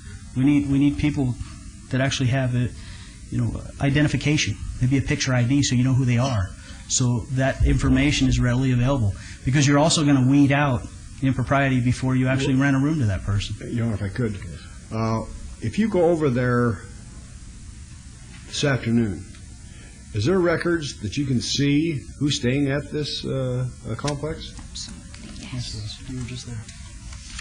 Councilman, we went there yesterday to do that check, and it took at least probably 20 minutes to half an hour for the manager in there to find the paperwork to hand to us. And most of it, we required proof of background checks are being done, the IDL program, trespass program, room ledger. We went, which numerous times we've gone over with Ms. Perel. It took a half an hour to get just the people who were rented to the rooms, and the other stuff was never found. We pulled one IDL that was done last week, but was never sent in.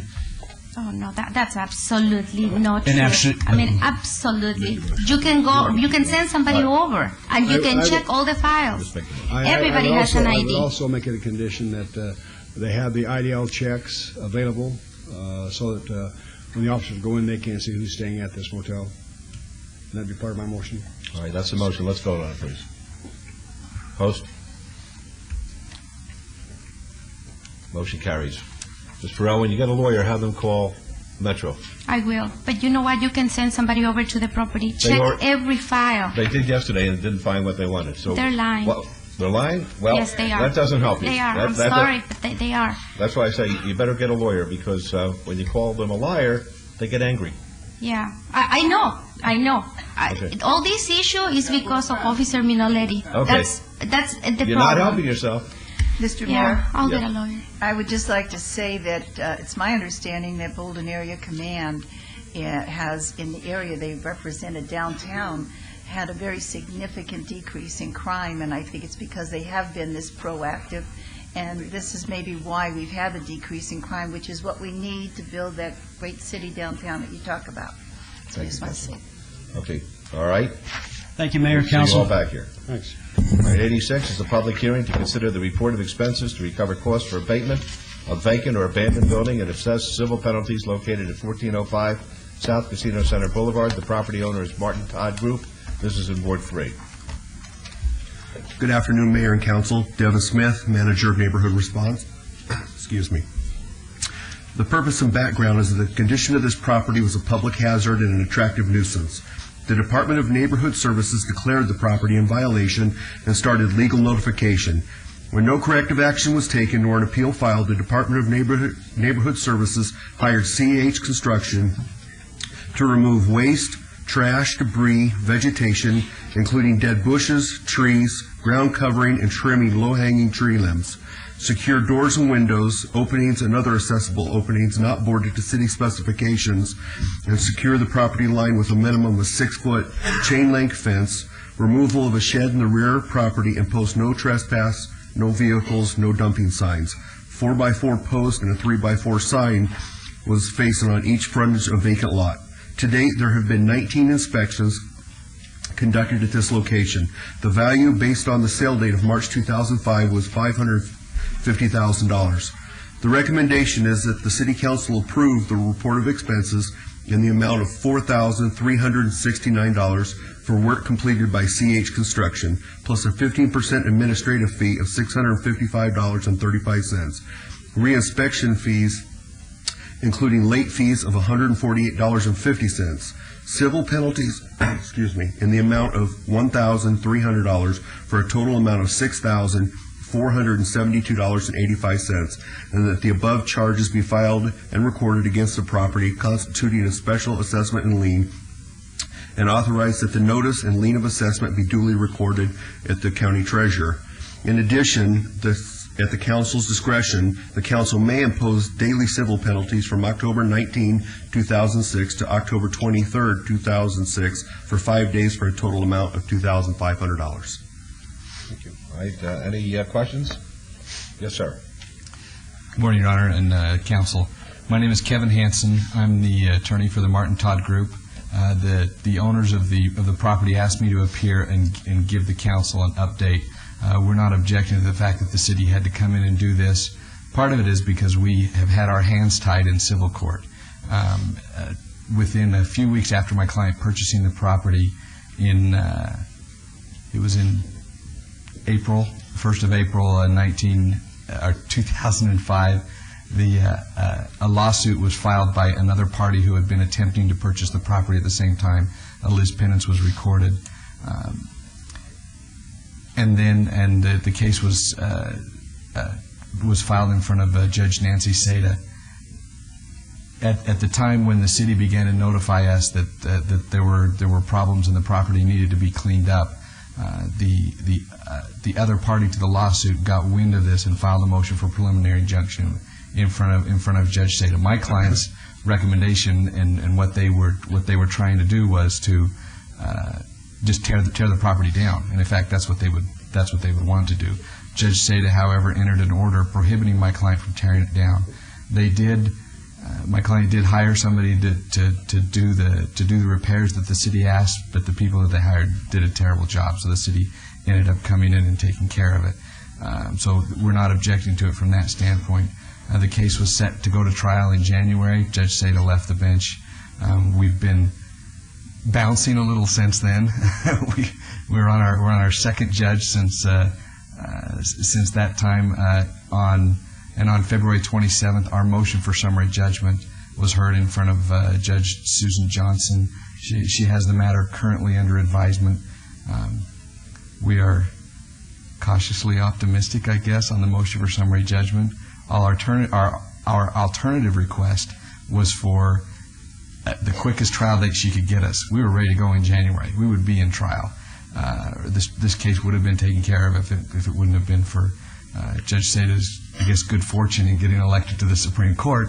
Turned out not to be so good for us. But my client did want us to appear and to let the council know that we know that this is a problem. We would like to tear the property down, actually, because it really is beyond repair, I think, at this point. And they didn't want you to just think that we cared nothing about this. No, and that's very decent of you, because I'm sure in days to come, assuming you prevail in your lawsuit, you'll be before us asking for certain entitlements to develop that property. It's a very valuable piece of property right in the heart of where all the activity is taking place. So I appreciate that. And I imagine that should you prevail in your lawsuit, that whatever damages have been incurred as a result of the preliminary injunction, which precluded you from going forward and correcting the problem here, would be awarded to you. So I think that ultimately justice will be served here. Thank you. Thank you. All right, Councilman Reese. Your Honor, I make a motion that we accept the $6,472.85 lien against this property, and until this is heard, if there's any other liens that has to be put on this property, we will also do that, but I will forego the $2,500 available right now that we could do. We could also find them, so that'd be my motion, Your Honor. Very good. Let's vote on that, please. Opposed? Motion carries. Good luck to you, and thank you. Thank you. 87 is a public hearing to consider the report of expenses to recover costs for mitigation abatement of vacant or abandoned building and assess civil penalties located at 1913 South 11th Street. The owner is James R. Kent, and this too is in Ward 3. Again, Mayor and Council, Devin Smith, Manager of Neighborhood Response. Purpose and background is that the condition of this property was a public hazard and an attractive nuisance. The Department of Neighborhood Services declared the property in violation and started legal notification. When no corrective action was taken nor an appeal filed, the Department of Neighborhood Services hired Disaster Cleanup of Nevada for the removal of refuse, waste, trash, debris, vegetation, dead, dry, and overgrow, tree trimming, rock landscape, security grill, protective coverings on 10 windows, and ornamental iron security doors, in a total of 3 of those, paint the stucco, trim, and remove existing boards and repair the glass. To date, there have been 28 inspections conducted at this location. The value of the property based on the sale date of October 1978 was $35,000. The recommendation would be that the City Council approve the report of expenses in the amount of $10,631.06 for work completed by Disaster Cleanup of Nevada, plus a 15% administrative fee of $1,594.66. Reinspection fees, including late fees, of $627. Civil penalties in the amount of $4,950 for a total amount of $17,802.72, and that the above charges be filed and recorded against the property constituting a special assessment and lien, and authorized that the notice and lien of assessment be duly recorded with the county treasurer. In addition, at the council's discretion, the council may impose daily civil penalties from August 9, 2006 to October 19, 2006 for a total of 72 days and the amount of $36,000. Thank you very much. Is anybody here representing James R. Kent? All right. Councilman Reese. Yes, Your Honor. I would move to follow staff's recommendation of the lien amount of $17,802.72 be put upon this house at this time. All right, that's the motion. Let's vote, please. Opposed, please. Motion carries. Thank you. 88 is a public hearing to consider the report of expenses to recover costs for abatement of vacant lot north of 804 Sunny Place and assess civil penalties. The property owners Thomas and Teresa M. Albanese. This is in Ward 5. Again, Mayor and Council, Devin Smith, Manager of Neighborhood Response. Devin, could you inform the audience if you want to taken care of, Councilman, please? Yes, we made an announcement this morning, and I'd like to repeat it this afternoon regarding the vacancy created by Councilman Weekly's becoming a county commissioner and vacating the council seat in Ward 5. Pending further action by the city council, and we have to take action within 30 days, either calling a special election or appointing a replacement for Councilman Weekly. Pending that, the Mayor Pro Tem, Gary Reese, will be handling matters in Ward 5. Councilman Weekly's assistant, Carlette Adams Dixon, is available. She's still employed with the City of Las Vegas and is manning her post and is ready to take any calls which concerns citizens who have issues in Ward 5, and she will then share those with the Mayor Pro Tem, who, if he needs assistance in resolving those issues, will then call upon the other council members to give him such assistance. But the business will be taken care of in Ward 5. Nobody should have any fear about that during the pendency of this situation. Thank you, sir. Yes, sir. Okay. The purpose and background of this is the condition of the property was a public hazard and an attractive nuisance. The Department of Neighborhood Services declared the property in violation and started legal notification. When no corrective action was taken, nor an appeal filed, the Department of Neighborhood Services hired James Burke, Inc. to remove all refuse, waste, trash, debris, and vegetation, dead trees and bushes, repair fence, and post no vehicles, no trespassing, and no dumping signs on site. To date, there have been 8 inspections conducted at this location. The value of the property based on the sale date of November 1985 was $6,800. The recommendation is that the City Council approve the report of expenses in the amount of $1,649 for the work completed by James Burke, Inc., plus 15% administrative fee of $247.35, re-inspection fees, including late fees, of $132, civil penalties in the amount of $150 for a total amount of $2,178.35, and that the charges be filed and recorded against the property constituting a special assessment and lien, and authorize that the notice and lien be duly recorded with the county treasurer. Thank you, Mr. Smith. Any questions of Mr. Smith? Folks, the public hearing, anyone want to be heard? Seeing none, we'll close the public hearing. Anybody here on behalf of Thomas and Teresa Albanese that would like to be heard? All right, seeing none, this is Ward 5. Thank you, Mayor. I met with Councilman Weekly on Monday. We went through these items, and he suggests that we move to follow staff's recommendation. That would be my recommendation also, that we follow staff's recommendation to lien this property for $2,178.35. All right, let's vote on that, please. Opposed? Motion carries. Thank you. 89 is a public hearing to consider the report of expenses to recover costs for mitigation abatement of vacant or abandoned building and assess civil penalties located at 629 West McWilliams Avenue. The property owner is 20 Ken. This is in Ward 5. It's a public hearing which is now open. Again, Mayor and Council, Devin Smith, Manager of Neighborhood Response. The purpose and background is that the condition of this property was a public hazard and an attractive nuisance. The Department of Neighborhood Services declared this property in violation and started legal notification. When no corrective action was taken nor an appeal filed, the Department of Neighborhood Services hired CW Enterprises to landscape front and side yards with rock landscape, paint exterior, replace windows, apply protective covering, remove refuse, waste, trash, litter, vegetation, and repair or replace the drip edge on the house. To date, there have been 13 inspections conducted at this location. The value of the property based on the sale date of 2005 was $150,000. The recommendation is that the City Council approve the report of expenses in the amount of $9,400 for work completed by CW Enterprises, plus a 15% administrative fee of $1,410, re-inspection fees, including late fees, of $210, civil penalties in the amount of $1,950, for a total amount of $12,970, and that the charges be filed and recorded against the property constituting a special assessment and lien, and authorize that the notice and lien of assessment be duly recorded at the county treasurer. In addition, at the council's discretion, the council may impose daily civil penalties from August 25th, 2006 to October 9th, 2006, 46 days in the amount of $23,000. Thank you. Any questions of Mr. Smith? Folks, public hearing. Would anyone like to be heard on this? Is there anybody here representing Touy Ken? If I'm not pronouncing it right, it's Touy Ken, K-E-N? All right, seeing none, we'll close the public hearing then. Ward 5 matter. Thank you, Your Honor. I'm going to follow staff's recommendation. Let's vote, please. Opposed?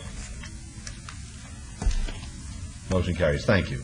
Item 90 is a public hearing to consider the report of expenses to recover costs for abatement of vacant or abandoned building and assess civil penalties located at 5953 Round Castle Street. The property owner is Bank of America, N.A. This is in Ward 6. Public hearing, which is now open. Mr. Smith. Again, Mayor and Council, Devin Smith, Manager of Neighborhood Response. The purpose and background is that the condition of the property was a public hazard and an attractive nuisance. The Department of Neighborhood Services declared the property in violation and started legal notification. When no corrective action was taken, nor an appeal filed, the Department of Neighborhood Services hired CH Construction to remove refuse, waste, trash, debris, and vegetation, and post no vehicles, no trespassing, and no dumping signs on site. The abatement was completed by CH Construction on November 28, 2006, at a cost of $1,100. To date, there have been 11 inspections conducted at this location. The value of the property, based on the sale date of August 2006, was $222,000. The recommendation is that the City Council approve the report of expenses in the amount of $1,100 for work completed by CH Construction plus 15% administrative fee of $165. Reinspection fees, including late fees, of $132. Civil penalties in the amount of $150 for a total amount of $1,547. And that the charges be filed and recorded against the property constituting a special assessment and lien, and authorize that the notice and lien of assessment be duly recorded with the county treasurer. All right, thank you. Any questions to Mr. Smith? Representatives from the Bank of Nevada, Bank of America. Bank of America representatives. Anybody who'd like to be heard at the public hearing? All right, seeing none, we'll close the public hearing. Councilman Ross, please. Thank you, Your Honor. I must disclose first, Your Honor, that I do have bank accounts with the Bank of America, but I don't think that will impair. Not enough. Impair my ability to vote on this. I will move to follow staff's recommendations on agenda item number 90, Your Honor. All right, thank you. Let's vote, please. Opposed? Motion carries. Thank you. Thank you. Thank Have a you very wonderful much. afternoon. Mr. Mayor? Yes, Council. Before we get to the next item, could I just ask that a check be made? I was told that this morning my voting on the redevelopment issues didn't show, and I believe they're showing now, but you don't have to check right now, but before we're done with all of this, will you check and make sure that all of my votes, because I did vote on every item, but some people saw that my vote did not register. Okay, thank you. All right, items 91 through 96 are on the consent agenda. They're considered to be routine and are recommended for approval by the Department of Planning and Development. I understand that some of these motions, some of these items are going to be called forward. Is my understanding correct or not? Mr. Mayor, I wanted to call forward items 91 through 93. All right. And Mr. Mayor, I apologize, 94, I need to just make a correction if the clerk will allow the, in conditions number 1 and 2, the SBR reference needs to be deleted. Well, wait. Okay. We'll have to call the forward. All right, so right now we're going to be voting on 95 and 96 on the consent agenda. May I have a motion, please? Move to follow staff's recommendations, sir. All right, let's vote, please. Opposed? Motion carries. Yeah. By the way, did everybody receive the notice that the circus is in town?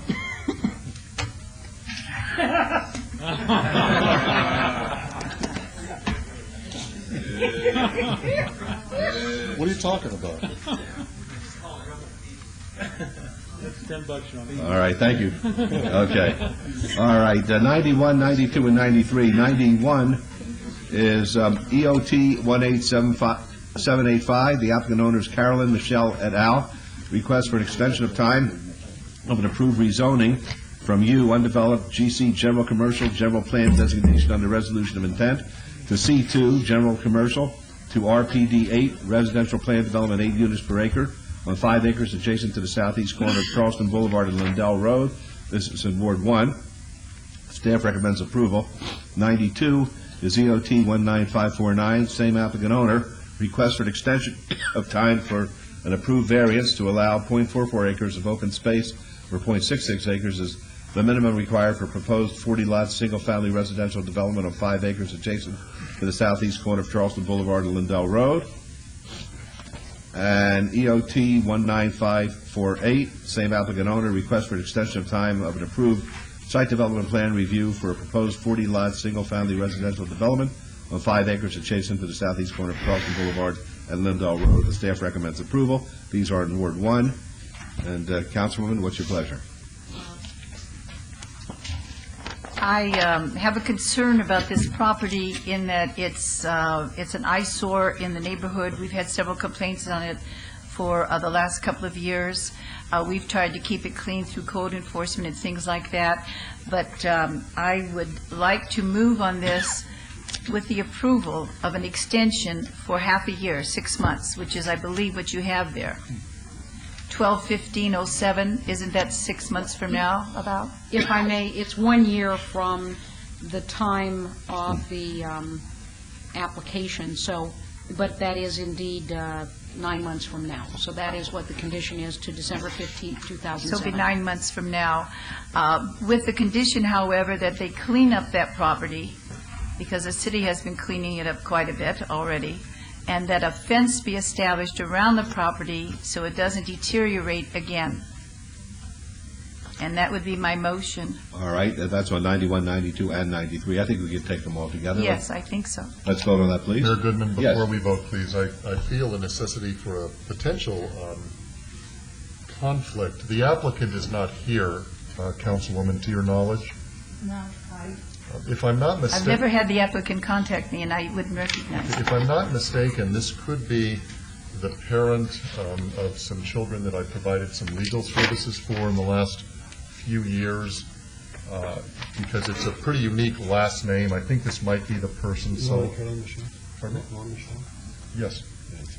Yeah, and Mayor Pro Tem Reese just told me about this applicant's husband, and it sounds familiar. So with that in mind, I think I'm just going to abstain from this. All right. Let's vote, please. Opposed? Yeah. And Mr. Mayor, if I might just mention for individuals who contacted my office asking that this not be approved as an on-site development, it was approved a long time ago. So that is not what this is about. Thank you. All right, motion carries. Item 94, Ms. Wheeler wanted that pulled, EOT 19407. The applicant owner is Gabriel Manriquez. Request for an extension of time of an approved rezoning, which allowed a rezoning from R1 to PR on .17 acres at 717 South 8th Street. This is in Ward 3. The staff recommends approval. Yes, ma'am.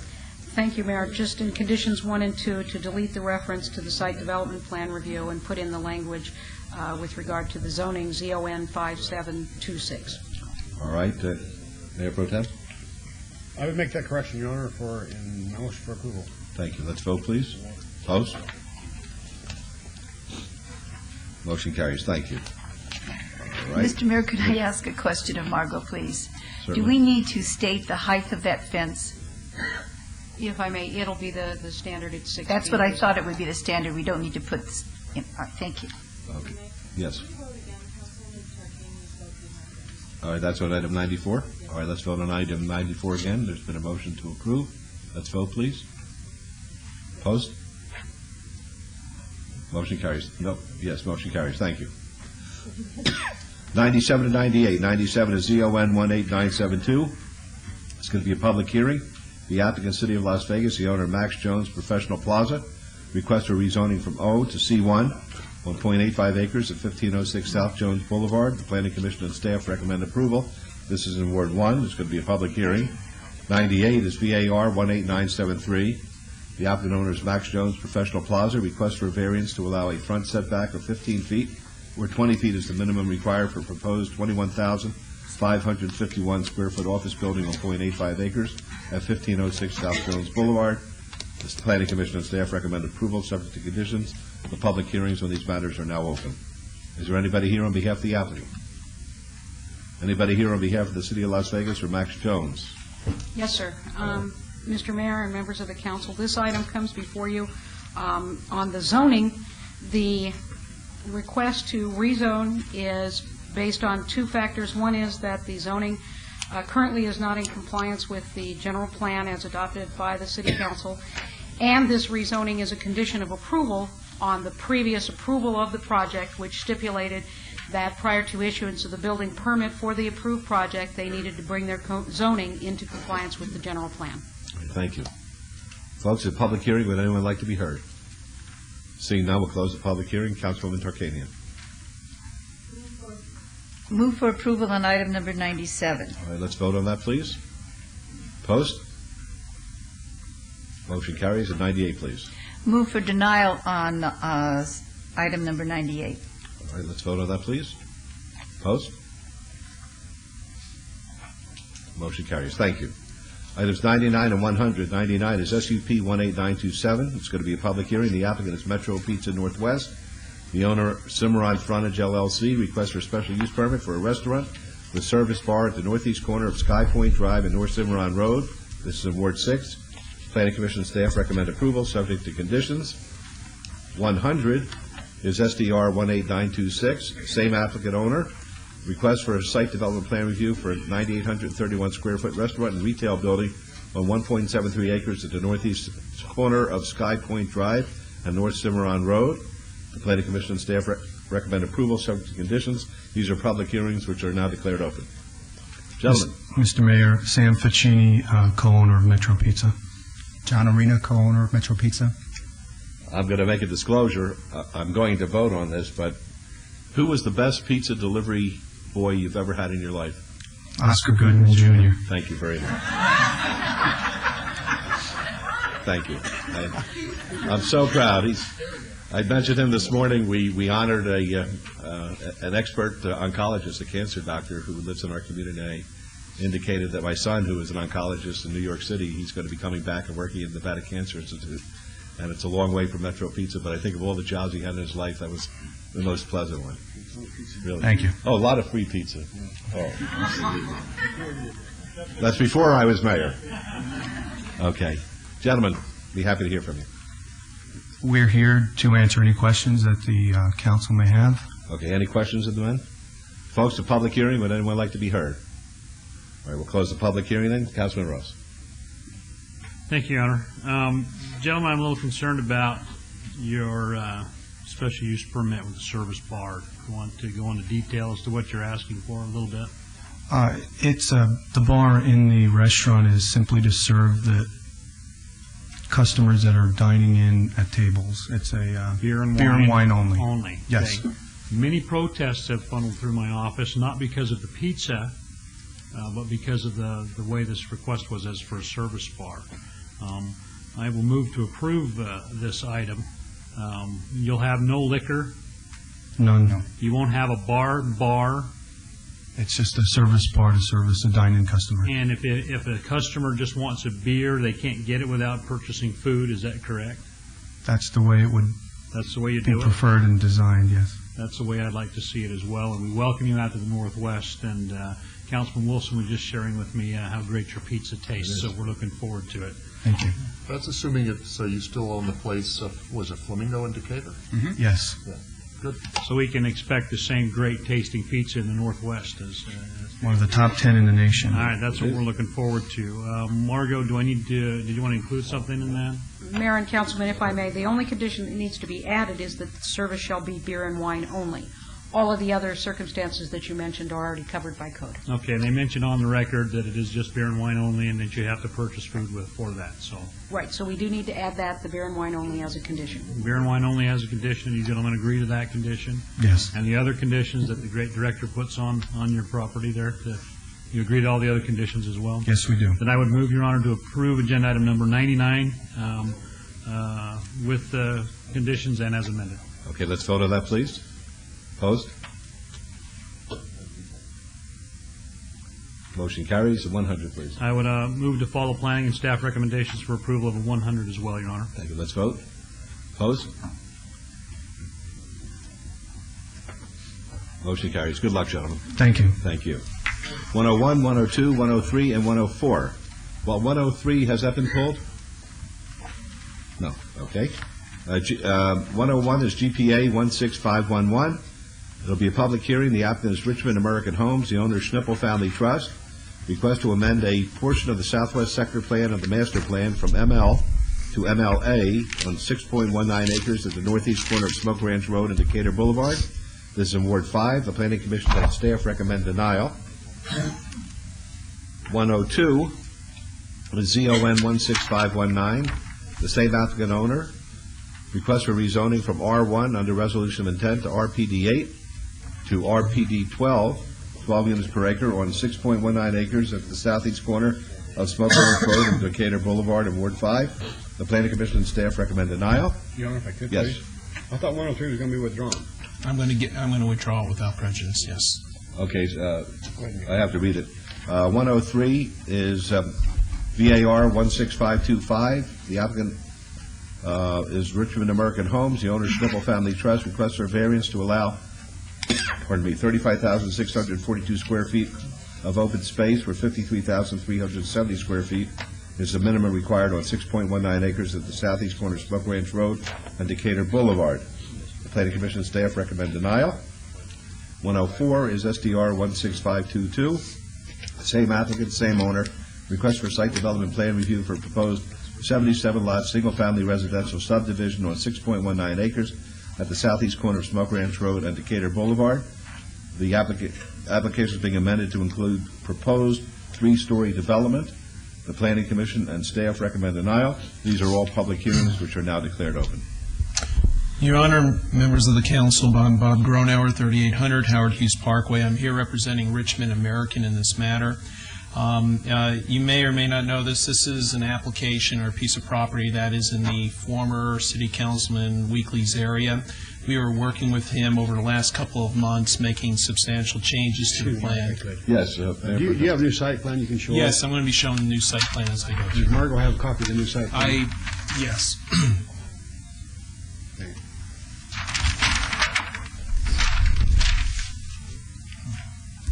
What I have before you on the overhead right now is the initial site plan that was being proposed. As I mentioned earlier, we've been working with Councilman Weekly, and we've also been working with Councilman Reese lately in finalizing the site plan itself. The site plan started out as being a request for a zone change for an RPD 12, which allowed up to 12.49 dwelling units to the acre. We were asking for a variance to reduce the open space that's required, and the initial product was a 3-story design. Based on the former Councilman Weekly's recommendations, we removed the 3-story product, where now the product's going to be a 2-story product. We've cut the density down from an RPD 12 to what I have here now This is now an RPD 10, that it can be amended on the zone change application because we reduced the lot count from 77 dwelling units down to 65 dwelling units. And in addition to the third application, as Councilman Reese was pointing out, the variance itself, we're going to withdraw the variance without prejudice because now we actually exceed the open space requirements as proposed on the site plan itself. With everything else and working with both Councilman Reese and Weekly on this matter, we believe now that the project as redesigned is more compatible with the neighborhood. More importantly, I do want to point out is what we did in this area here where there's some existing homes. You can take a look and you see it's a big open space area here, and we've created open space park play in this area also. So with those changes now, we believe that we are compatible to the surrounding area. And then when we go through the zone changes, if recommended for approval for the applications itself, we'd ask for the reduction of the zone change from an RPD 12 to an RPD 10, withdrawal without prejudice for the variance in the site development plan review to include a condition that states that there cannot be any 3-story product and the unit count cannot exceed 65 units on the project itself. So with that being said, I can answer any questions that you might have. Thank you very much. Any questions of Mr. Gronauer? All right, folks, a public hearing.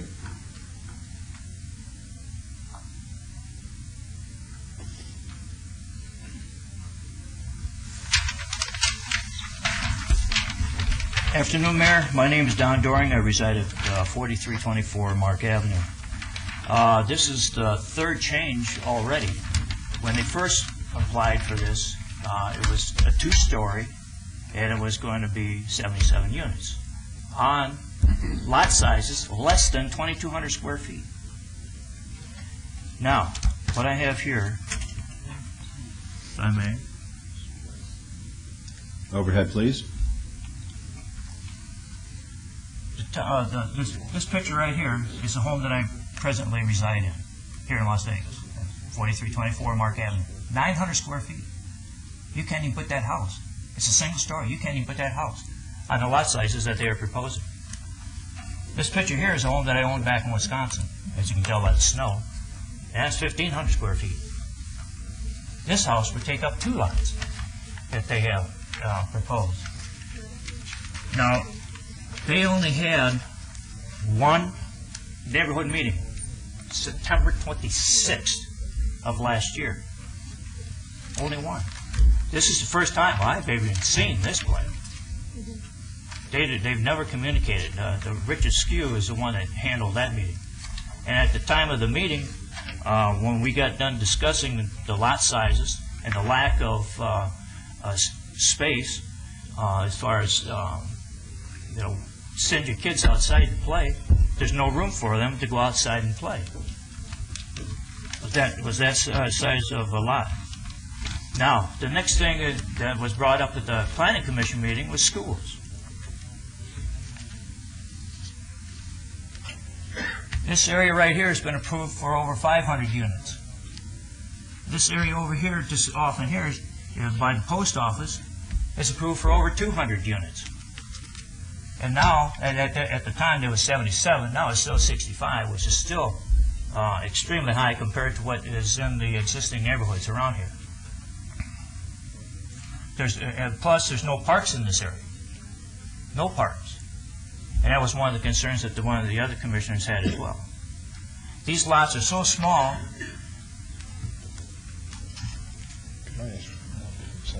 Yeah, these trees are kind of small at the time. This is taken a few years ago. Excuse me 1 second. The Mayor Pro Tem has a question. What's the size of the lots now, Mr. Bornauer?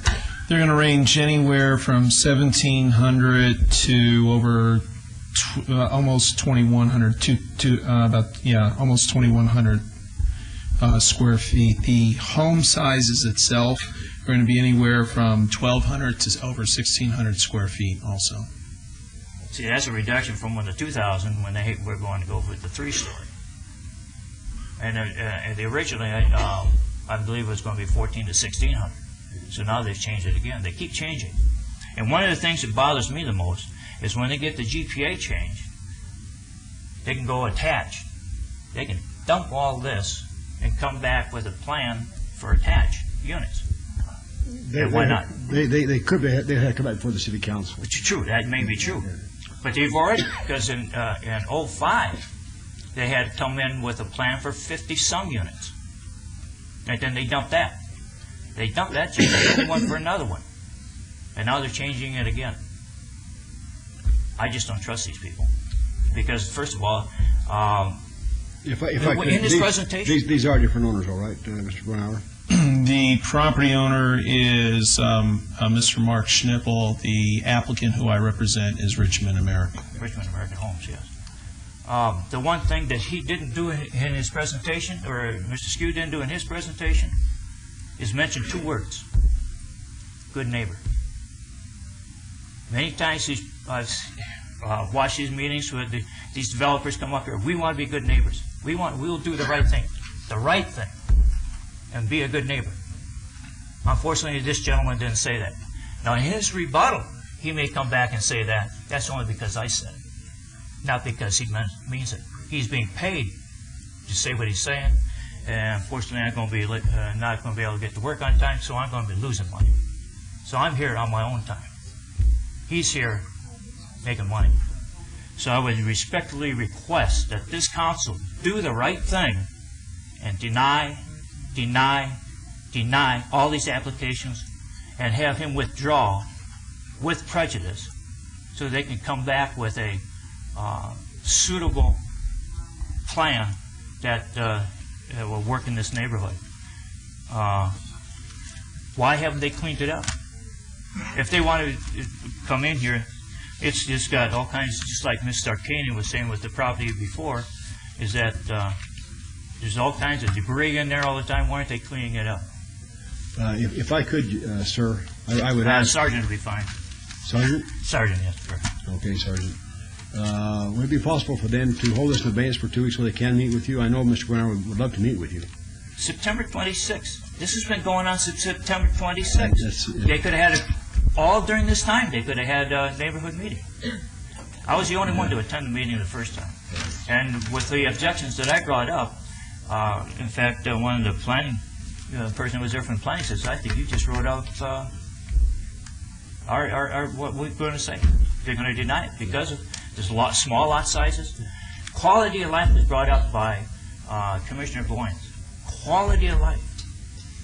How can anybody have good quality of life living on 1,700 square feet? Homes are larger than that. Your Honor? Yes. Sergeant, you're winning the battle here. But September 26th, I think what has changed is Mr. Grunhauer is representing them, and they've actually moved from what they were to what is being presented today, and so I think you're winning. The only thing I'd suggest is the market now is a lot different than it was 5 years ago, and certainly definitely different from it is back in Wisconsin, did you say? Yes, Wisconsin, yes. But I just encourage you to it's changing right now where as developers are coming in here saying, well, we can't, the land values have dropped, home sales have... what Mayor Pro Tem is suggesting is you meet with Mr. Grunhauer face-to-face, and then you'll have a comfort level. Not with this product. And if I may, we did try to reach out to the neighborhood. As he mentioned, back in September, our office wasn't retained at that point in time. There was a neighborhood meeting. One person showed up. I believe then it was this gentleman.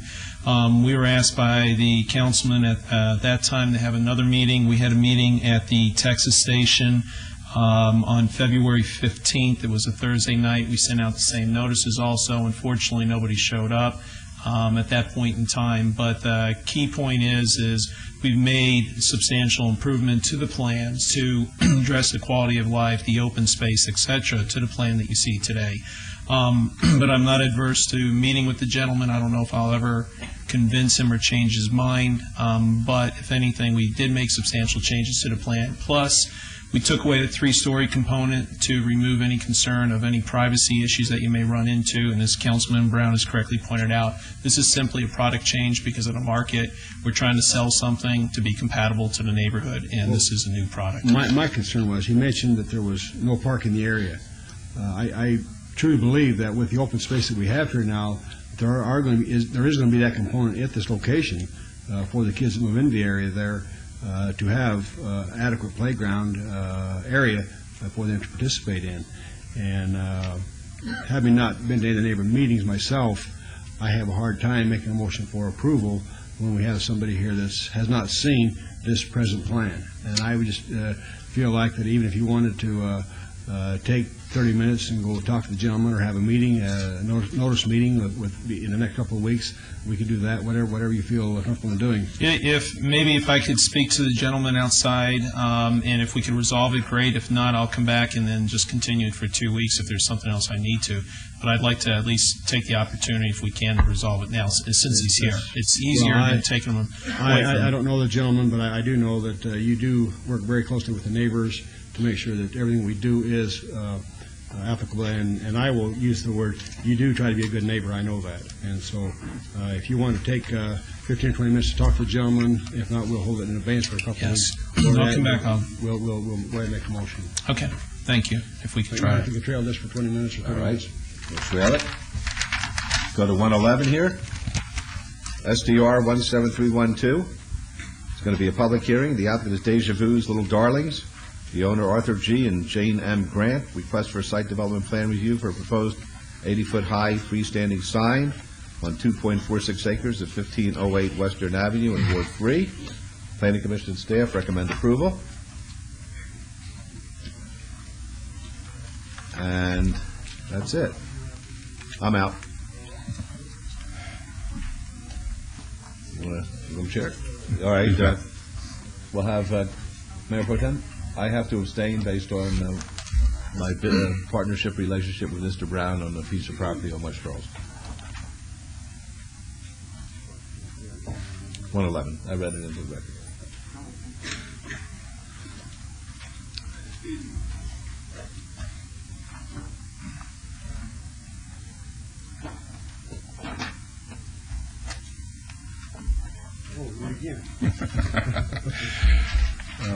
Mr. Brown, please. Good afternoon. Jay Brown, 520 South West Street, representing the applicant. With me is Darrell Schock from Vision Sign. As you can see, this matter comes before you with a recommendation of approval from both staff and the Planning Commission, and we'd ask for your approval as well. Just for my own edification, this sign is going to be how big? 80 feet in height. No, I'm talking about the square footage. No more than 720 square feet, which fits code. We've removed. So that's why we did away with item 110. We removed the variance, absolutely. Correct. So all we're doing here right today is approving you taking the sign up 15 feet. Correct. Yes, sir. And I went out a couple nights ago myself and looked at this location one more time. I believe if you lived in the Scotch 80s, all you're going to be able to see is about that much of the sign, if at all. So with that, this is a public hearing. Anyone wish to speak on this item?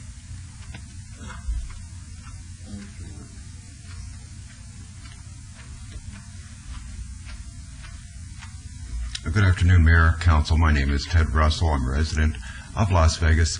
This has been more than adequately sensationalized in the media.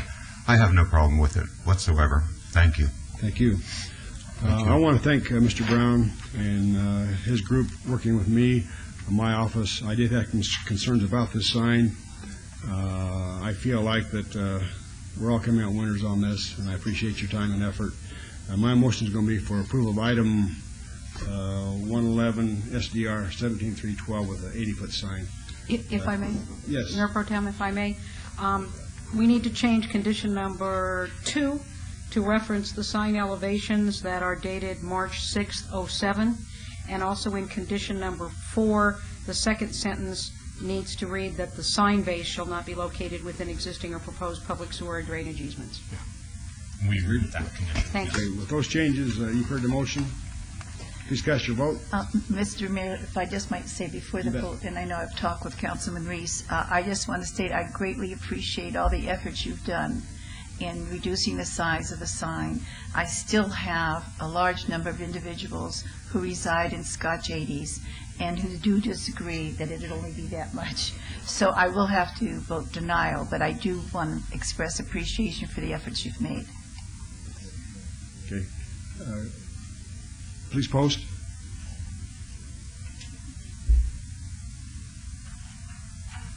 Thank you very much. Motion carries. Thank you. Your Honor, before you go on, this has been challenging me for quite some time. This has nothing to do with you, Mr. Brown.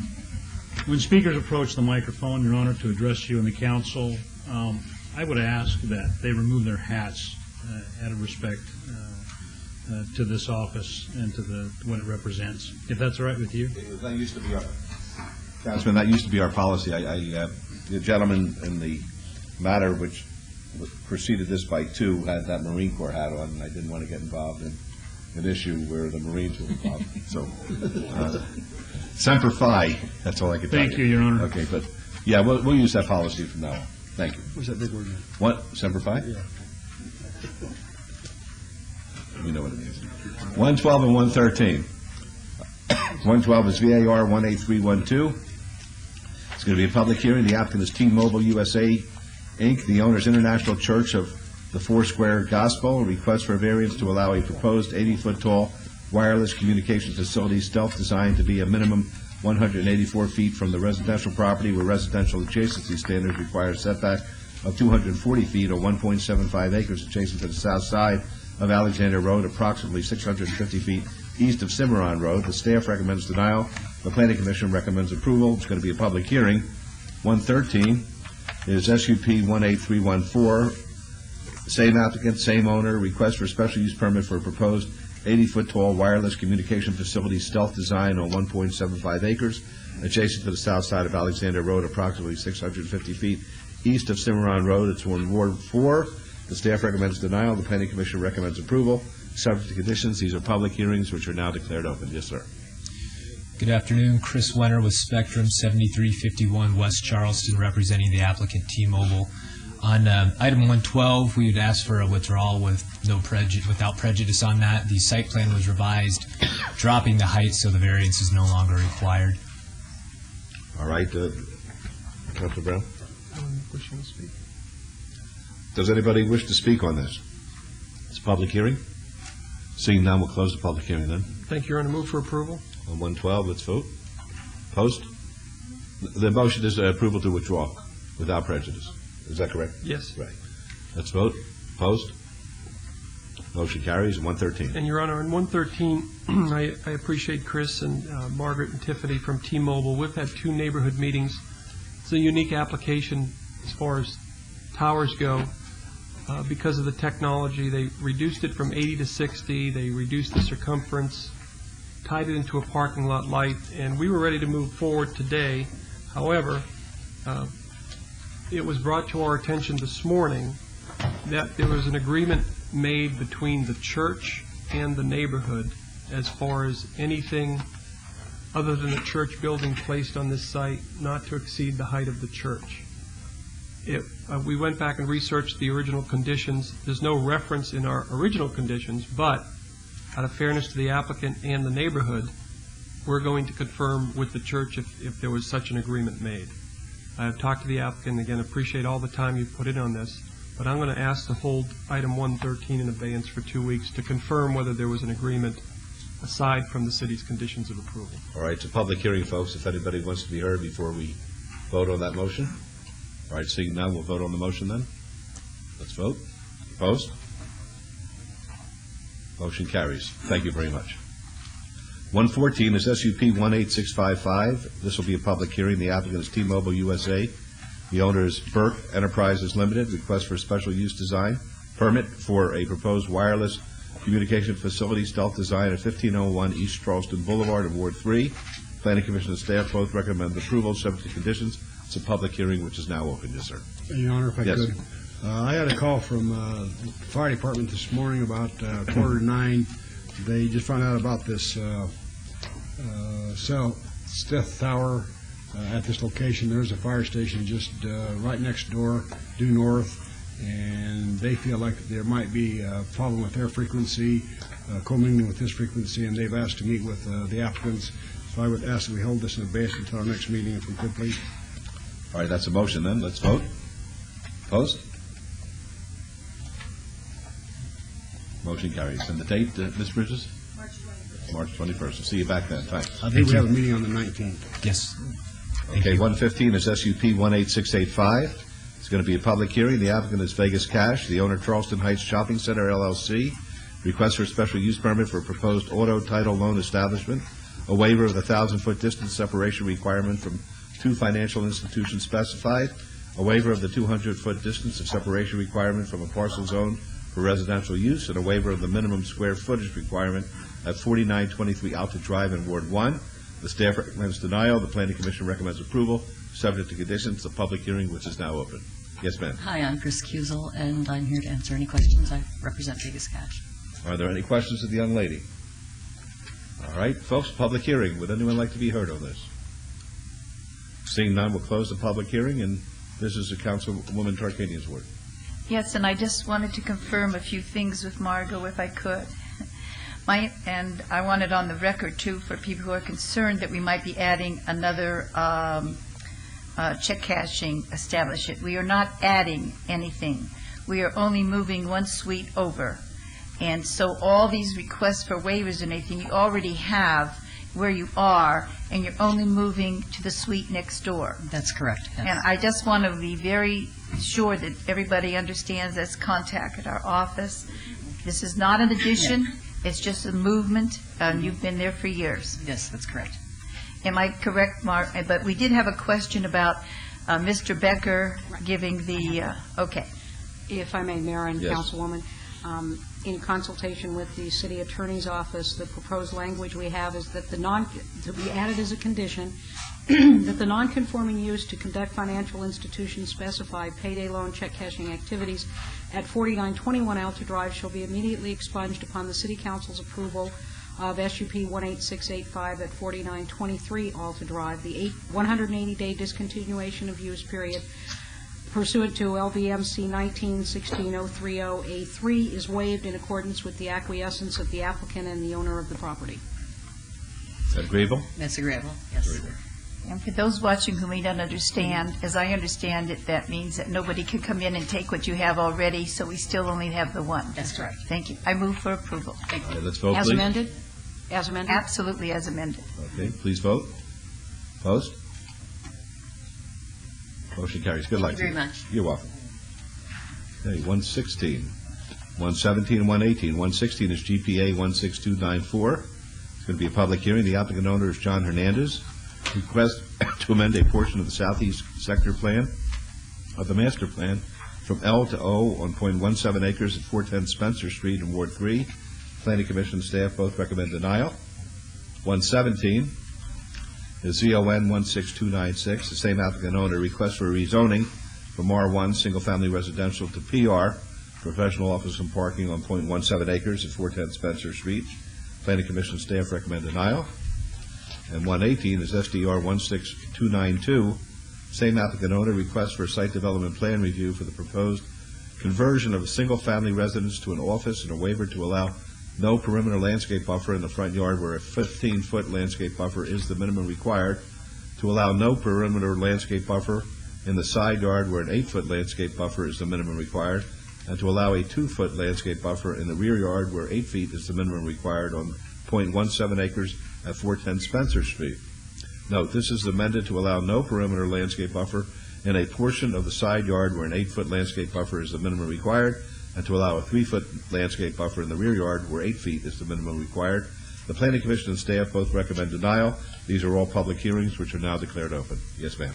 Good afternoon, Mr. Mayor. Good afternoon. Excuse me, ladies and gentlemen of the council.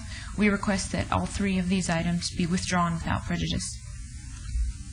I wish you'd said that before I read them. I apologize. Okay. I would ask, what is the reason for the withdrawal? The owner, it's just the owner's request.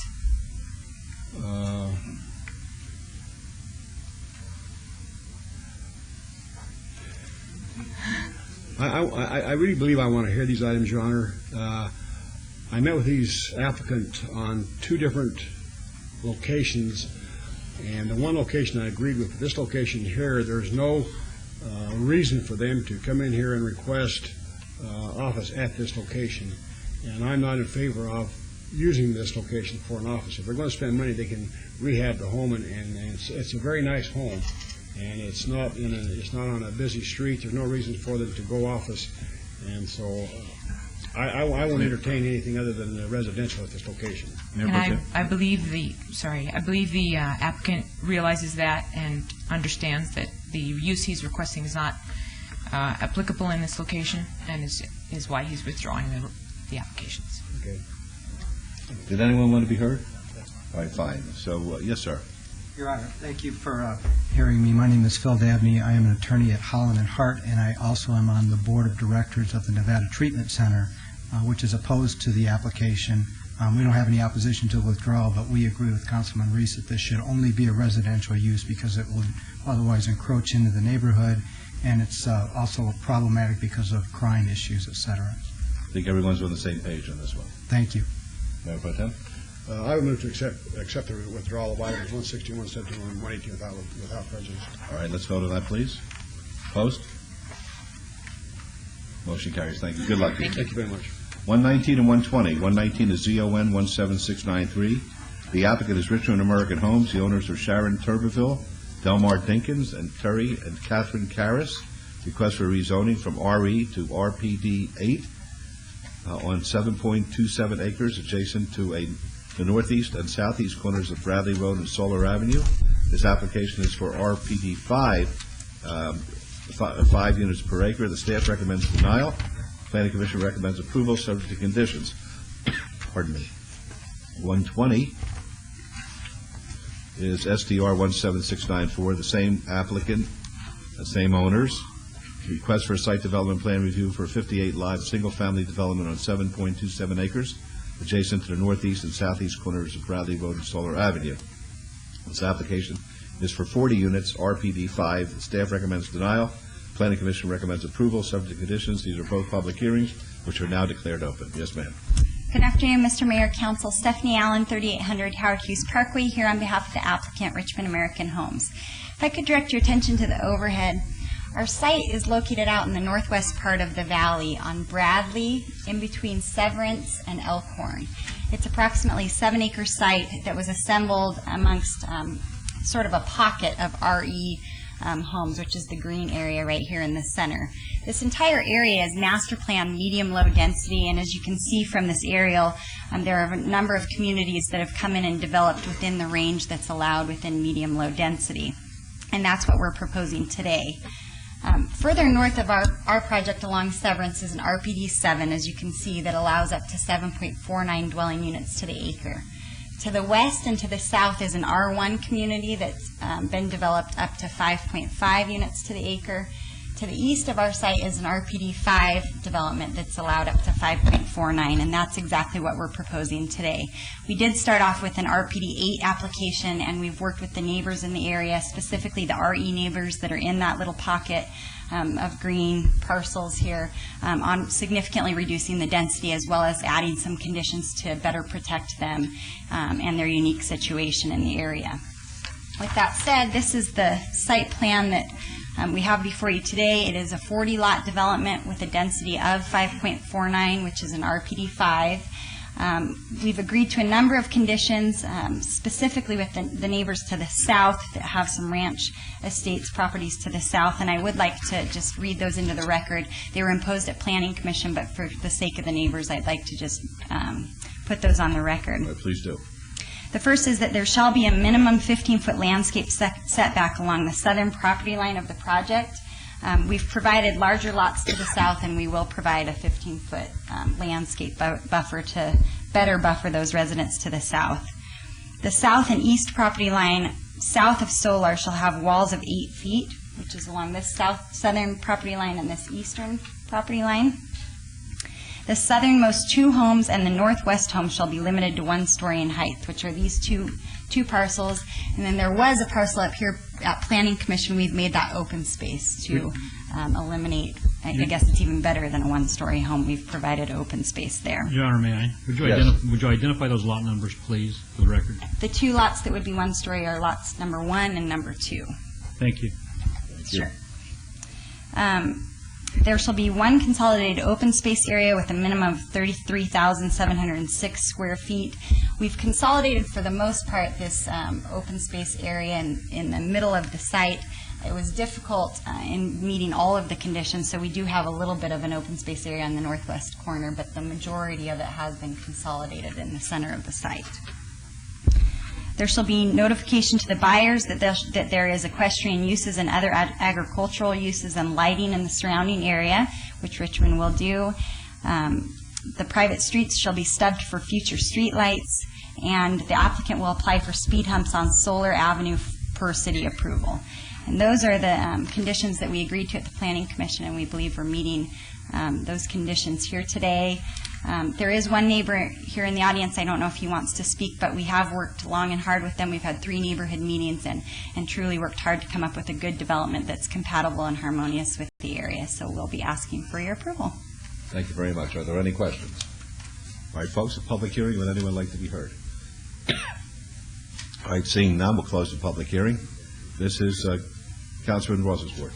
Thank you, Your Honor. I appreciate your proactive approach to my good neighbors out there. And I can't impress upon you enough how important those ranch folks are in that area.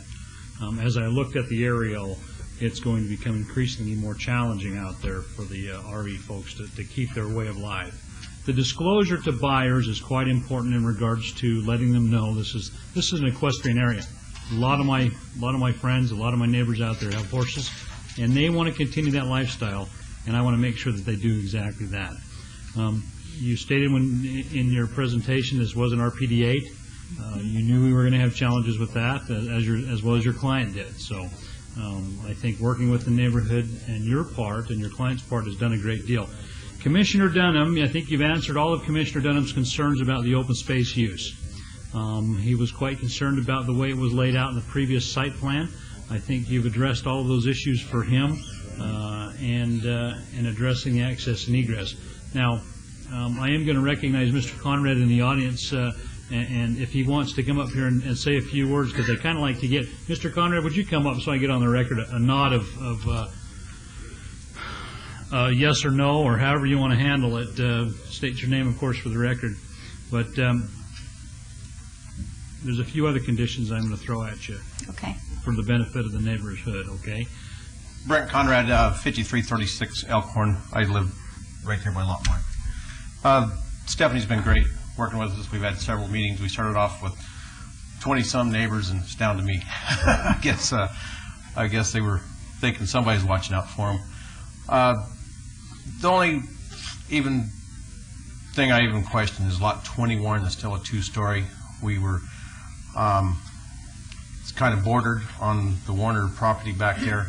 I don't know, Stephanie doesn't think there's anything to do with that one. That would be my only concern, I think, at this time, where that would be a two-story house looking directly into an existing backyard with a pool. And like I said, I don't know that Stephanie can do anything with that, but they've worked well with us and have really gone, I think, well, from 56 houses to 40. You know, maybe we could go down to 39. And Mr. Conrad, I hope you recognize matching the existing densities around the area was a huge concern of mine. Yes. And they knew that long before they met with you guys, because I kind of gave them a heads up as to what to expect. So. Yeah, this is light years from what they originally proposed, 2 stories only, and it's at one time we had some more single stories, but I guess the biggest concern was against the existing 1 acre parcels and stuff, so we've got the 1 stories against them, or open space in lieu of. And they've been very good to work with. And, I guess if you're going to have something in your backyard, this beats a bunch of 3 stories. Well, and I think this works out for the entire neighborhood there. It's important that, again, I'll mention Commissioner Dunham because his concerns are for the open space and the usage. And he's very cognizant to creating areas of open space for kids and families to use. I think another item, however, was the tot lot issue in regards to putting some play areas for the younger kids around here. And I think you've addressed that. And Mr. Conrad, your home abuts up next to this, and I think the other 19 members of your community are comfortable with you representing them on this issue. The 8-foot wall around the perimeter of the REs, very important and very significant. So there has been some discussion about a crash gate on the that location right there. But in talking with my public works, I am concerned about trash trucks and delivery trucks having to back out of that neighborhood. A great deal of safety concerns come to my mind when that occurs. But I would like your client to entertain with the Conrads and that neighborhood possibly going that direction with our Public Works Department. They Can you do that? Yes, we'll work with the Public Works Department. If we can do a crash gate without having to have a bulb or something along those lines for fire safety, the client's willing to do that. I just don't want big trucks backing up with a bunch of kids running around. And Mr. Conrad, I think you're with me on that. Oh, yeah. That's important. So with those conditions, again, good job as representing the neighborhood and good job as representing your clients and going out there and meeting in the middle. And with that, Your Honor, I would move to approve agenda item 119, subject to all conditions and as amended. Let's vote on that, please. Opposed, please. Motion carries. And 120, please. And on agenda item 120, I would move to follow Planning Commission's and Commissioner Dunham's recommendations for approval. So there you have it. If I may, Mr. Mayor and Councilman, I have a few changes on that one. That condition number 3 needs to have the date of the site plan changed to February 28th, 2007, and additional language that the minimum open space shall be 36,221 square feet, and that the maximum number of lots shall be 40. Condition number 16, that the shall read that there shall within the open space area there shall be developed tot lots. And then the question is, condition number 15 would be reworded as is now shown to say that these lots are identified as numbers 1, 2, and 21 on the 22807 site plan.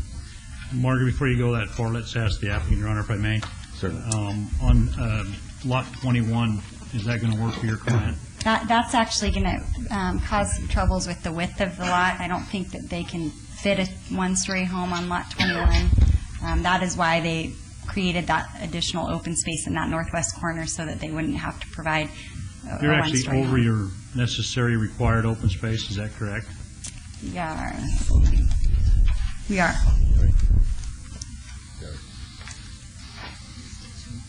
Now I think we'll move forward. Margot, just delete lot 21, and let's hope that Mr. Conrad's neighbors are okay with that two-story. Okay, then if I may, condition number 15 would read that the southernmost two homes identified as lots 1 and 2 on the 22807 site plan shall be limited to 1 story in height. That's my motion as amended for Director Wheeler, Your Honor. Thank you very much. Let's vote. Opposed? Motion carries. Thank you. Good luck to you. Thank you very much, and thanks to the neighbors and the councilman's office for working with us. 121 and 122. 121 is ZON 18196. The applicant owner is Barbara L. Farminali. Request for rezoning from RE under resolution of intent to RPD 4 to RPD 4 on 1.8 acres on the north side of the Centennial Parkway alignment, approximately 360 feet east of Leon Avenue in Ward 6. The Planning Commission and staff recommend approval. It's going to be a public hearing. 122 is SDR 17727. Same applicant owner. Request for a site development plan review for an 8-lot single-family residential subdivision on 2.18 acres adjacent to the north side of Centennial Parkway, approximately 360 feet east of Leon Avenue. The Planning Commission and staff recommend approval subject to conditions. These are both public hearings which are now declared open. Yes, sir. Robert Cunningham, 4445 South Jones Boulevard, representing National Homes, the developer. This was previously approved as an 8-lot subdivision. We redesigned it, and in doing so, we ended up having several neighborhood meetings with the adjacent subdivision, and have agreed to all single-story homes in the community, which was handled before the Planning Commission. And we also met with Commissioner Donovan at those meetings and worked with him and with the neighbors to try to accommodate them on those matters. And at this point, we would agree with staff's recommendation for approval. I'd be happy to answer any questions you have. Thank you. Folks, a public hearing. Would anyone like to be heard? Seeing none, we'll close the public hearing then. This is Councilman Ross. And thank you again, Your Honor, and thank you for doing what you did out in the community. And I know Commissioner Dunham was part of that, and long before the Planning Commission meeting, you brought this towards them. So you guys did all the work long before you got to me, and I appreciate you doing that meeting with the neighborhood. On agenda item 121, Your Honor, I move to follow staff and Planning Commission's recommendation for approval. And you agree to all the conditions? Yes, we do. That's my motion. Thank you. Let's vote, please. Opposed? Motion carries. 122. And likewise, Your Honor, for agenda item 122, follow Planning Commission and staff's recommendation for approval with all conditions. Thank you. Let's vote. Opposed, please. Motion carries. Good luck to you. Thank you very much. You're welcome. We're going to go back to 104, 101, 102, 104. It's all being read into the record, and Mr. Gronauer, were you able to work out your differences with the United States Marine Corps? I believe so. I do want to make just a comment or two of what we've discussed. I believe the one added condition that we're going to agree to will alleviate some of his concerns, although he's not 100% comfortable. But I believe he's going to be a little bit more comfortable than he was prior to when he spoke. And the issue was we were discussing a security issue along the perimeter of our property here, because this is an existing convenience store located here. We're going to propose to build a 6-foot-high wall, but he asked us to do an 8-foot-high wall in this area for security purposes, so we've asked that we add that into the record of conditions on the site development plan review. There is no wall at the present, though, right? No, not my understanding. My understanding is no. So then we would build it on your property. On our property, an 8-foot-high We don't have to wall. have permission from 7-Eleven to build. No, to be by code, we'd be required to build a wall anyway. So code would require a 6-foot-high wall. we'll go the additional 2 more feet to add security in there, and I believe that addresses some of Don's concerns on that. All right, so we're ready to go forward then? Yes, sir. All right, very good. And Mayor, if I may, because I wanted to make one other commitment on the record, I know this is not enforceable as a condition, but I explained to the neighbor that I'm going to have Richmond American myself take them to other products that we have to show them the similar products of what we're building here. So I want to put that on record because I made a personal commitment to them, and we'll do that. I'm glad you did that. Very good. All right, this is Ward 5. Yes. Margo, on the GPA, is there any additional conditions we have to put in the record, or are we No, sir. fine? I make a motion for approval of the general plan amendment on item 101 with all conditions. All right, let's vote, please. Post. Motion carries. 102, please. Yes, I make a motion for approval with some added conditions, change conditions. If I may, Mayor and Mayor Pro Tem, we would add a condition that approval is to RPD 10. Thank you. With that condition amended, I make a motion for approval with all other conditions. All right, thank you. Let's vote. Post, please. Motion carries. And item 104, I make a motion for approval with amended conditions, please. Again, if I may, Mayor and Mayor Pro Tem, condition number 1 shall be changed to delete the reference to variance 16525. Condition number 3 shall be changed that the site plan and landscape plan are date stamped March 2nd, 07. Condition number 4 shall be changed that the minimum lot size is 1,721 square feet, that the units shall be limited to 2 stories or 35 feet in height, whichever is less, and that there shall be a maximum of 65 units. And an additional condition shall be added that an 8 feet high concrete block wall shall be built adjacent to the northwest corner commercial property. Is that agreeable? Concurrence, yes, sir. All right. With those conditions amended, Your Honor, I make a motion for approval. And again, I want to thank Mr. Gonauer for working with Sergeant Dunn. Yes. Yes. I think it's important that he knows that we try to make sure that we try at least to make everybody happy. Yes. Thank you. All right, let's vote, please. Yes. 103 was 103 was withdrawn. This is 104. I make a motion to withdraw item 103 without All right. prejudice. So we have 2 motions, to withdraw 103 and to approve 104 with those conditions. Let's vote, please. Opposed? Motion carries. Thank you, and thank you, sir. Thank you very much. All right, 125 and 126. 125 is VAR 19208. The applicant is Land Baron Investments. The owner is Montecito Imaging LLC. Request for variance to allow a 196.5-foot high office building 382 feet from residential property, where residential adjacency standards require 590 feet on 3.27 acres located at the southwest corner of Deer Springs Way and Riley Street. The staff recommends denial. The Planning Commission recommends approval, subject to conditions. It's going to be a public hearing. Wow. Mayor, if I may, you just get at. Oh, thank you. Very good. Non-believers. 126 is SDR 18870. The same applicant, the same owner, requests for a site development plan review for a 150,000 square foot, 12-story office building with a 5-level parking structure and a waiver of town center core build-to-line requirements on 3.27 acres located at the southwest corner of Deer Springs Way and Riley Street.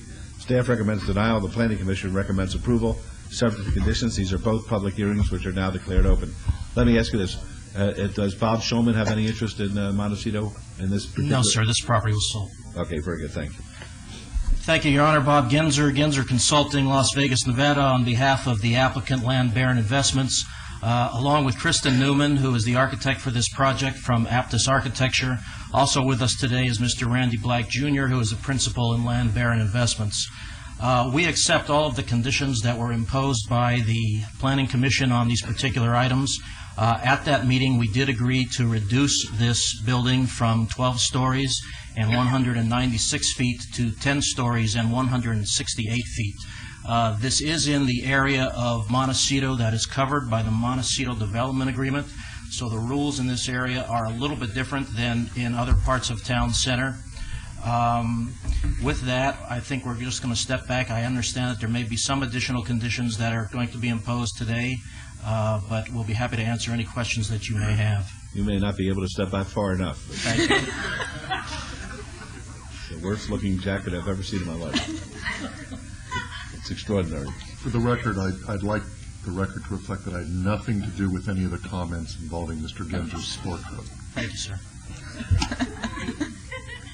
Okay. All right. Any questions of either lady or gentleman? Folks, public hearing, would anyone like to be heard? Seeing none, we'll close the public hearing then, and this is Councilor Ross. Thank you, Your Honor. I need to compose myself. It's hard to do. Mr. Ginzer, you look very colorful today. Thank you. It's called rebel fever. It's a little faded rebel fever, but we'll go with that. The tie. Okay. There you go. Yeah, I appreciate, and both Mr. Ginzer and Mr. Black addressing Commissioner Dunham's concerns at the Planning Commission. I think you've met all of the issues that he was concerned about. However, I need to kind of address a couple of concerns that the neighbors have right there, that the Commissioner may not have been aware of. And help me do this, because I don't want to hurt you in any way, shape, or form, but I just want to make it conducive with the neighborhood so they understand as they're paying attention to this right now. Hours of operation for clientele. Can we discuss those, get those put on record, something that we can all live with and that I know the neighborhood would live with? We're not a Randy Black Jr., 5275 South Durango Drive. On behalf of Lambert Investments, we have no issues with no 24-hour, and I don't know what a similar condition would be on other office buildings or professional medical office buildings in adjacent neighborhoods to a hospital. Some people work later hours than others, but as far as public access, I don't think we'd have an issue restricting it from, let's say, 6 to 8, 6 a.m., 8 p.m., or something along those lines, if that's a reasonable number. I don't know. It's not something we've done a lot on any of our projects. Okay, and through Your Honor, certainly don't want to inhibit anyone from working late at their office for the benefit of the medical industry. That's not what I'm trying to do here. But I think the neighborhood is just concerned about the traffic at certain hours, and I think those hours would be fine. I'm going to direct my question to Director Wheeler in regards to, we don't have any standard or ordinance set forth for office buildings or medical professional buildings, do we, Director? No, sir. So why don't we do it, Mr. Black, from 6 to 9 for public access? And I certainly, again, don't want any restrictions on a doctor or a medical professional who has to work late in the evening. That's not the intent. So if we could do that and get that read into the record as one condition. Also, because it is right across the street from residences, I'm greatly concerned about certain uses, namely, and we definitely need these types of uses in our community, but I'm not so sure that close to residences. And that's a drug and alcohol rehab as a use. That would require a special use permit anyway to come back to the council with. But I just kind of want your thoughts in regards to that. So this is your building. That's a use we don't want in our building either. You're looking towards the more higher-end medical professionals because the hospital is also directly across the street. Right. And you've got a great opportunity here to be part of that. So also, that's been brought to my attention was the, let me get to my notes. It is, Commissioner Dunham's concerned about buffering with the parking garage. I think this goes to the screening issue on the parking garage. That's east-facing parking, and that's not a problem. We were planning on doing that, but we could read that as a condition as well. We did agree to a condition at the Planning Commission meeting to increase the landscaping along the east side of the project, along Riley, from 24-inch box trees, 20 feet on center. We changed that to 36-inch box trees to help beef that up. And then I have had the discussion with the architect regarding screening along that on that wall, that actual face of the parking structure, so that lights do not spill over into the neighborhood, and we think that that's very doable. And that's a big issue.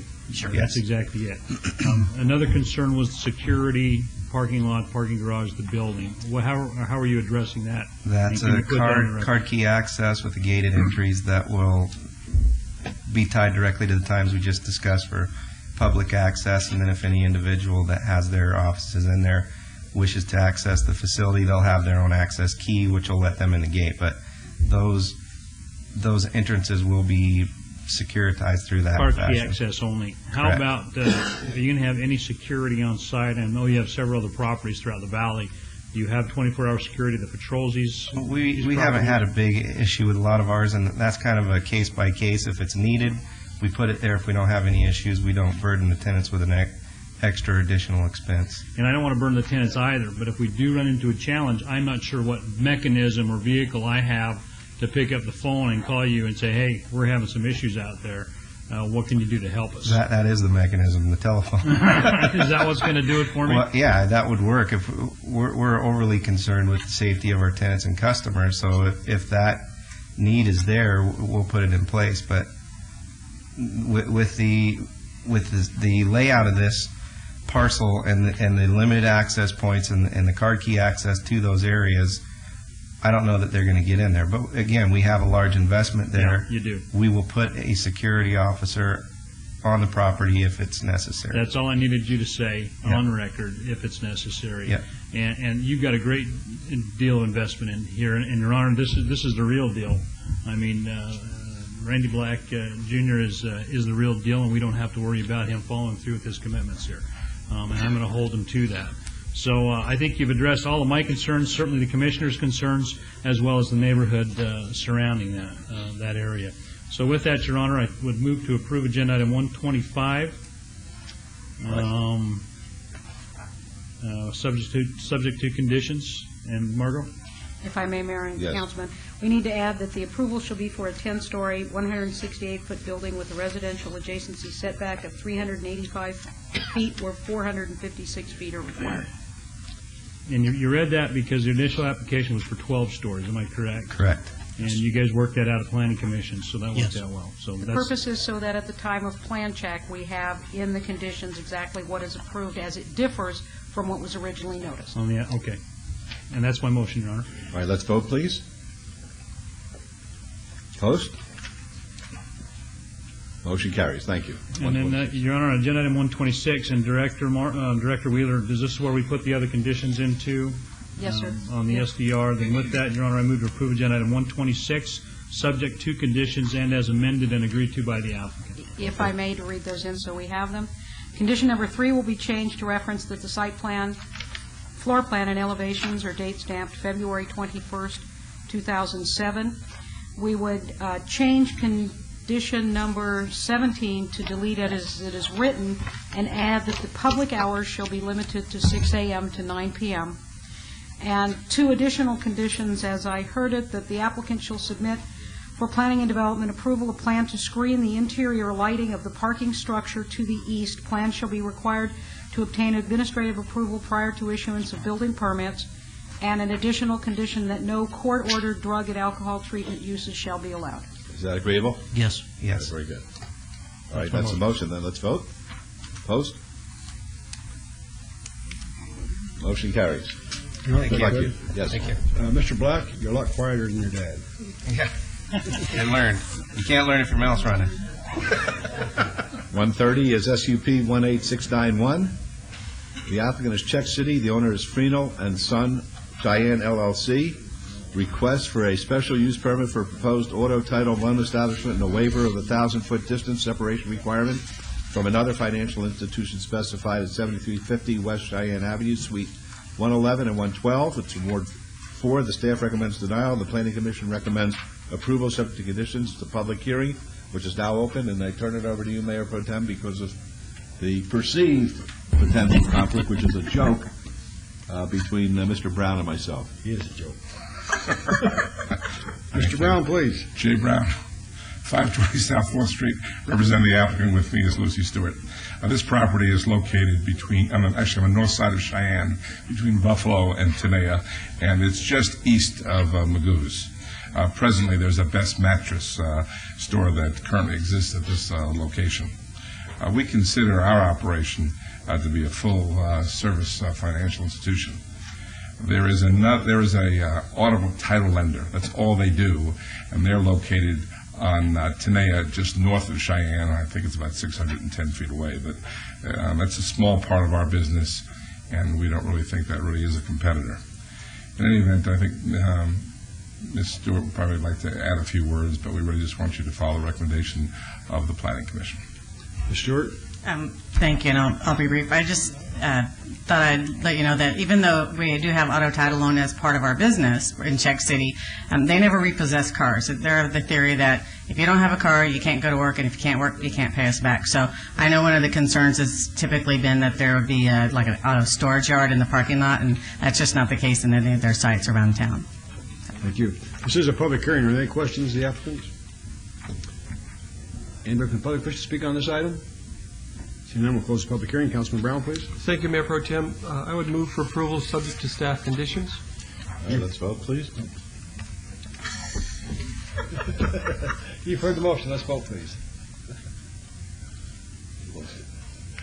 Thank you very much. And Mayor Pro Tem, Mr. Brown, Ms. Stewart, I mentioned that the one letter that we did receive in protest was from Star Nursery.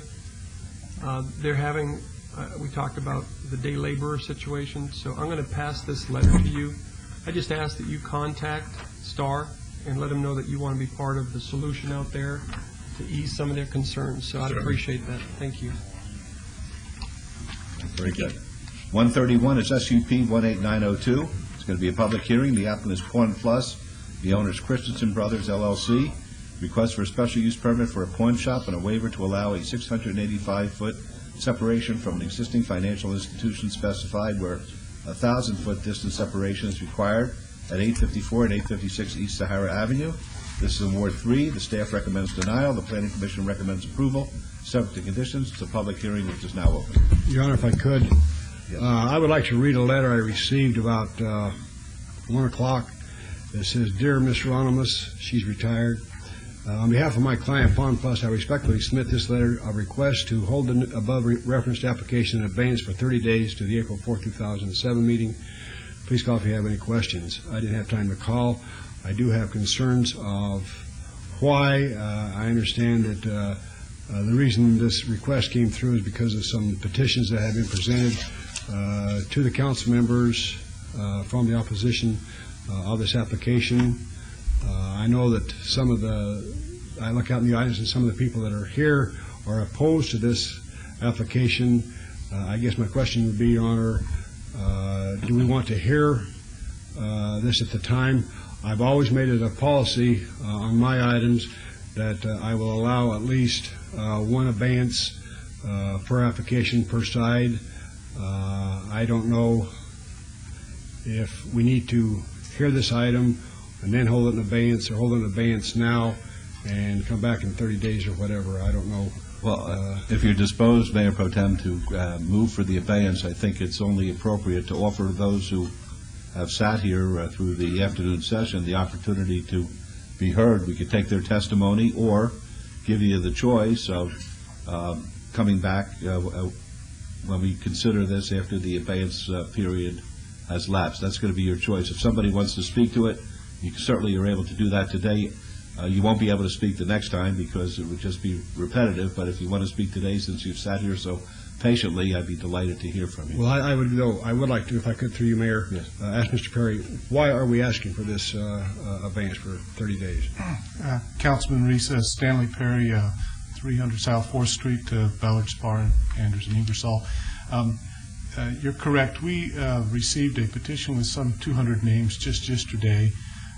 We knew there was some opposition to the application, but we had canvassed the neighborhood and had felt we had spoken to all the business people that were there, and our anticipation was that most of them actually were in favor, and a few of them are here today to speak in favor of the application. We know that Mr. Weinstein and his company are opposed, obviously, but we were a little surprised to see 200, and we haven't had an opportunity to talk to them or to see what the range of their opposition is or where they live and that. So we thought it was in everybody's best interest so that we had an opportunity to discuss what their concerns might be if we could alleviate any of them or at least help them understand.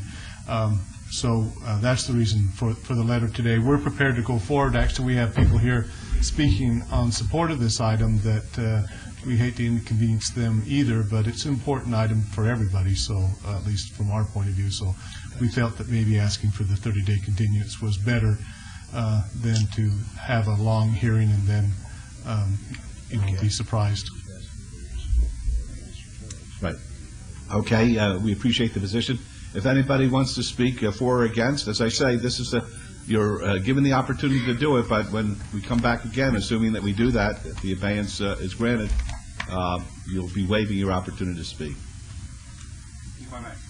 Want to speak? Yes, sir. All right, well, how many do I want to speak under that circumstance? Could you raise your hand, please? All right, just a few. So why don't you just come up to the mic, and let's put the 3-minute timer on in the beginning, and we'll see how we go. It's a pleasure to meet all of you. Thank you. I own a small business. When you step up to the mic, please give us your name and address. My name is William F. Nappy. I own a business at 810 East Sahara Avenue, not far from the site of the new pawn shop. I am strongly in favor of the city's redevelopment efforts, and I feel that I've spoken with Craig here, and my opposition would have been, do you sell firearms? The answer is, and I haven't seen it in writing, is we don't sell it. Do you display them? No, we don't. Is any pornography? No, we don't. I haven't seen it in writing, but they have my full support. The Devil's Playground does not have my full support. It's a smoke shop very close to a school. I try not to digress. I've got a photo that was taken 2 o'clock in the morning of a 7-year-old girl and some teenagers. They serve minors in this place. It's a smoke shop. Anyway, I object to that, but I don't object to them, if I may. So, if you could also point me in the right direction, I don't know what to do with that.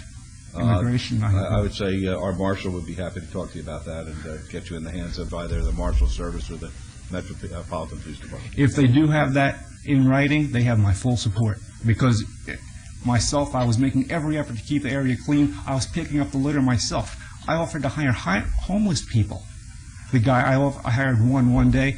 Oh, yeah, I'll do this, that, the other thing. He didn't do anything. I gave him $1. I told him to leave, don't come back. But I'm willing to hire homeless people to keep the litter picked up. I can't even do it. It's not safe to go outside. Okay, thank you very much. Okay. But they have my support. All right. Would anybody else like to be heard now?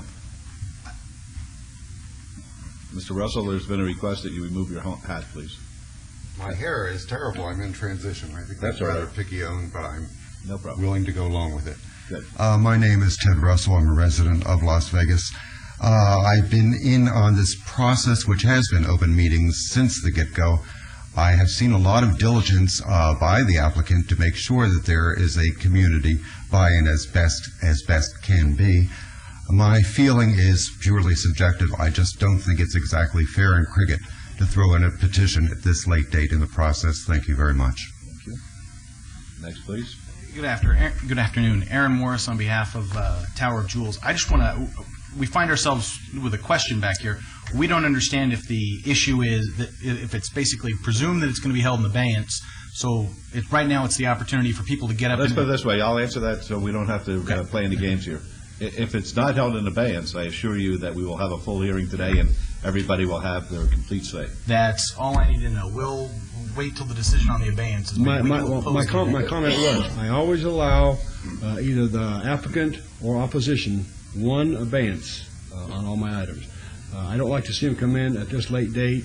I have no control over that. A lot of times I feel like just telling them to go pound sand, but I can't.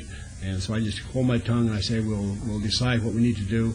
I feel comfortable in holding this in abeyance to allow them to check out the signatures on the petition, and that's what the request is for. And I think we're going to be in a position where we'll bring more neighbors next time anyway. So there's no reason to go through the matter today, unless there's somebody in the neighborhood who won't be back. Right. This is a matter of courtesy today. Thank you. Anybody else like to be heard today? With the understanding that you'll certainly have the opportunity to be fully heard should this matter be obeyed.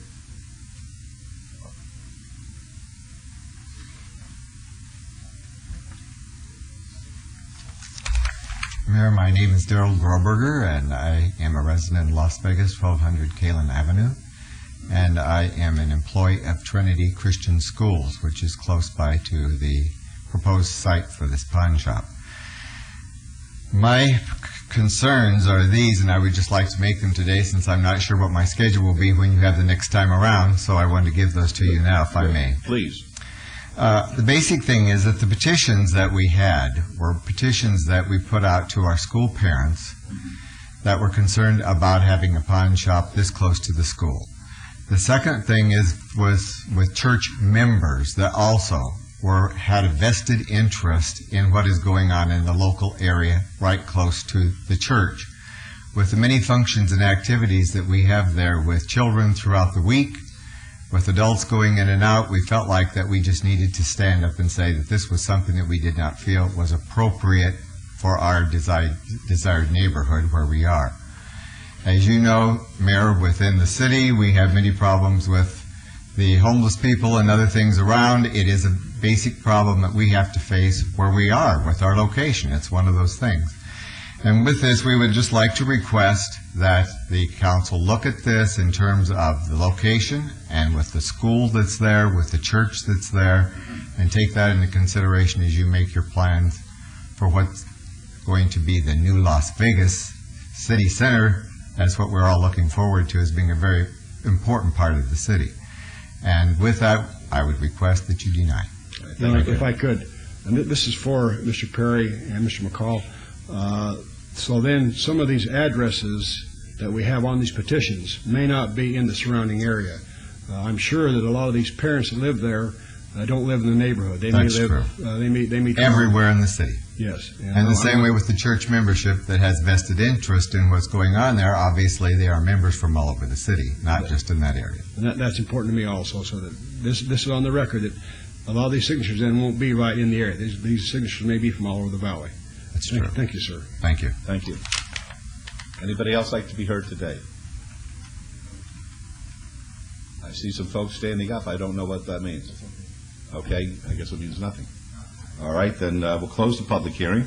Your Honor, then I would make a motion to hold this in advance until our first meeting in April. All right.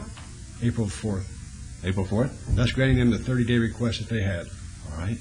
Let's vote, please. Opposed? Motion carries. Thank you. All right, 132 is SUP 18910. It's going to be a public hearing. The applicant owner is Terrible Herbs, Inc. Request for a special use permit for a liquor store in conjunction with an approved convenience store with fuel pumps on .91 acres on the east side of Desert Foothills Drive, approximately 280 feet north of Charleston Boulevard. This is in Ward 2. The Planning Commission and staff both recommend approval subject to conditions. It's a public hearing which is now open. Yes, ma'am. Mr. Mayor, Council, Katie Fellows, Jones Vargas, 3773 Howard Hughes Parkway, here on behalf of the applicant, Terrible Herbs. This convenience store is located within a developing commercial center, so we feel that the liquor store in this location is appropriate. The applicant requests, however, that the following amendments be made to staff's conditions. We request that staff remove condition 6A, which requests or requires that the building be located 200 feet from any single-family residence. The applicant has received a minor deviation, which was approved by Director Wheeler, so that the building may be located only 192 feet from the closest residence. Additionally, we request that condition 11 be amended to read as follows. The sale of any individual containers greater than 22 ounces of beer, wine coolers, or screw cap wine is prohibited.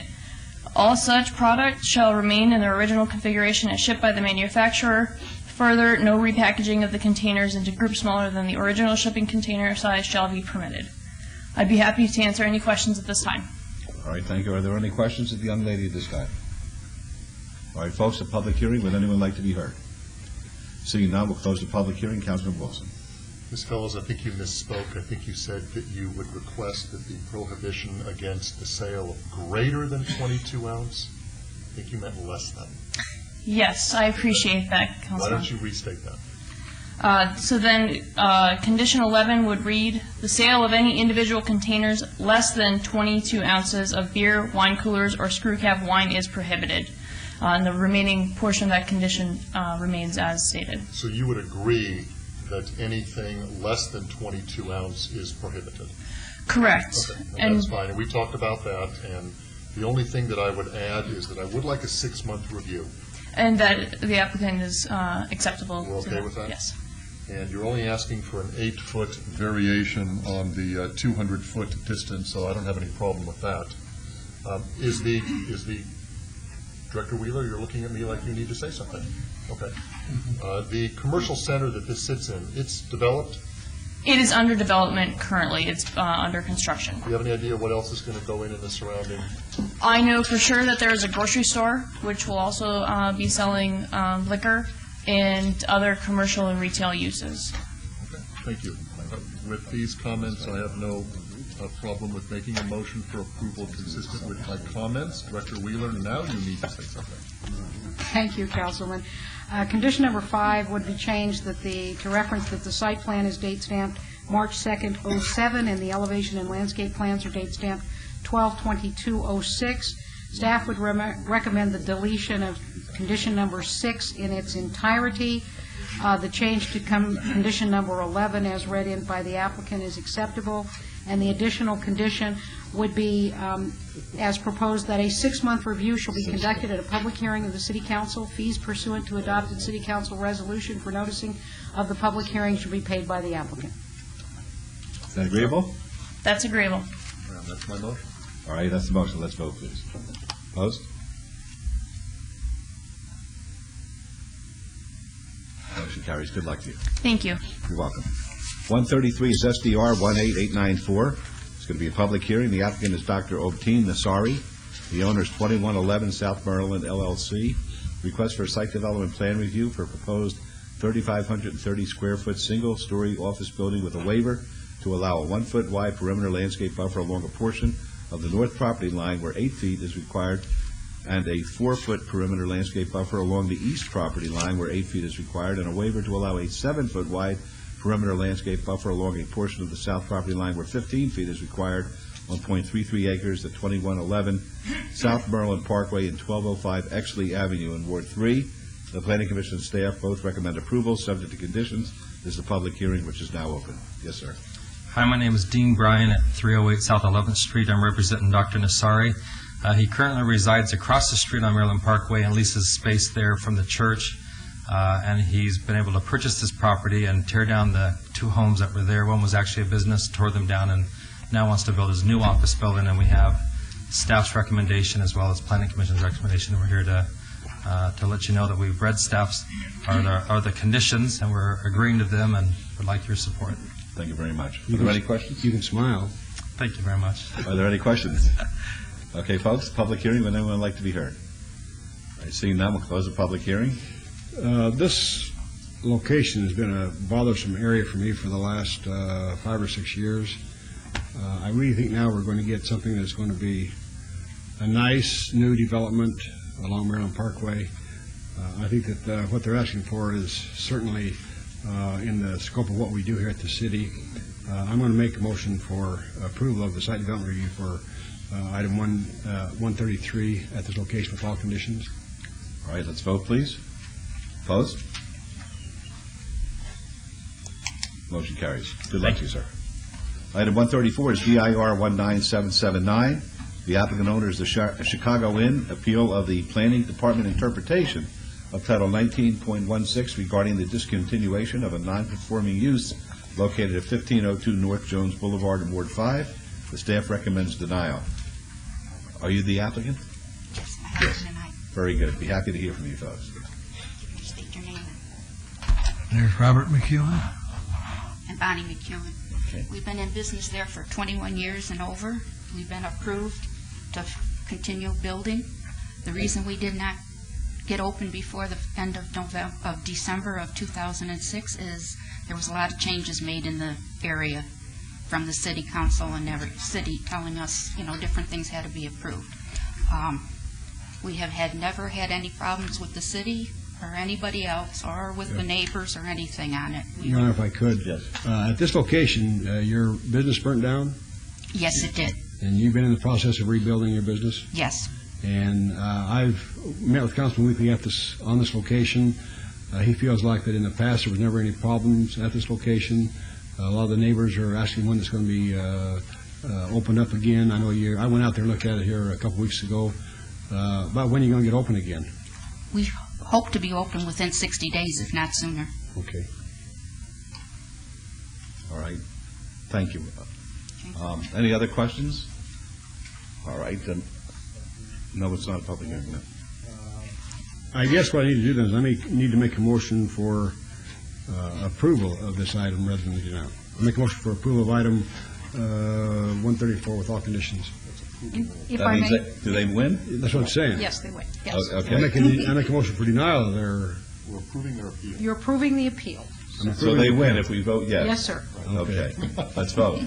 If I could, before you vote, is there a time frame on? I was going to say, we might make it a period of 180 days. That gives them an additional period from the other date, and it sounds like they're well underway. They're just ready to... Is that going to be enough time? We give you a year. It better be.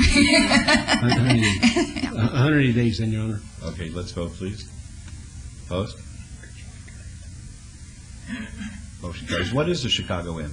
It's a neighborhood a bar, Been there a long time? 21 years. And on Sunday, the Bears? Yes, sir. Yeah. How do you look next year? Pardon? Nothing. Forget it. I'm going to call the psychic back. No. Okay. All right, thanks. Good luck to you. Thank you. 135 is DIR 18616. Public hearing, the applicant, the City of Las Vegas, the owner is Junior League, request to designate a parcel of land as an historic property within the City of Las Vegas on .51 acres at 861 Bridger Avenue. This is in Ward 5. It's going to be a public hearing. The Planning Commission staff both recommend approval. Good afternoon. Good afternoon. I'm Sherry Colquitt. I'm a member of Junior League, and I'm the project director for the Morelli House. I noticed that we have approval from your staff and the Planning Commission, and it's always said you shouldn't say anything when things are going your way, so I'm going to say very little about this, except that we are dedicated to making the Morelli House a beautiful historic cultural center in beautiful downtown Las Vegas. And Ms. Colquitt, let me say this to you. Yesterday at our briefing, after we went through all these other matters and we were being briefed on it, we were advised by the planning director that the last matter is going to make you happy. That's it. So But it's going to be it is a gorgeous addition to downtown Las Vegas. There will be a public debut on April 9th that you will all get invitations to. We hope to announce this designation on that evening. Terrific. Did you want to be heard? That's my cohort. I know. She could be a TV star. My name is Dee Dee Nave, and I live at 7171 La Mirada Circle, Las Vegas, Nevada, 89120. And I am Sherry's sidekick. And we have been working, and we're very excited about premiering the Morelli House for the public. And we look forward to conducting tours and conducting special programs in the building. And we ask for your blessing. Thank you. Thank you. Okay. It's a good Your Honor, one. yeah, I need to disclose the fact that I used to be Sherry's sidekick, and you see what I was replaced with. How you doing? Just fine. Good. I would move to follow staff's recommendation for approval of this item with all conditions, please. All right. It was a public hearing. If anyone wanted to be heard, we'd certainly be happy to hear from them. All right. Seeing now, let's vote on that, please. Opposed? Motion carries. Would you like to add anything? Just that we were asked to tell you about the furnishings in the house. The World Market Center put us into contact with Vladimir Kagan, who is known as the grandfather of modern furniture design. And it just so happened when we stopped in to ask them for direction on modern furniture, the next day he was appearing for a lecture through their design series on the first Friday, which is a city thing too. So they said, please bring your committee down, and we will make sure to introduce you to Vladimir Kagan to see if he can help you with your furnishings, because the state won't fund anything that's not nailed down. So the next day, Sherry, Jane Fielden, and myself went down to see the lecture and meet Mr. Kagan. And we were explaining the project, and we said, would you like to go down and see it? It's only 5 minutes away. And he said, yes. He walked into the house, and he said, oh my goodness, you girls just don't know what a gem you have. Please let me be your main interior designer for this project. So 9 months later, and lots of emails between Sherry and Vladdy, we have a fully furnished, mid-century, authentic Vladimir Kagan furniture in our house. That's terrific. That's great. Yeah. I was scared you were going to... I was scared you were going to say you had a baby. Yeah, it's too old for that. You know, it was about as much work, I'm here to tell you. That's great. Terrific. Thank you all. We look forward to seeing you on the night. Okay. Great. Okay, 136. Ms. Bridges, please set the public hearing dates and appeals from the City Planning Commission meetings, Centennial Hills Architectural Review Committee, and dangerous buildings or nuisance litter abatements. Thank you. Okay, this is the time for citizens' participation. Public comment during this portion of the agenda must be limited to matters within the jurisdiction of the City Council. No subject may be acted upon by the City Council unless that subject is on the agenda and is scheduled for action. If you wish to be heard, please come up, give us your name and your address, and we'll put a 3-minute timer on it. Before we start that, anybody here from the homeless population? It's a shame because, as you know, we want to offer assistance, but if they aren't here, it's hard to do it. Okay, but thank you. Yes, sir. My name is Don DeHart, Clark County resident, and I'm here today regarding the civic arena that everybody's working on. I talked to Bill Wood at the real estate department at UNLV just a couple hours ago to get the size of Thomas and Mack, and it's 50 acres of parking, 4 acres of the building, which I thought was more than 4, but they said 4, and 4 acres is the outbuildings like storage or for forklifts and things for the conduct the business there. So you're looking at 58 acres, 5/8 total. So as you know, tomorrow, March 8th, is the 4 games of the final tournament, and Friday 4 games, so March 8th, March 9th. And they're anticipating double or triple what they had at the NBA game as far as traffic. So the traffic is so bad that tomorrow they're expecting probably about the worst traffic jam that we've ever seen outside of the Strip, not counting the Strip. So my question is, if they're still thinking about putting the stadium in downtown Las Vegas, or they're talking about it, how do you mitigate the traffic problem when you have all these petitioners come up for 5 cars and 10 cars? You make them put driveways here and driveways there to put a stadium down here. The roads just can't handle it. They just can't, and so it's going to be a serious problem. When the county had this under study, as you know by your book that you got on that report, it was about a $250,000 report. At the meeting, I attended that meeting, and I just suggested and I still believe, the only place for a stadium is on the west side of Las Vegas Boulevard, backing up to the I-15, so that the escape valve in the rear, the cars could get out on the I-15. And no stadium will be successful without the tourists, period. That's non-negotiable. And so the only way to get those tourists up and down is up Las Vegas Boulevard with buses or with trams or however they do it. So I said, I would think that the only place to go would be going south towards the South Coast Casino, now called South Point, up in that general area, anywhere from Mandalay Bay going for the next 5 or 6 miles on the west side of Las Vegas Boulevard. And you need 60, 80 acres. Now, here it turns out Thomas and Mack, I was thinking it was about 35, but it turns out to be 58 acres. And they can't handle, at the NBA last week, it was a nightmare. The cab drivers were complaining because it took an hour to an hour and a half to make a one-way trip from the Strip to Thomas and Mack. So tomorrow and the next day, it'll probably take an hour and a half to 2 hours. So if you had a stadium across the street here and on 12 acres, and the proposed stadium that they were talking about to be an authorized stadium, I forgot what the correct word was, to meet their standards, is about 6 to 6.5 acres. And that doesn't count staging area or parking lot. And the $408 million tag was on the building only, not counting the land, not counting the staging area, and not counting the outfitting of the stadium. So when you add all that up, it's $700 million. So I'm going back to the traffic. It's really, I'm here because of the traffic. Okay, thank you.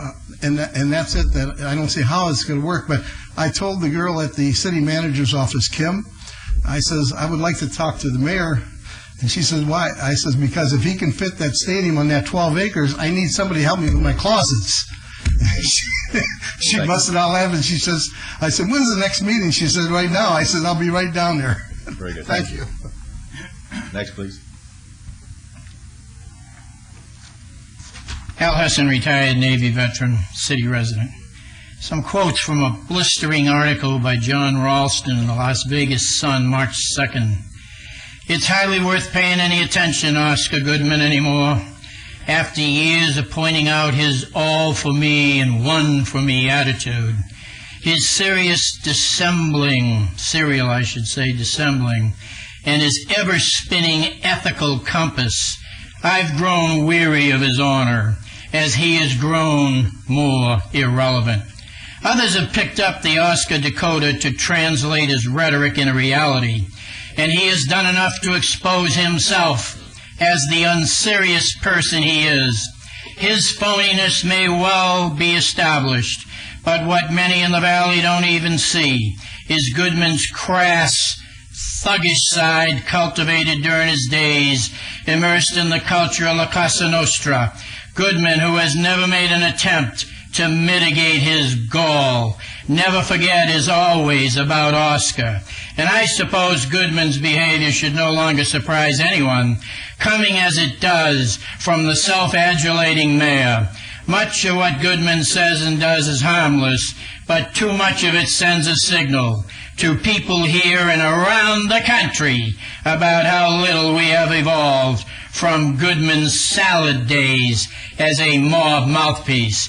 Not much more to say, except what his sheep-like sycophants will be chanting in a few weeks.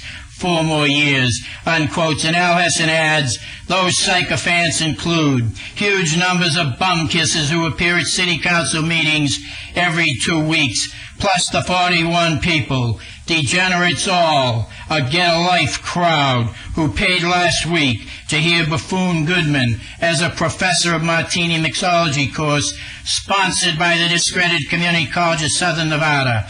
My contempt for Oscar Goodman knows no bounds, mostly if not entirely, for his very personal, malicious, and repugnant treatment of the homeless and less fortunate in this city, including scores of innocent women and children. I publicly said here in Chambers that Goodman is the most overrated big city mayor in all of America. His signature accomplishment is his ongoing preening for cameras in his quest and insatiable appetite for publicity. What those tactics really reveal and say about Goodman is that he is an insecure little boy in need of some serious couch time with a psychiatrist. And Goodman is indeed a very lucky and fortunate man, and I use that word loosely, that he didn't grow up on the mean streets of South Boston with a fellow named Al Hesson. Next, please.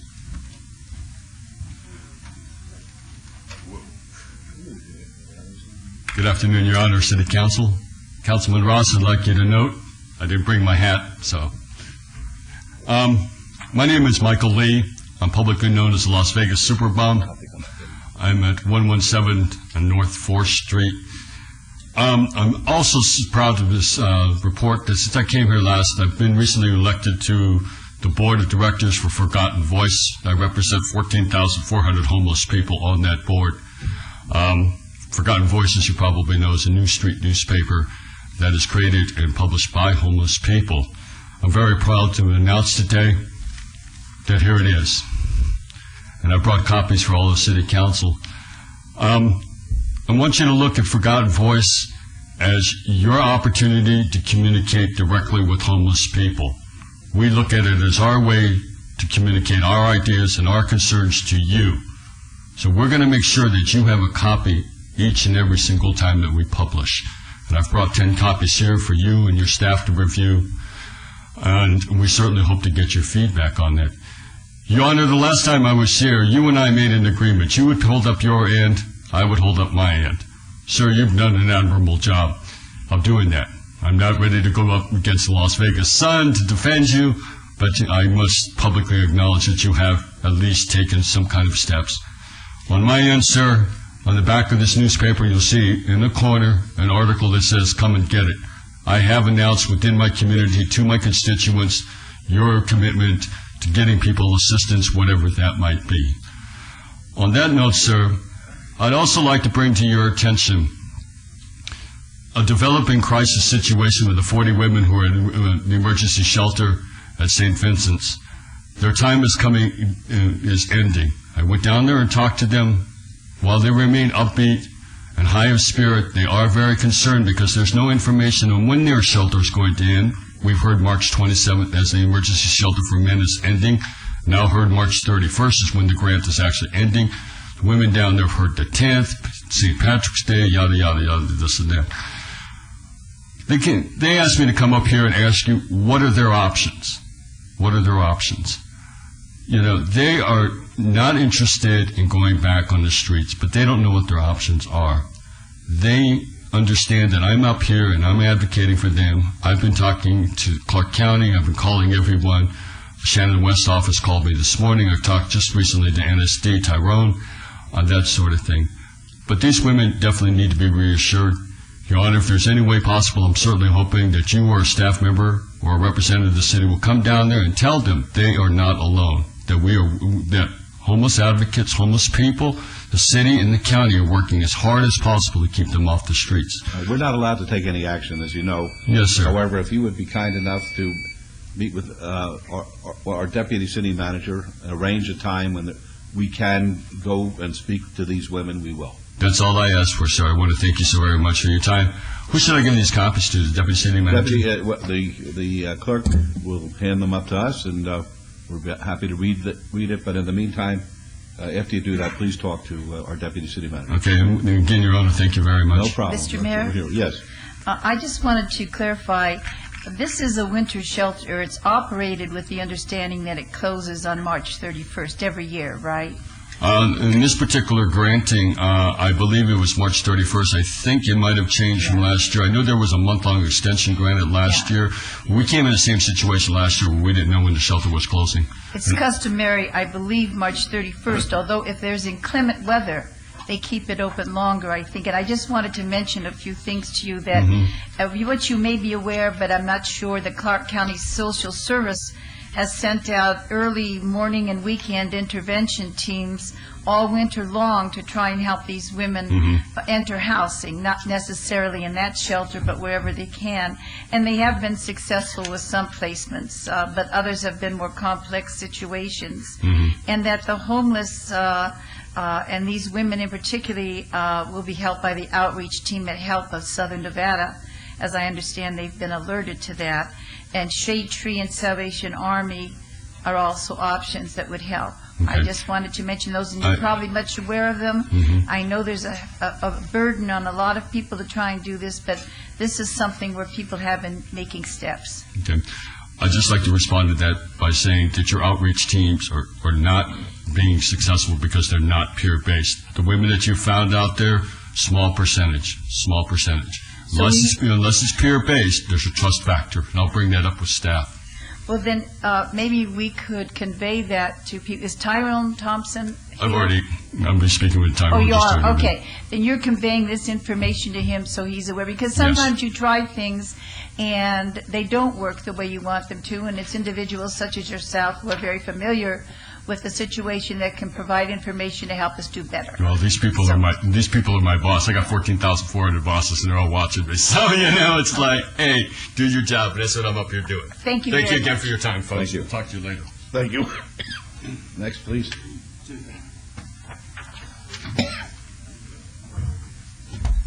Hello, I'm Rasan Joshua Collins, and also a homeless advocate, and also one of the writers here in this Forgotten Voice magazine, or newspaper, I should say.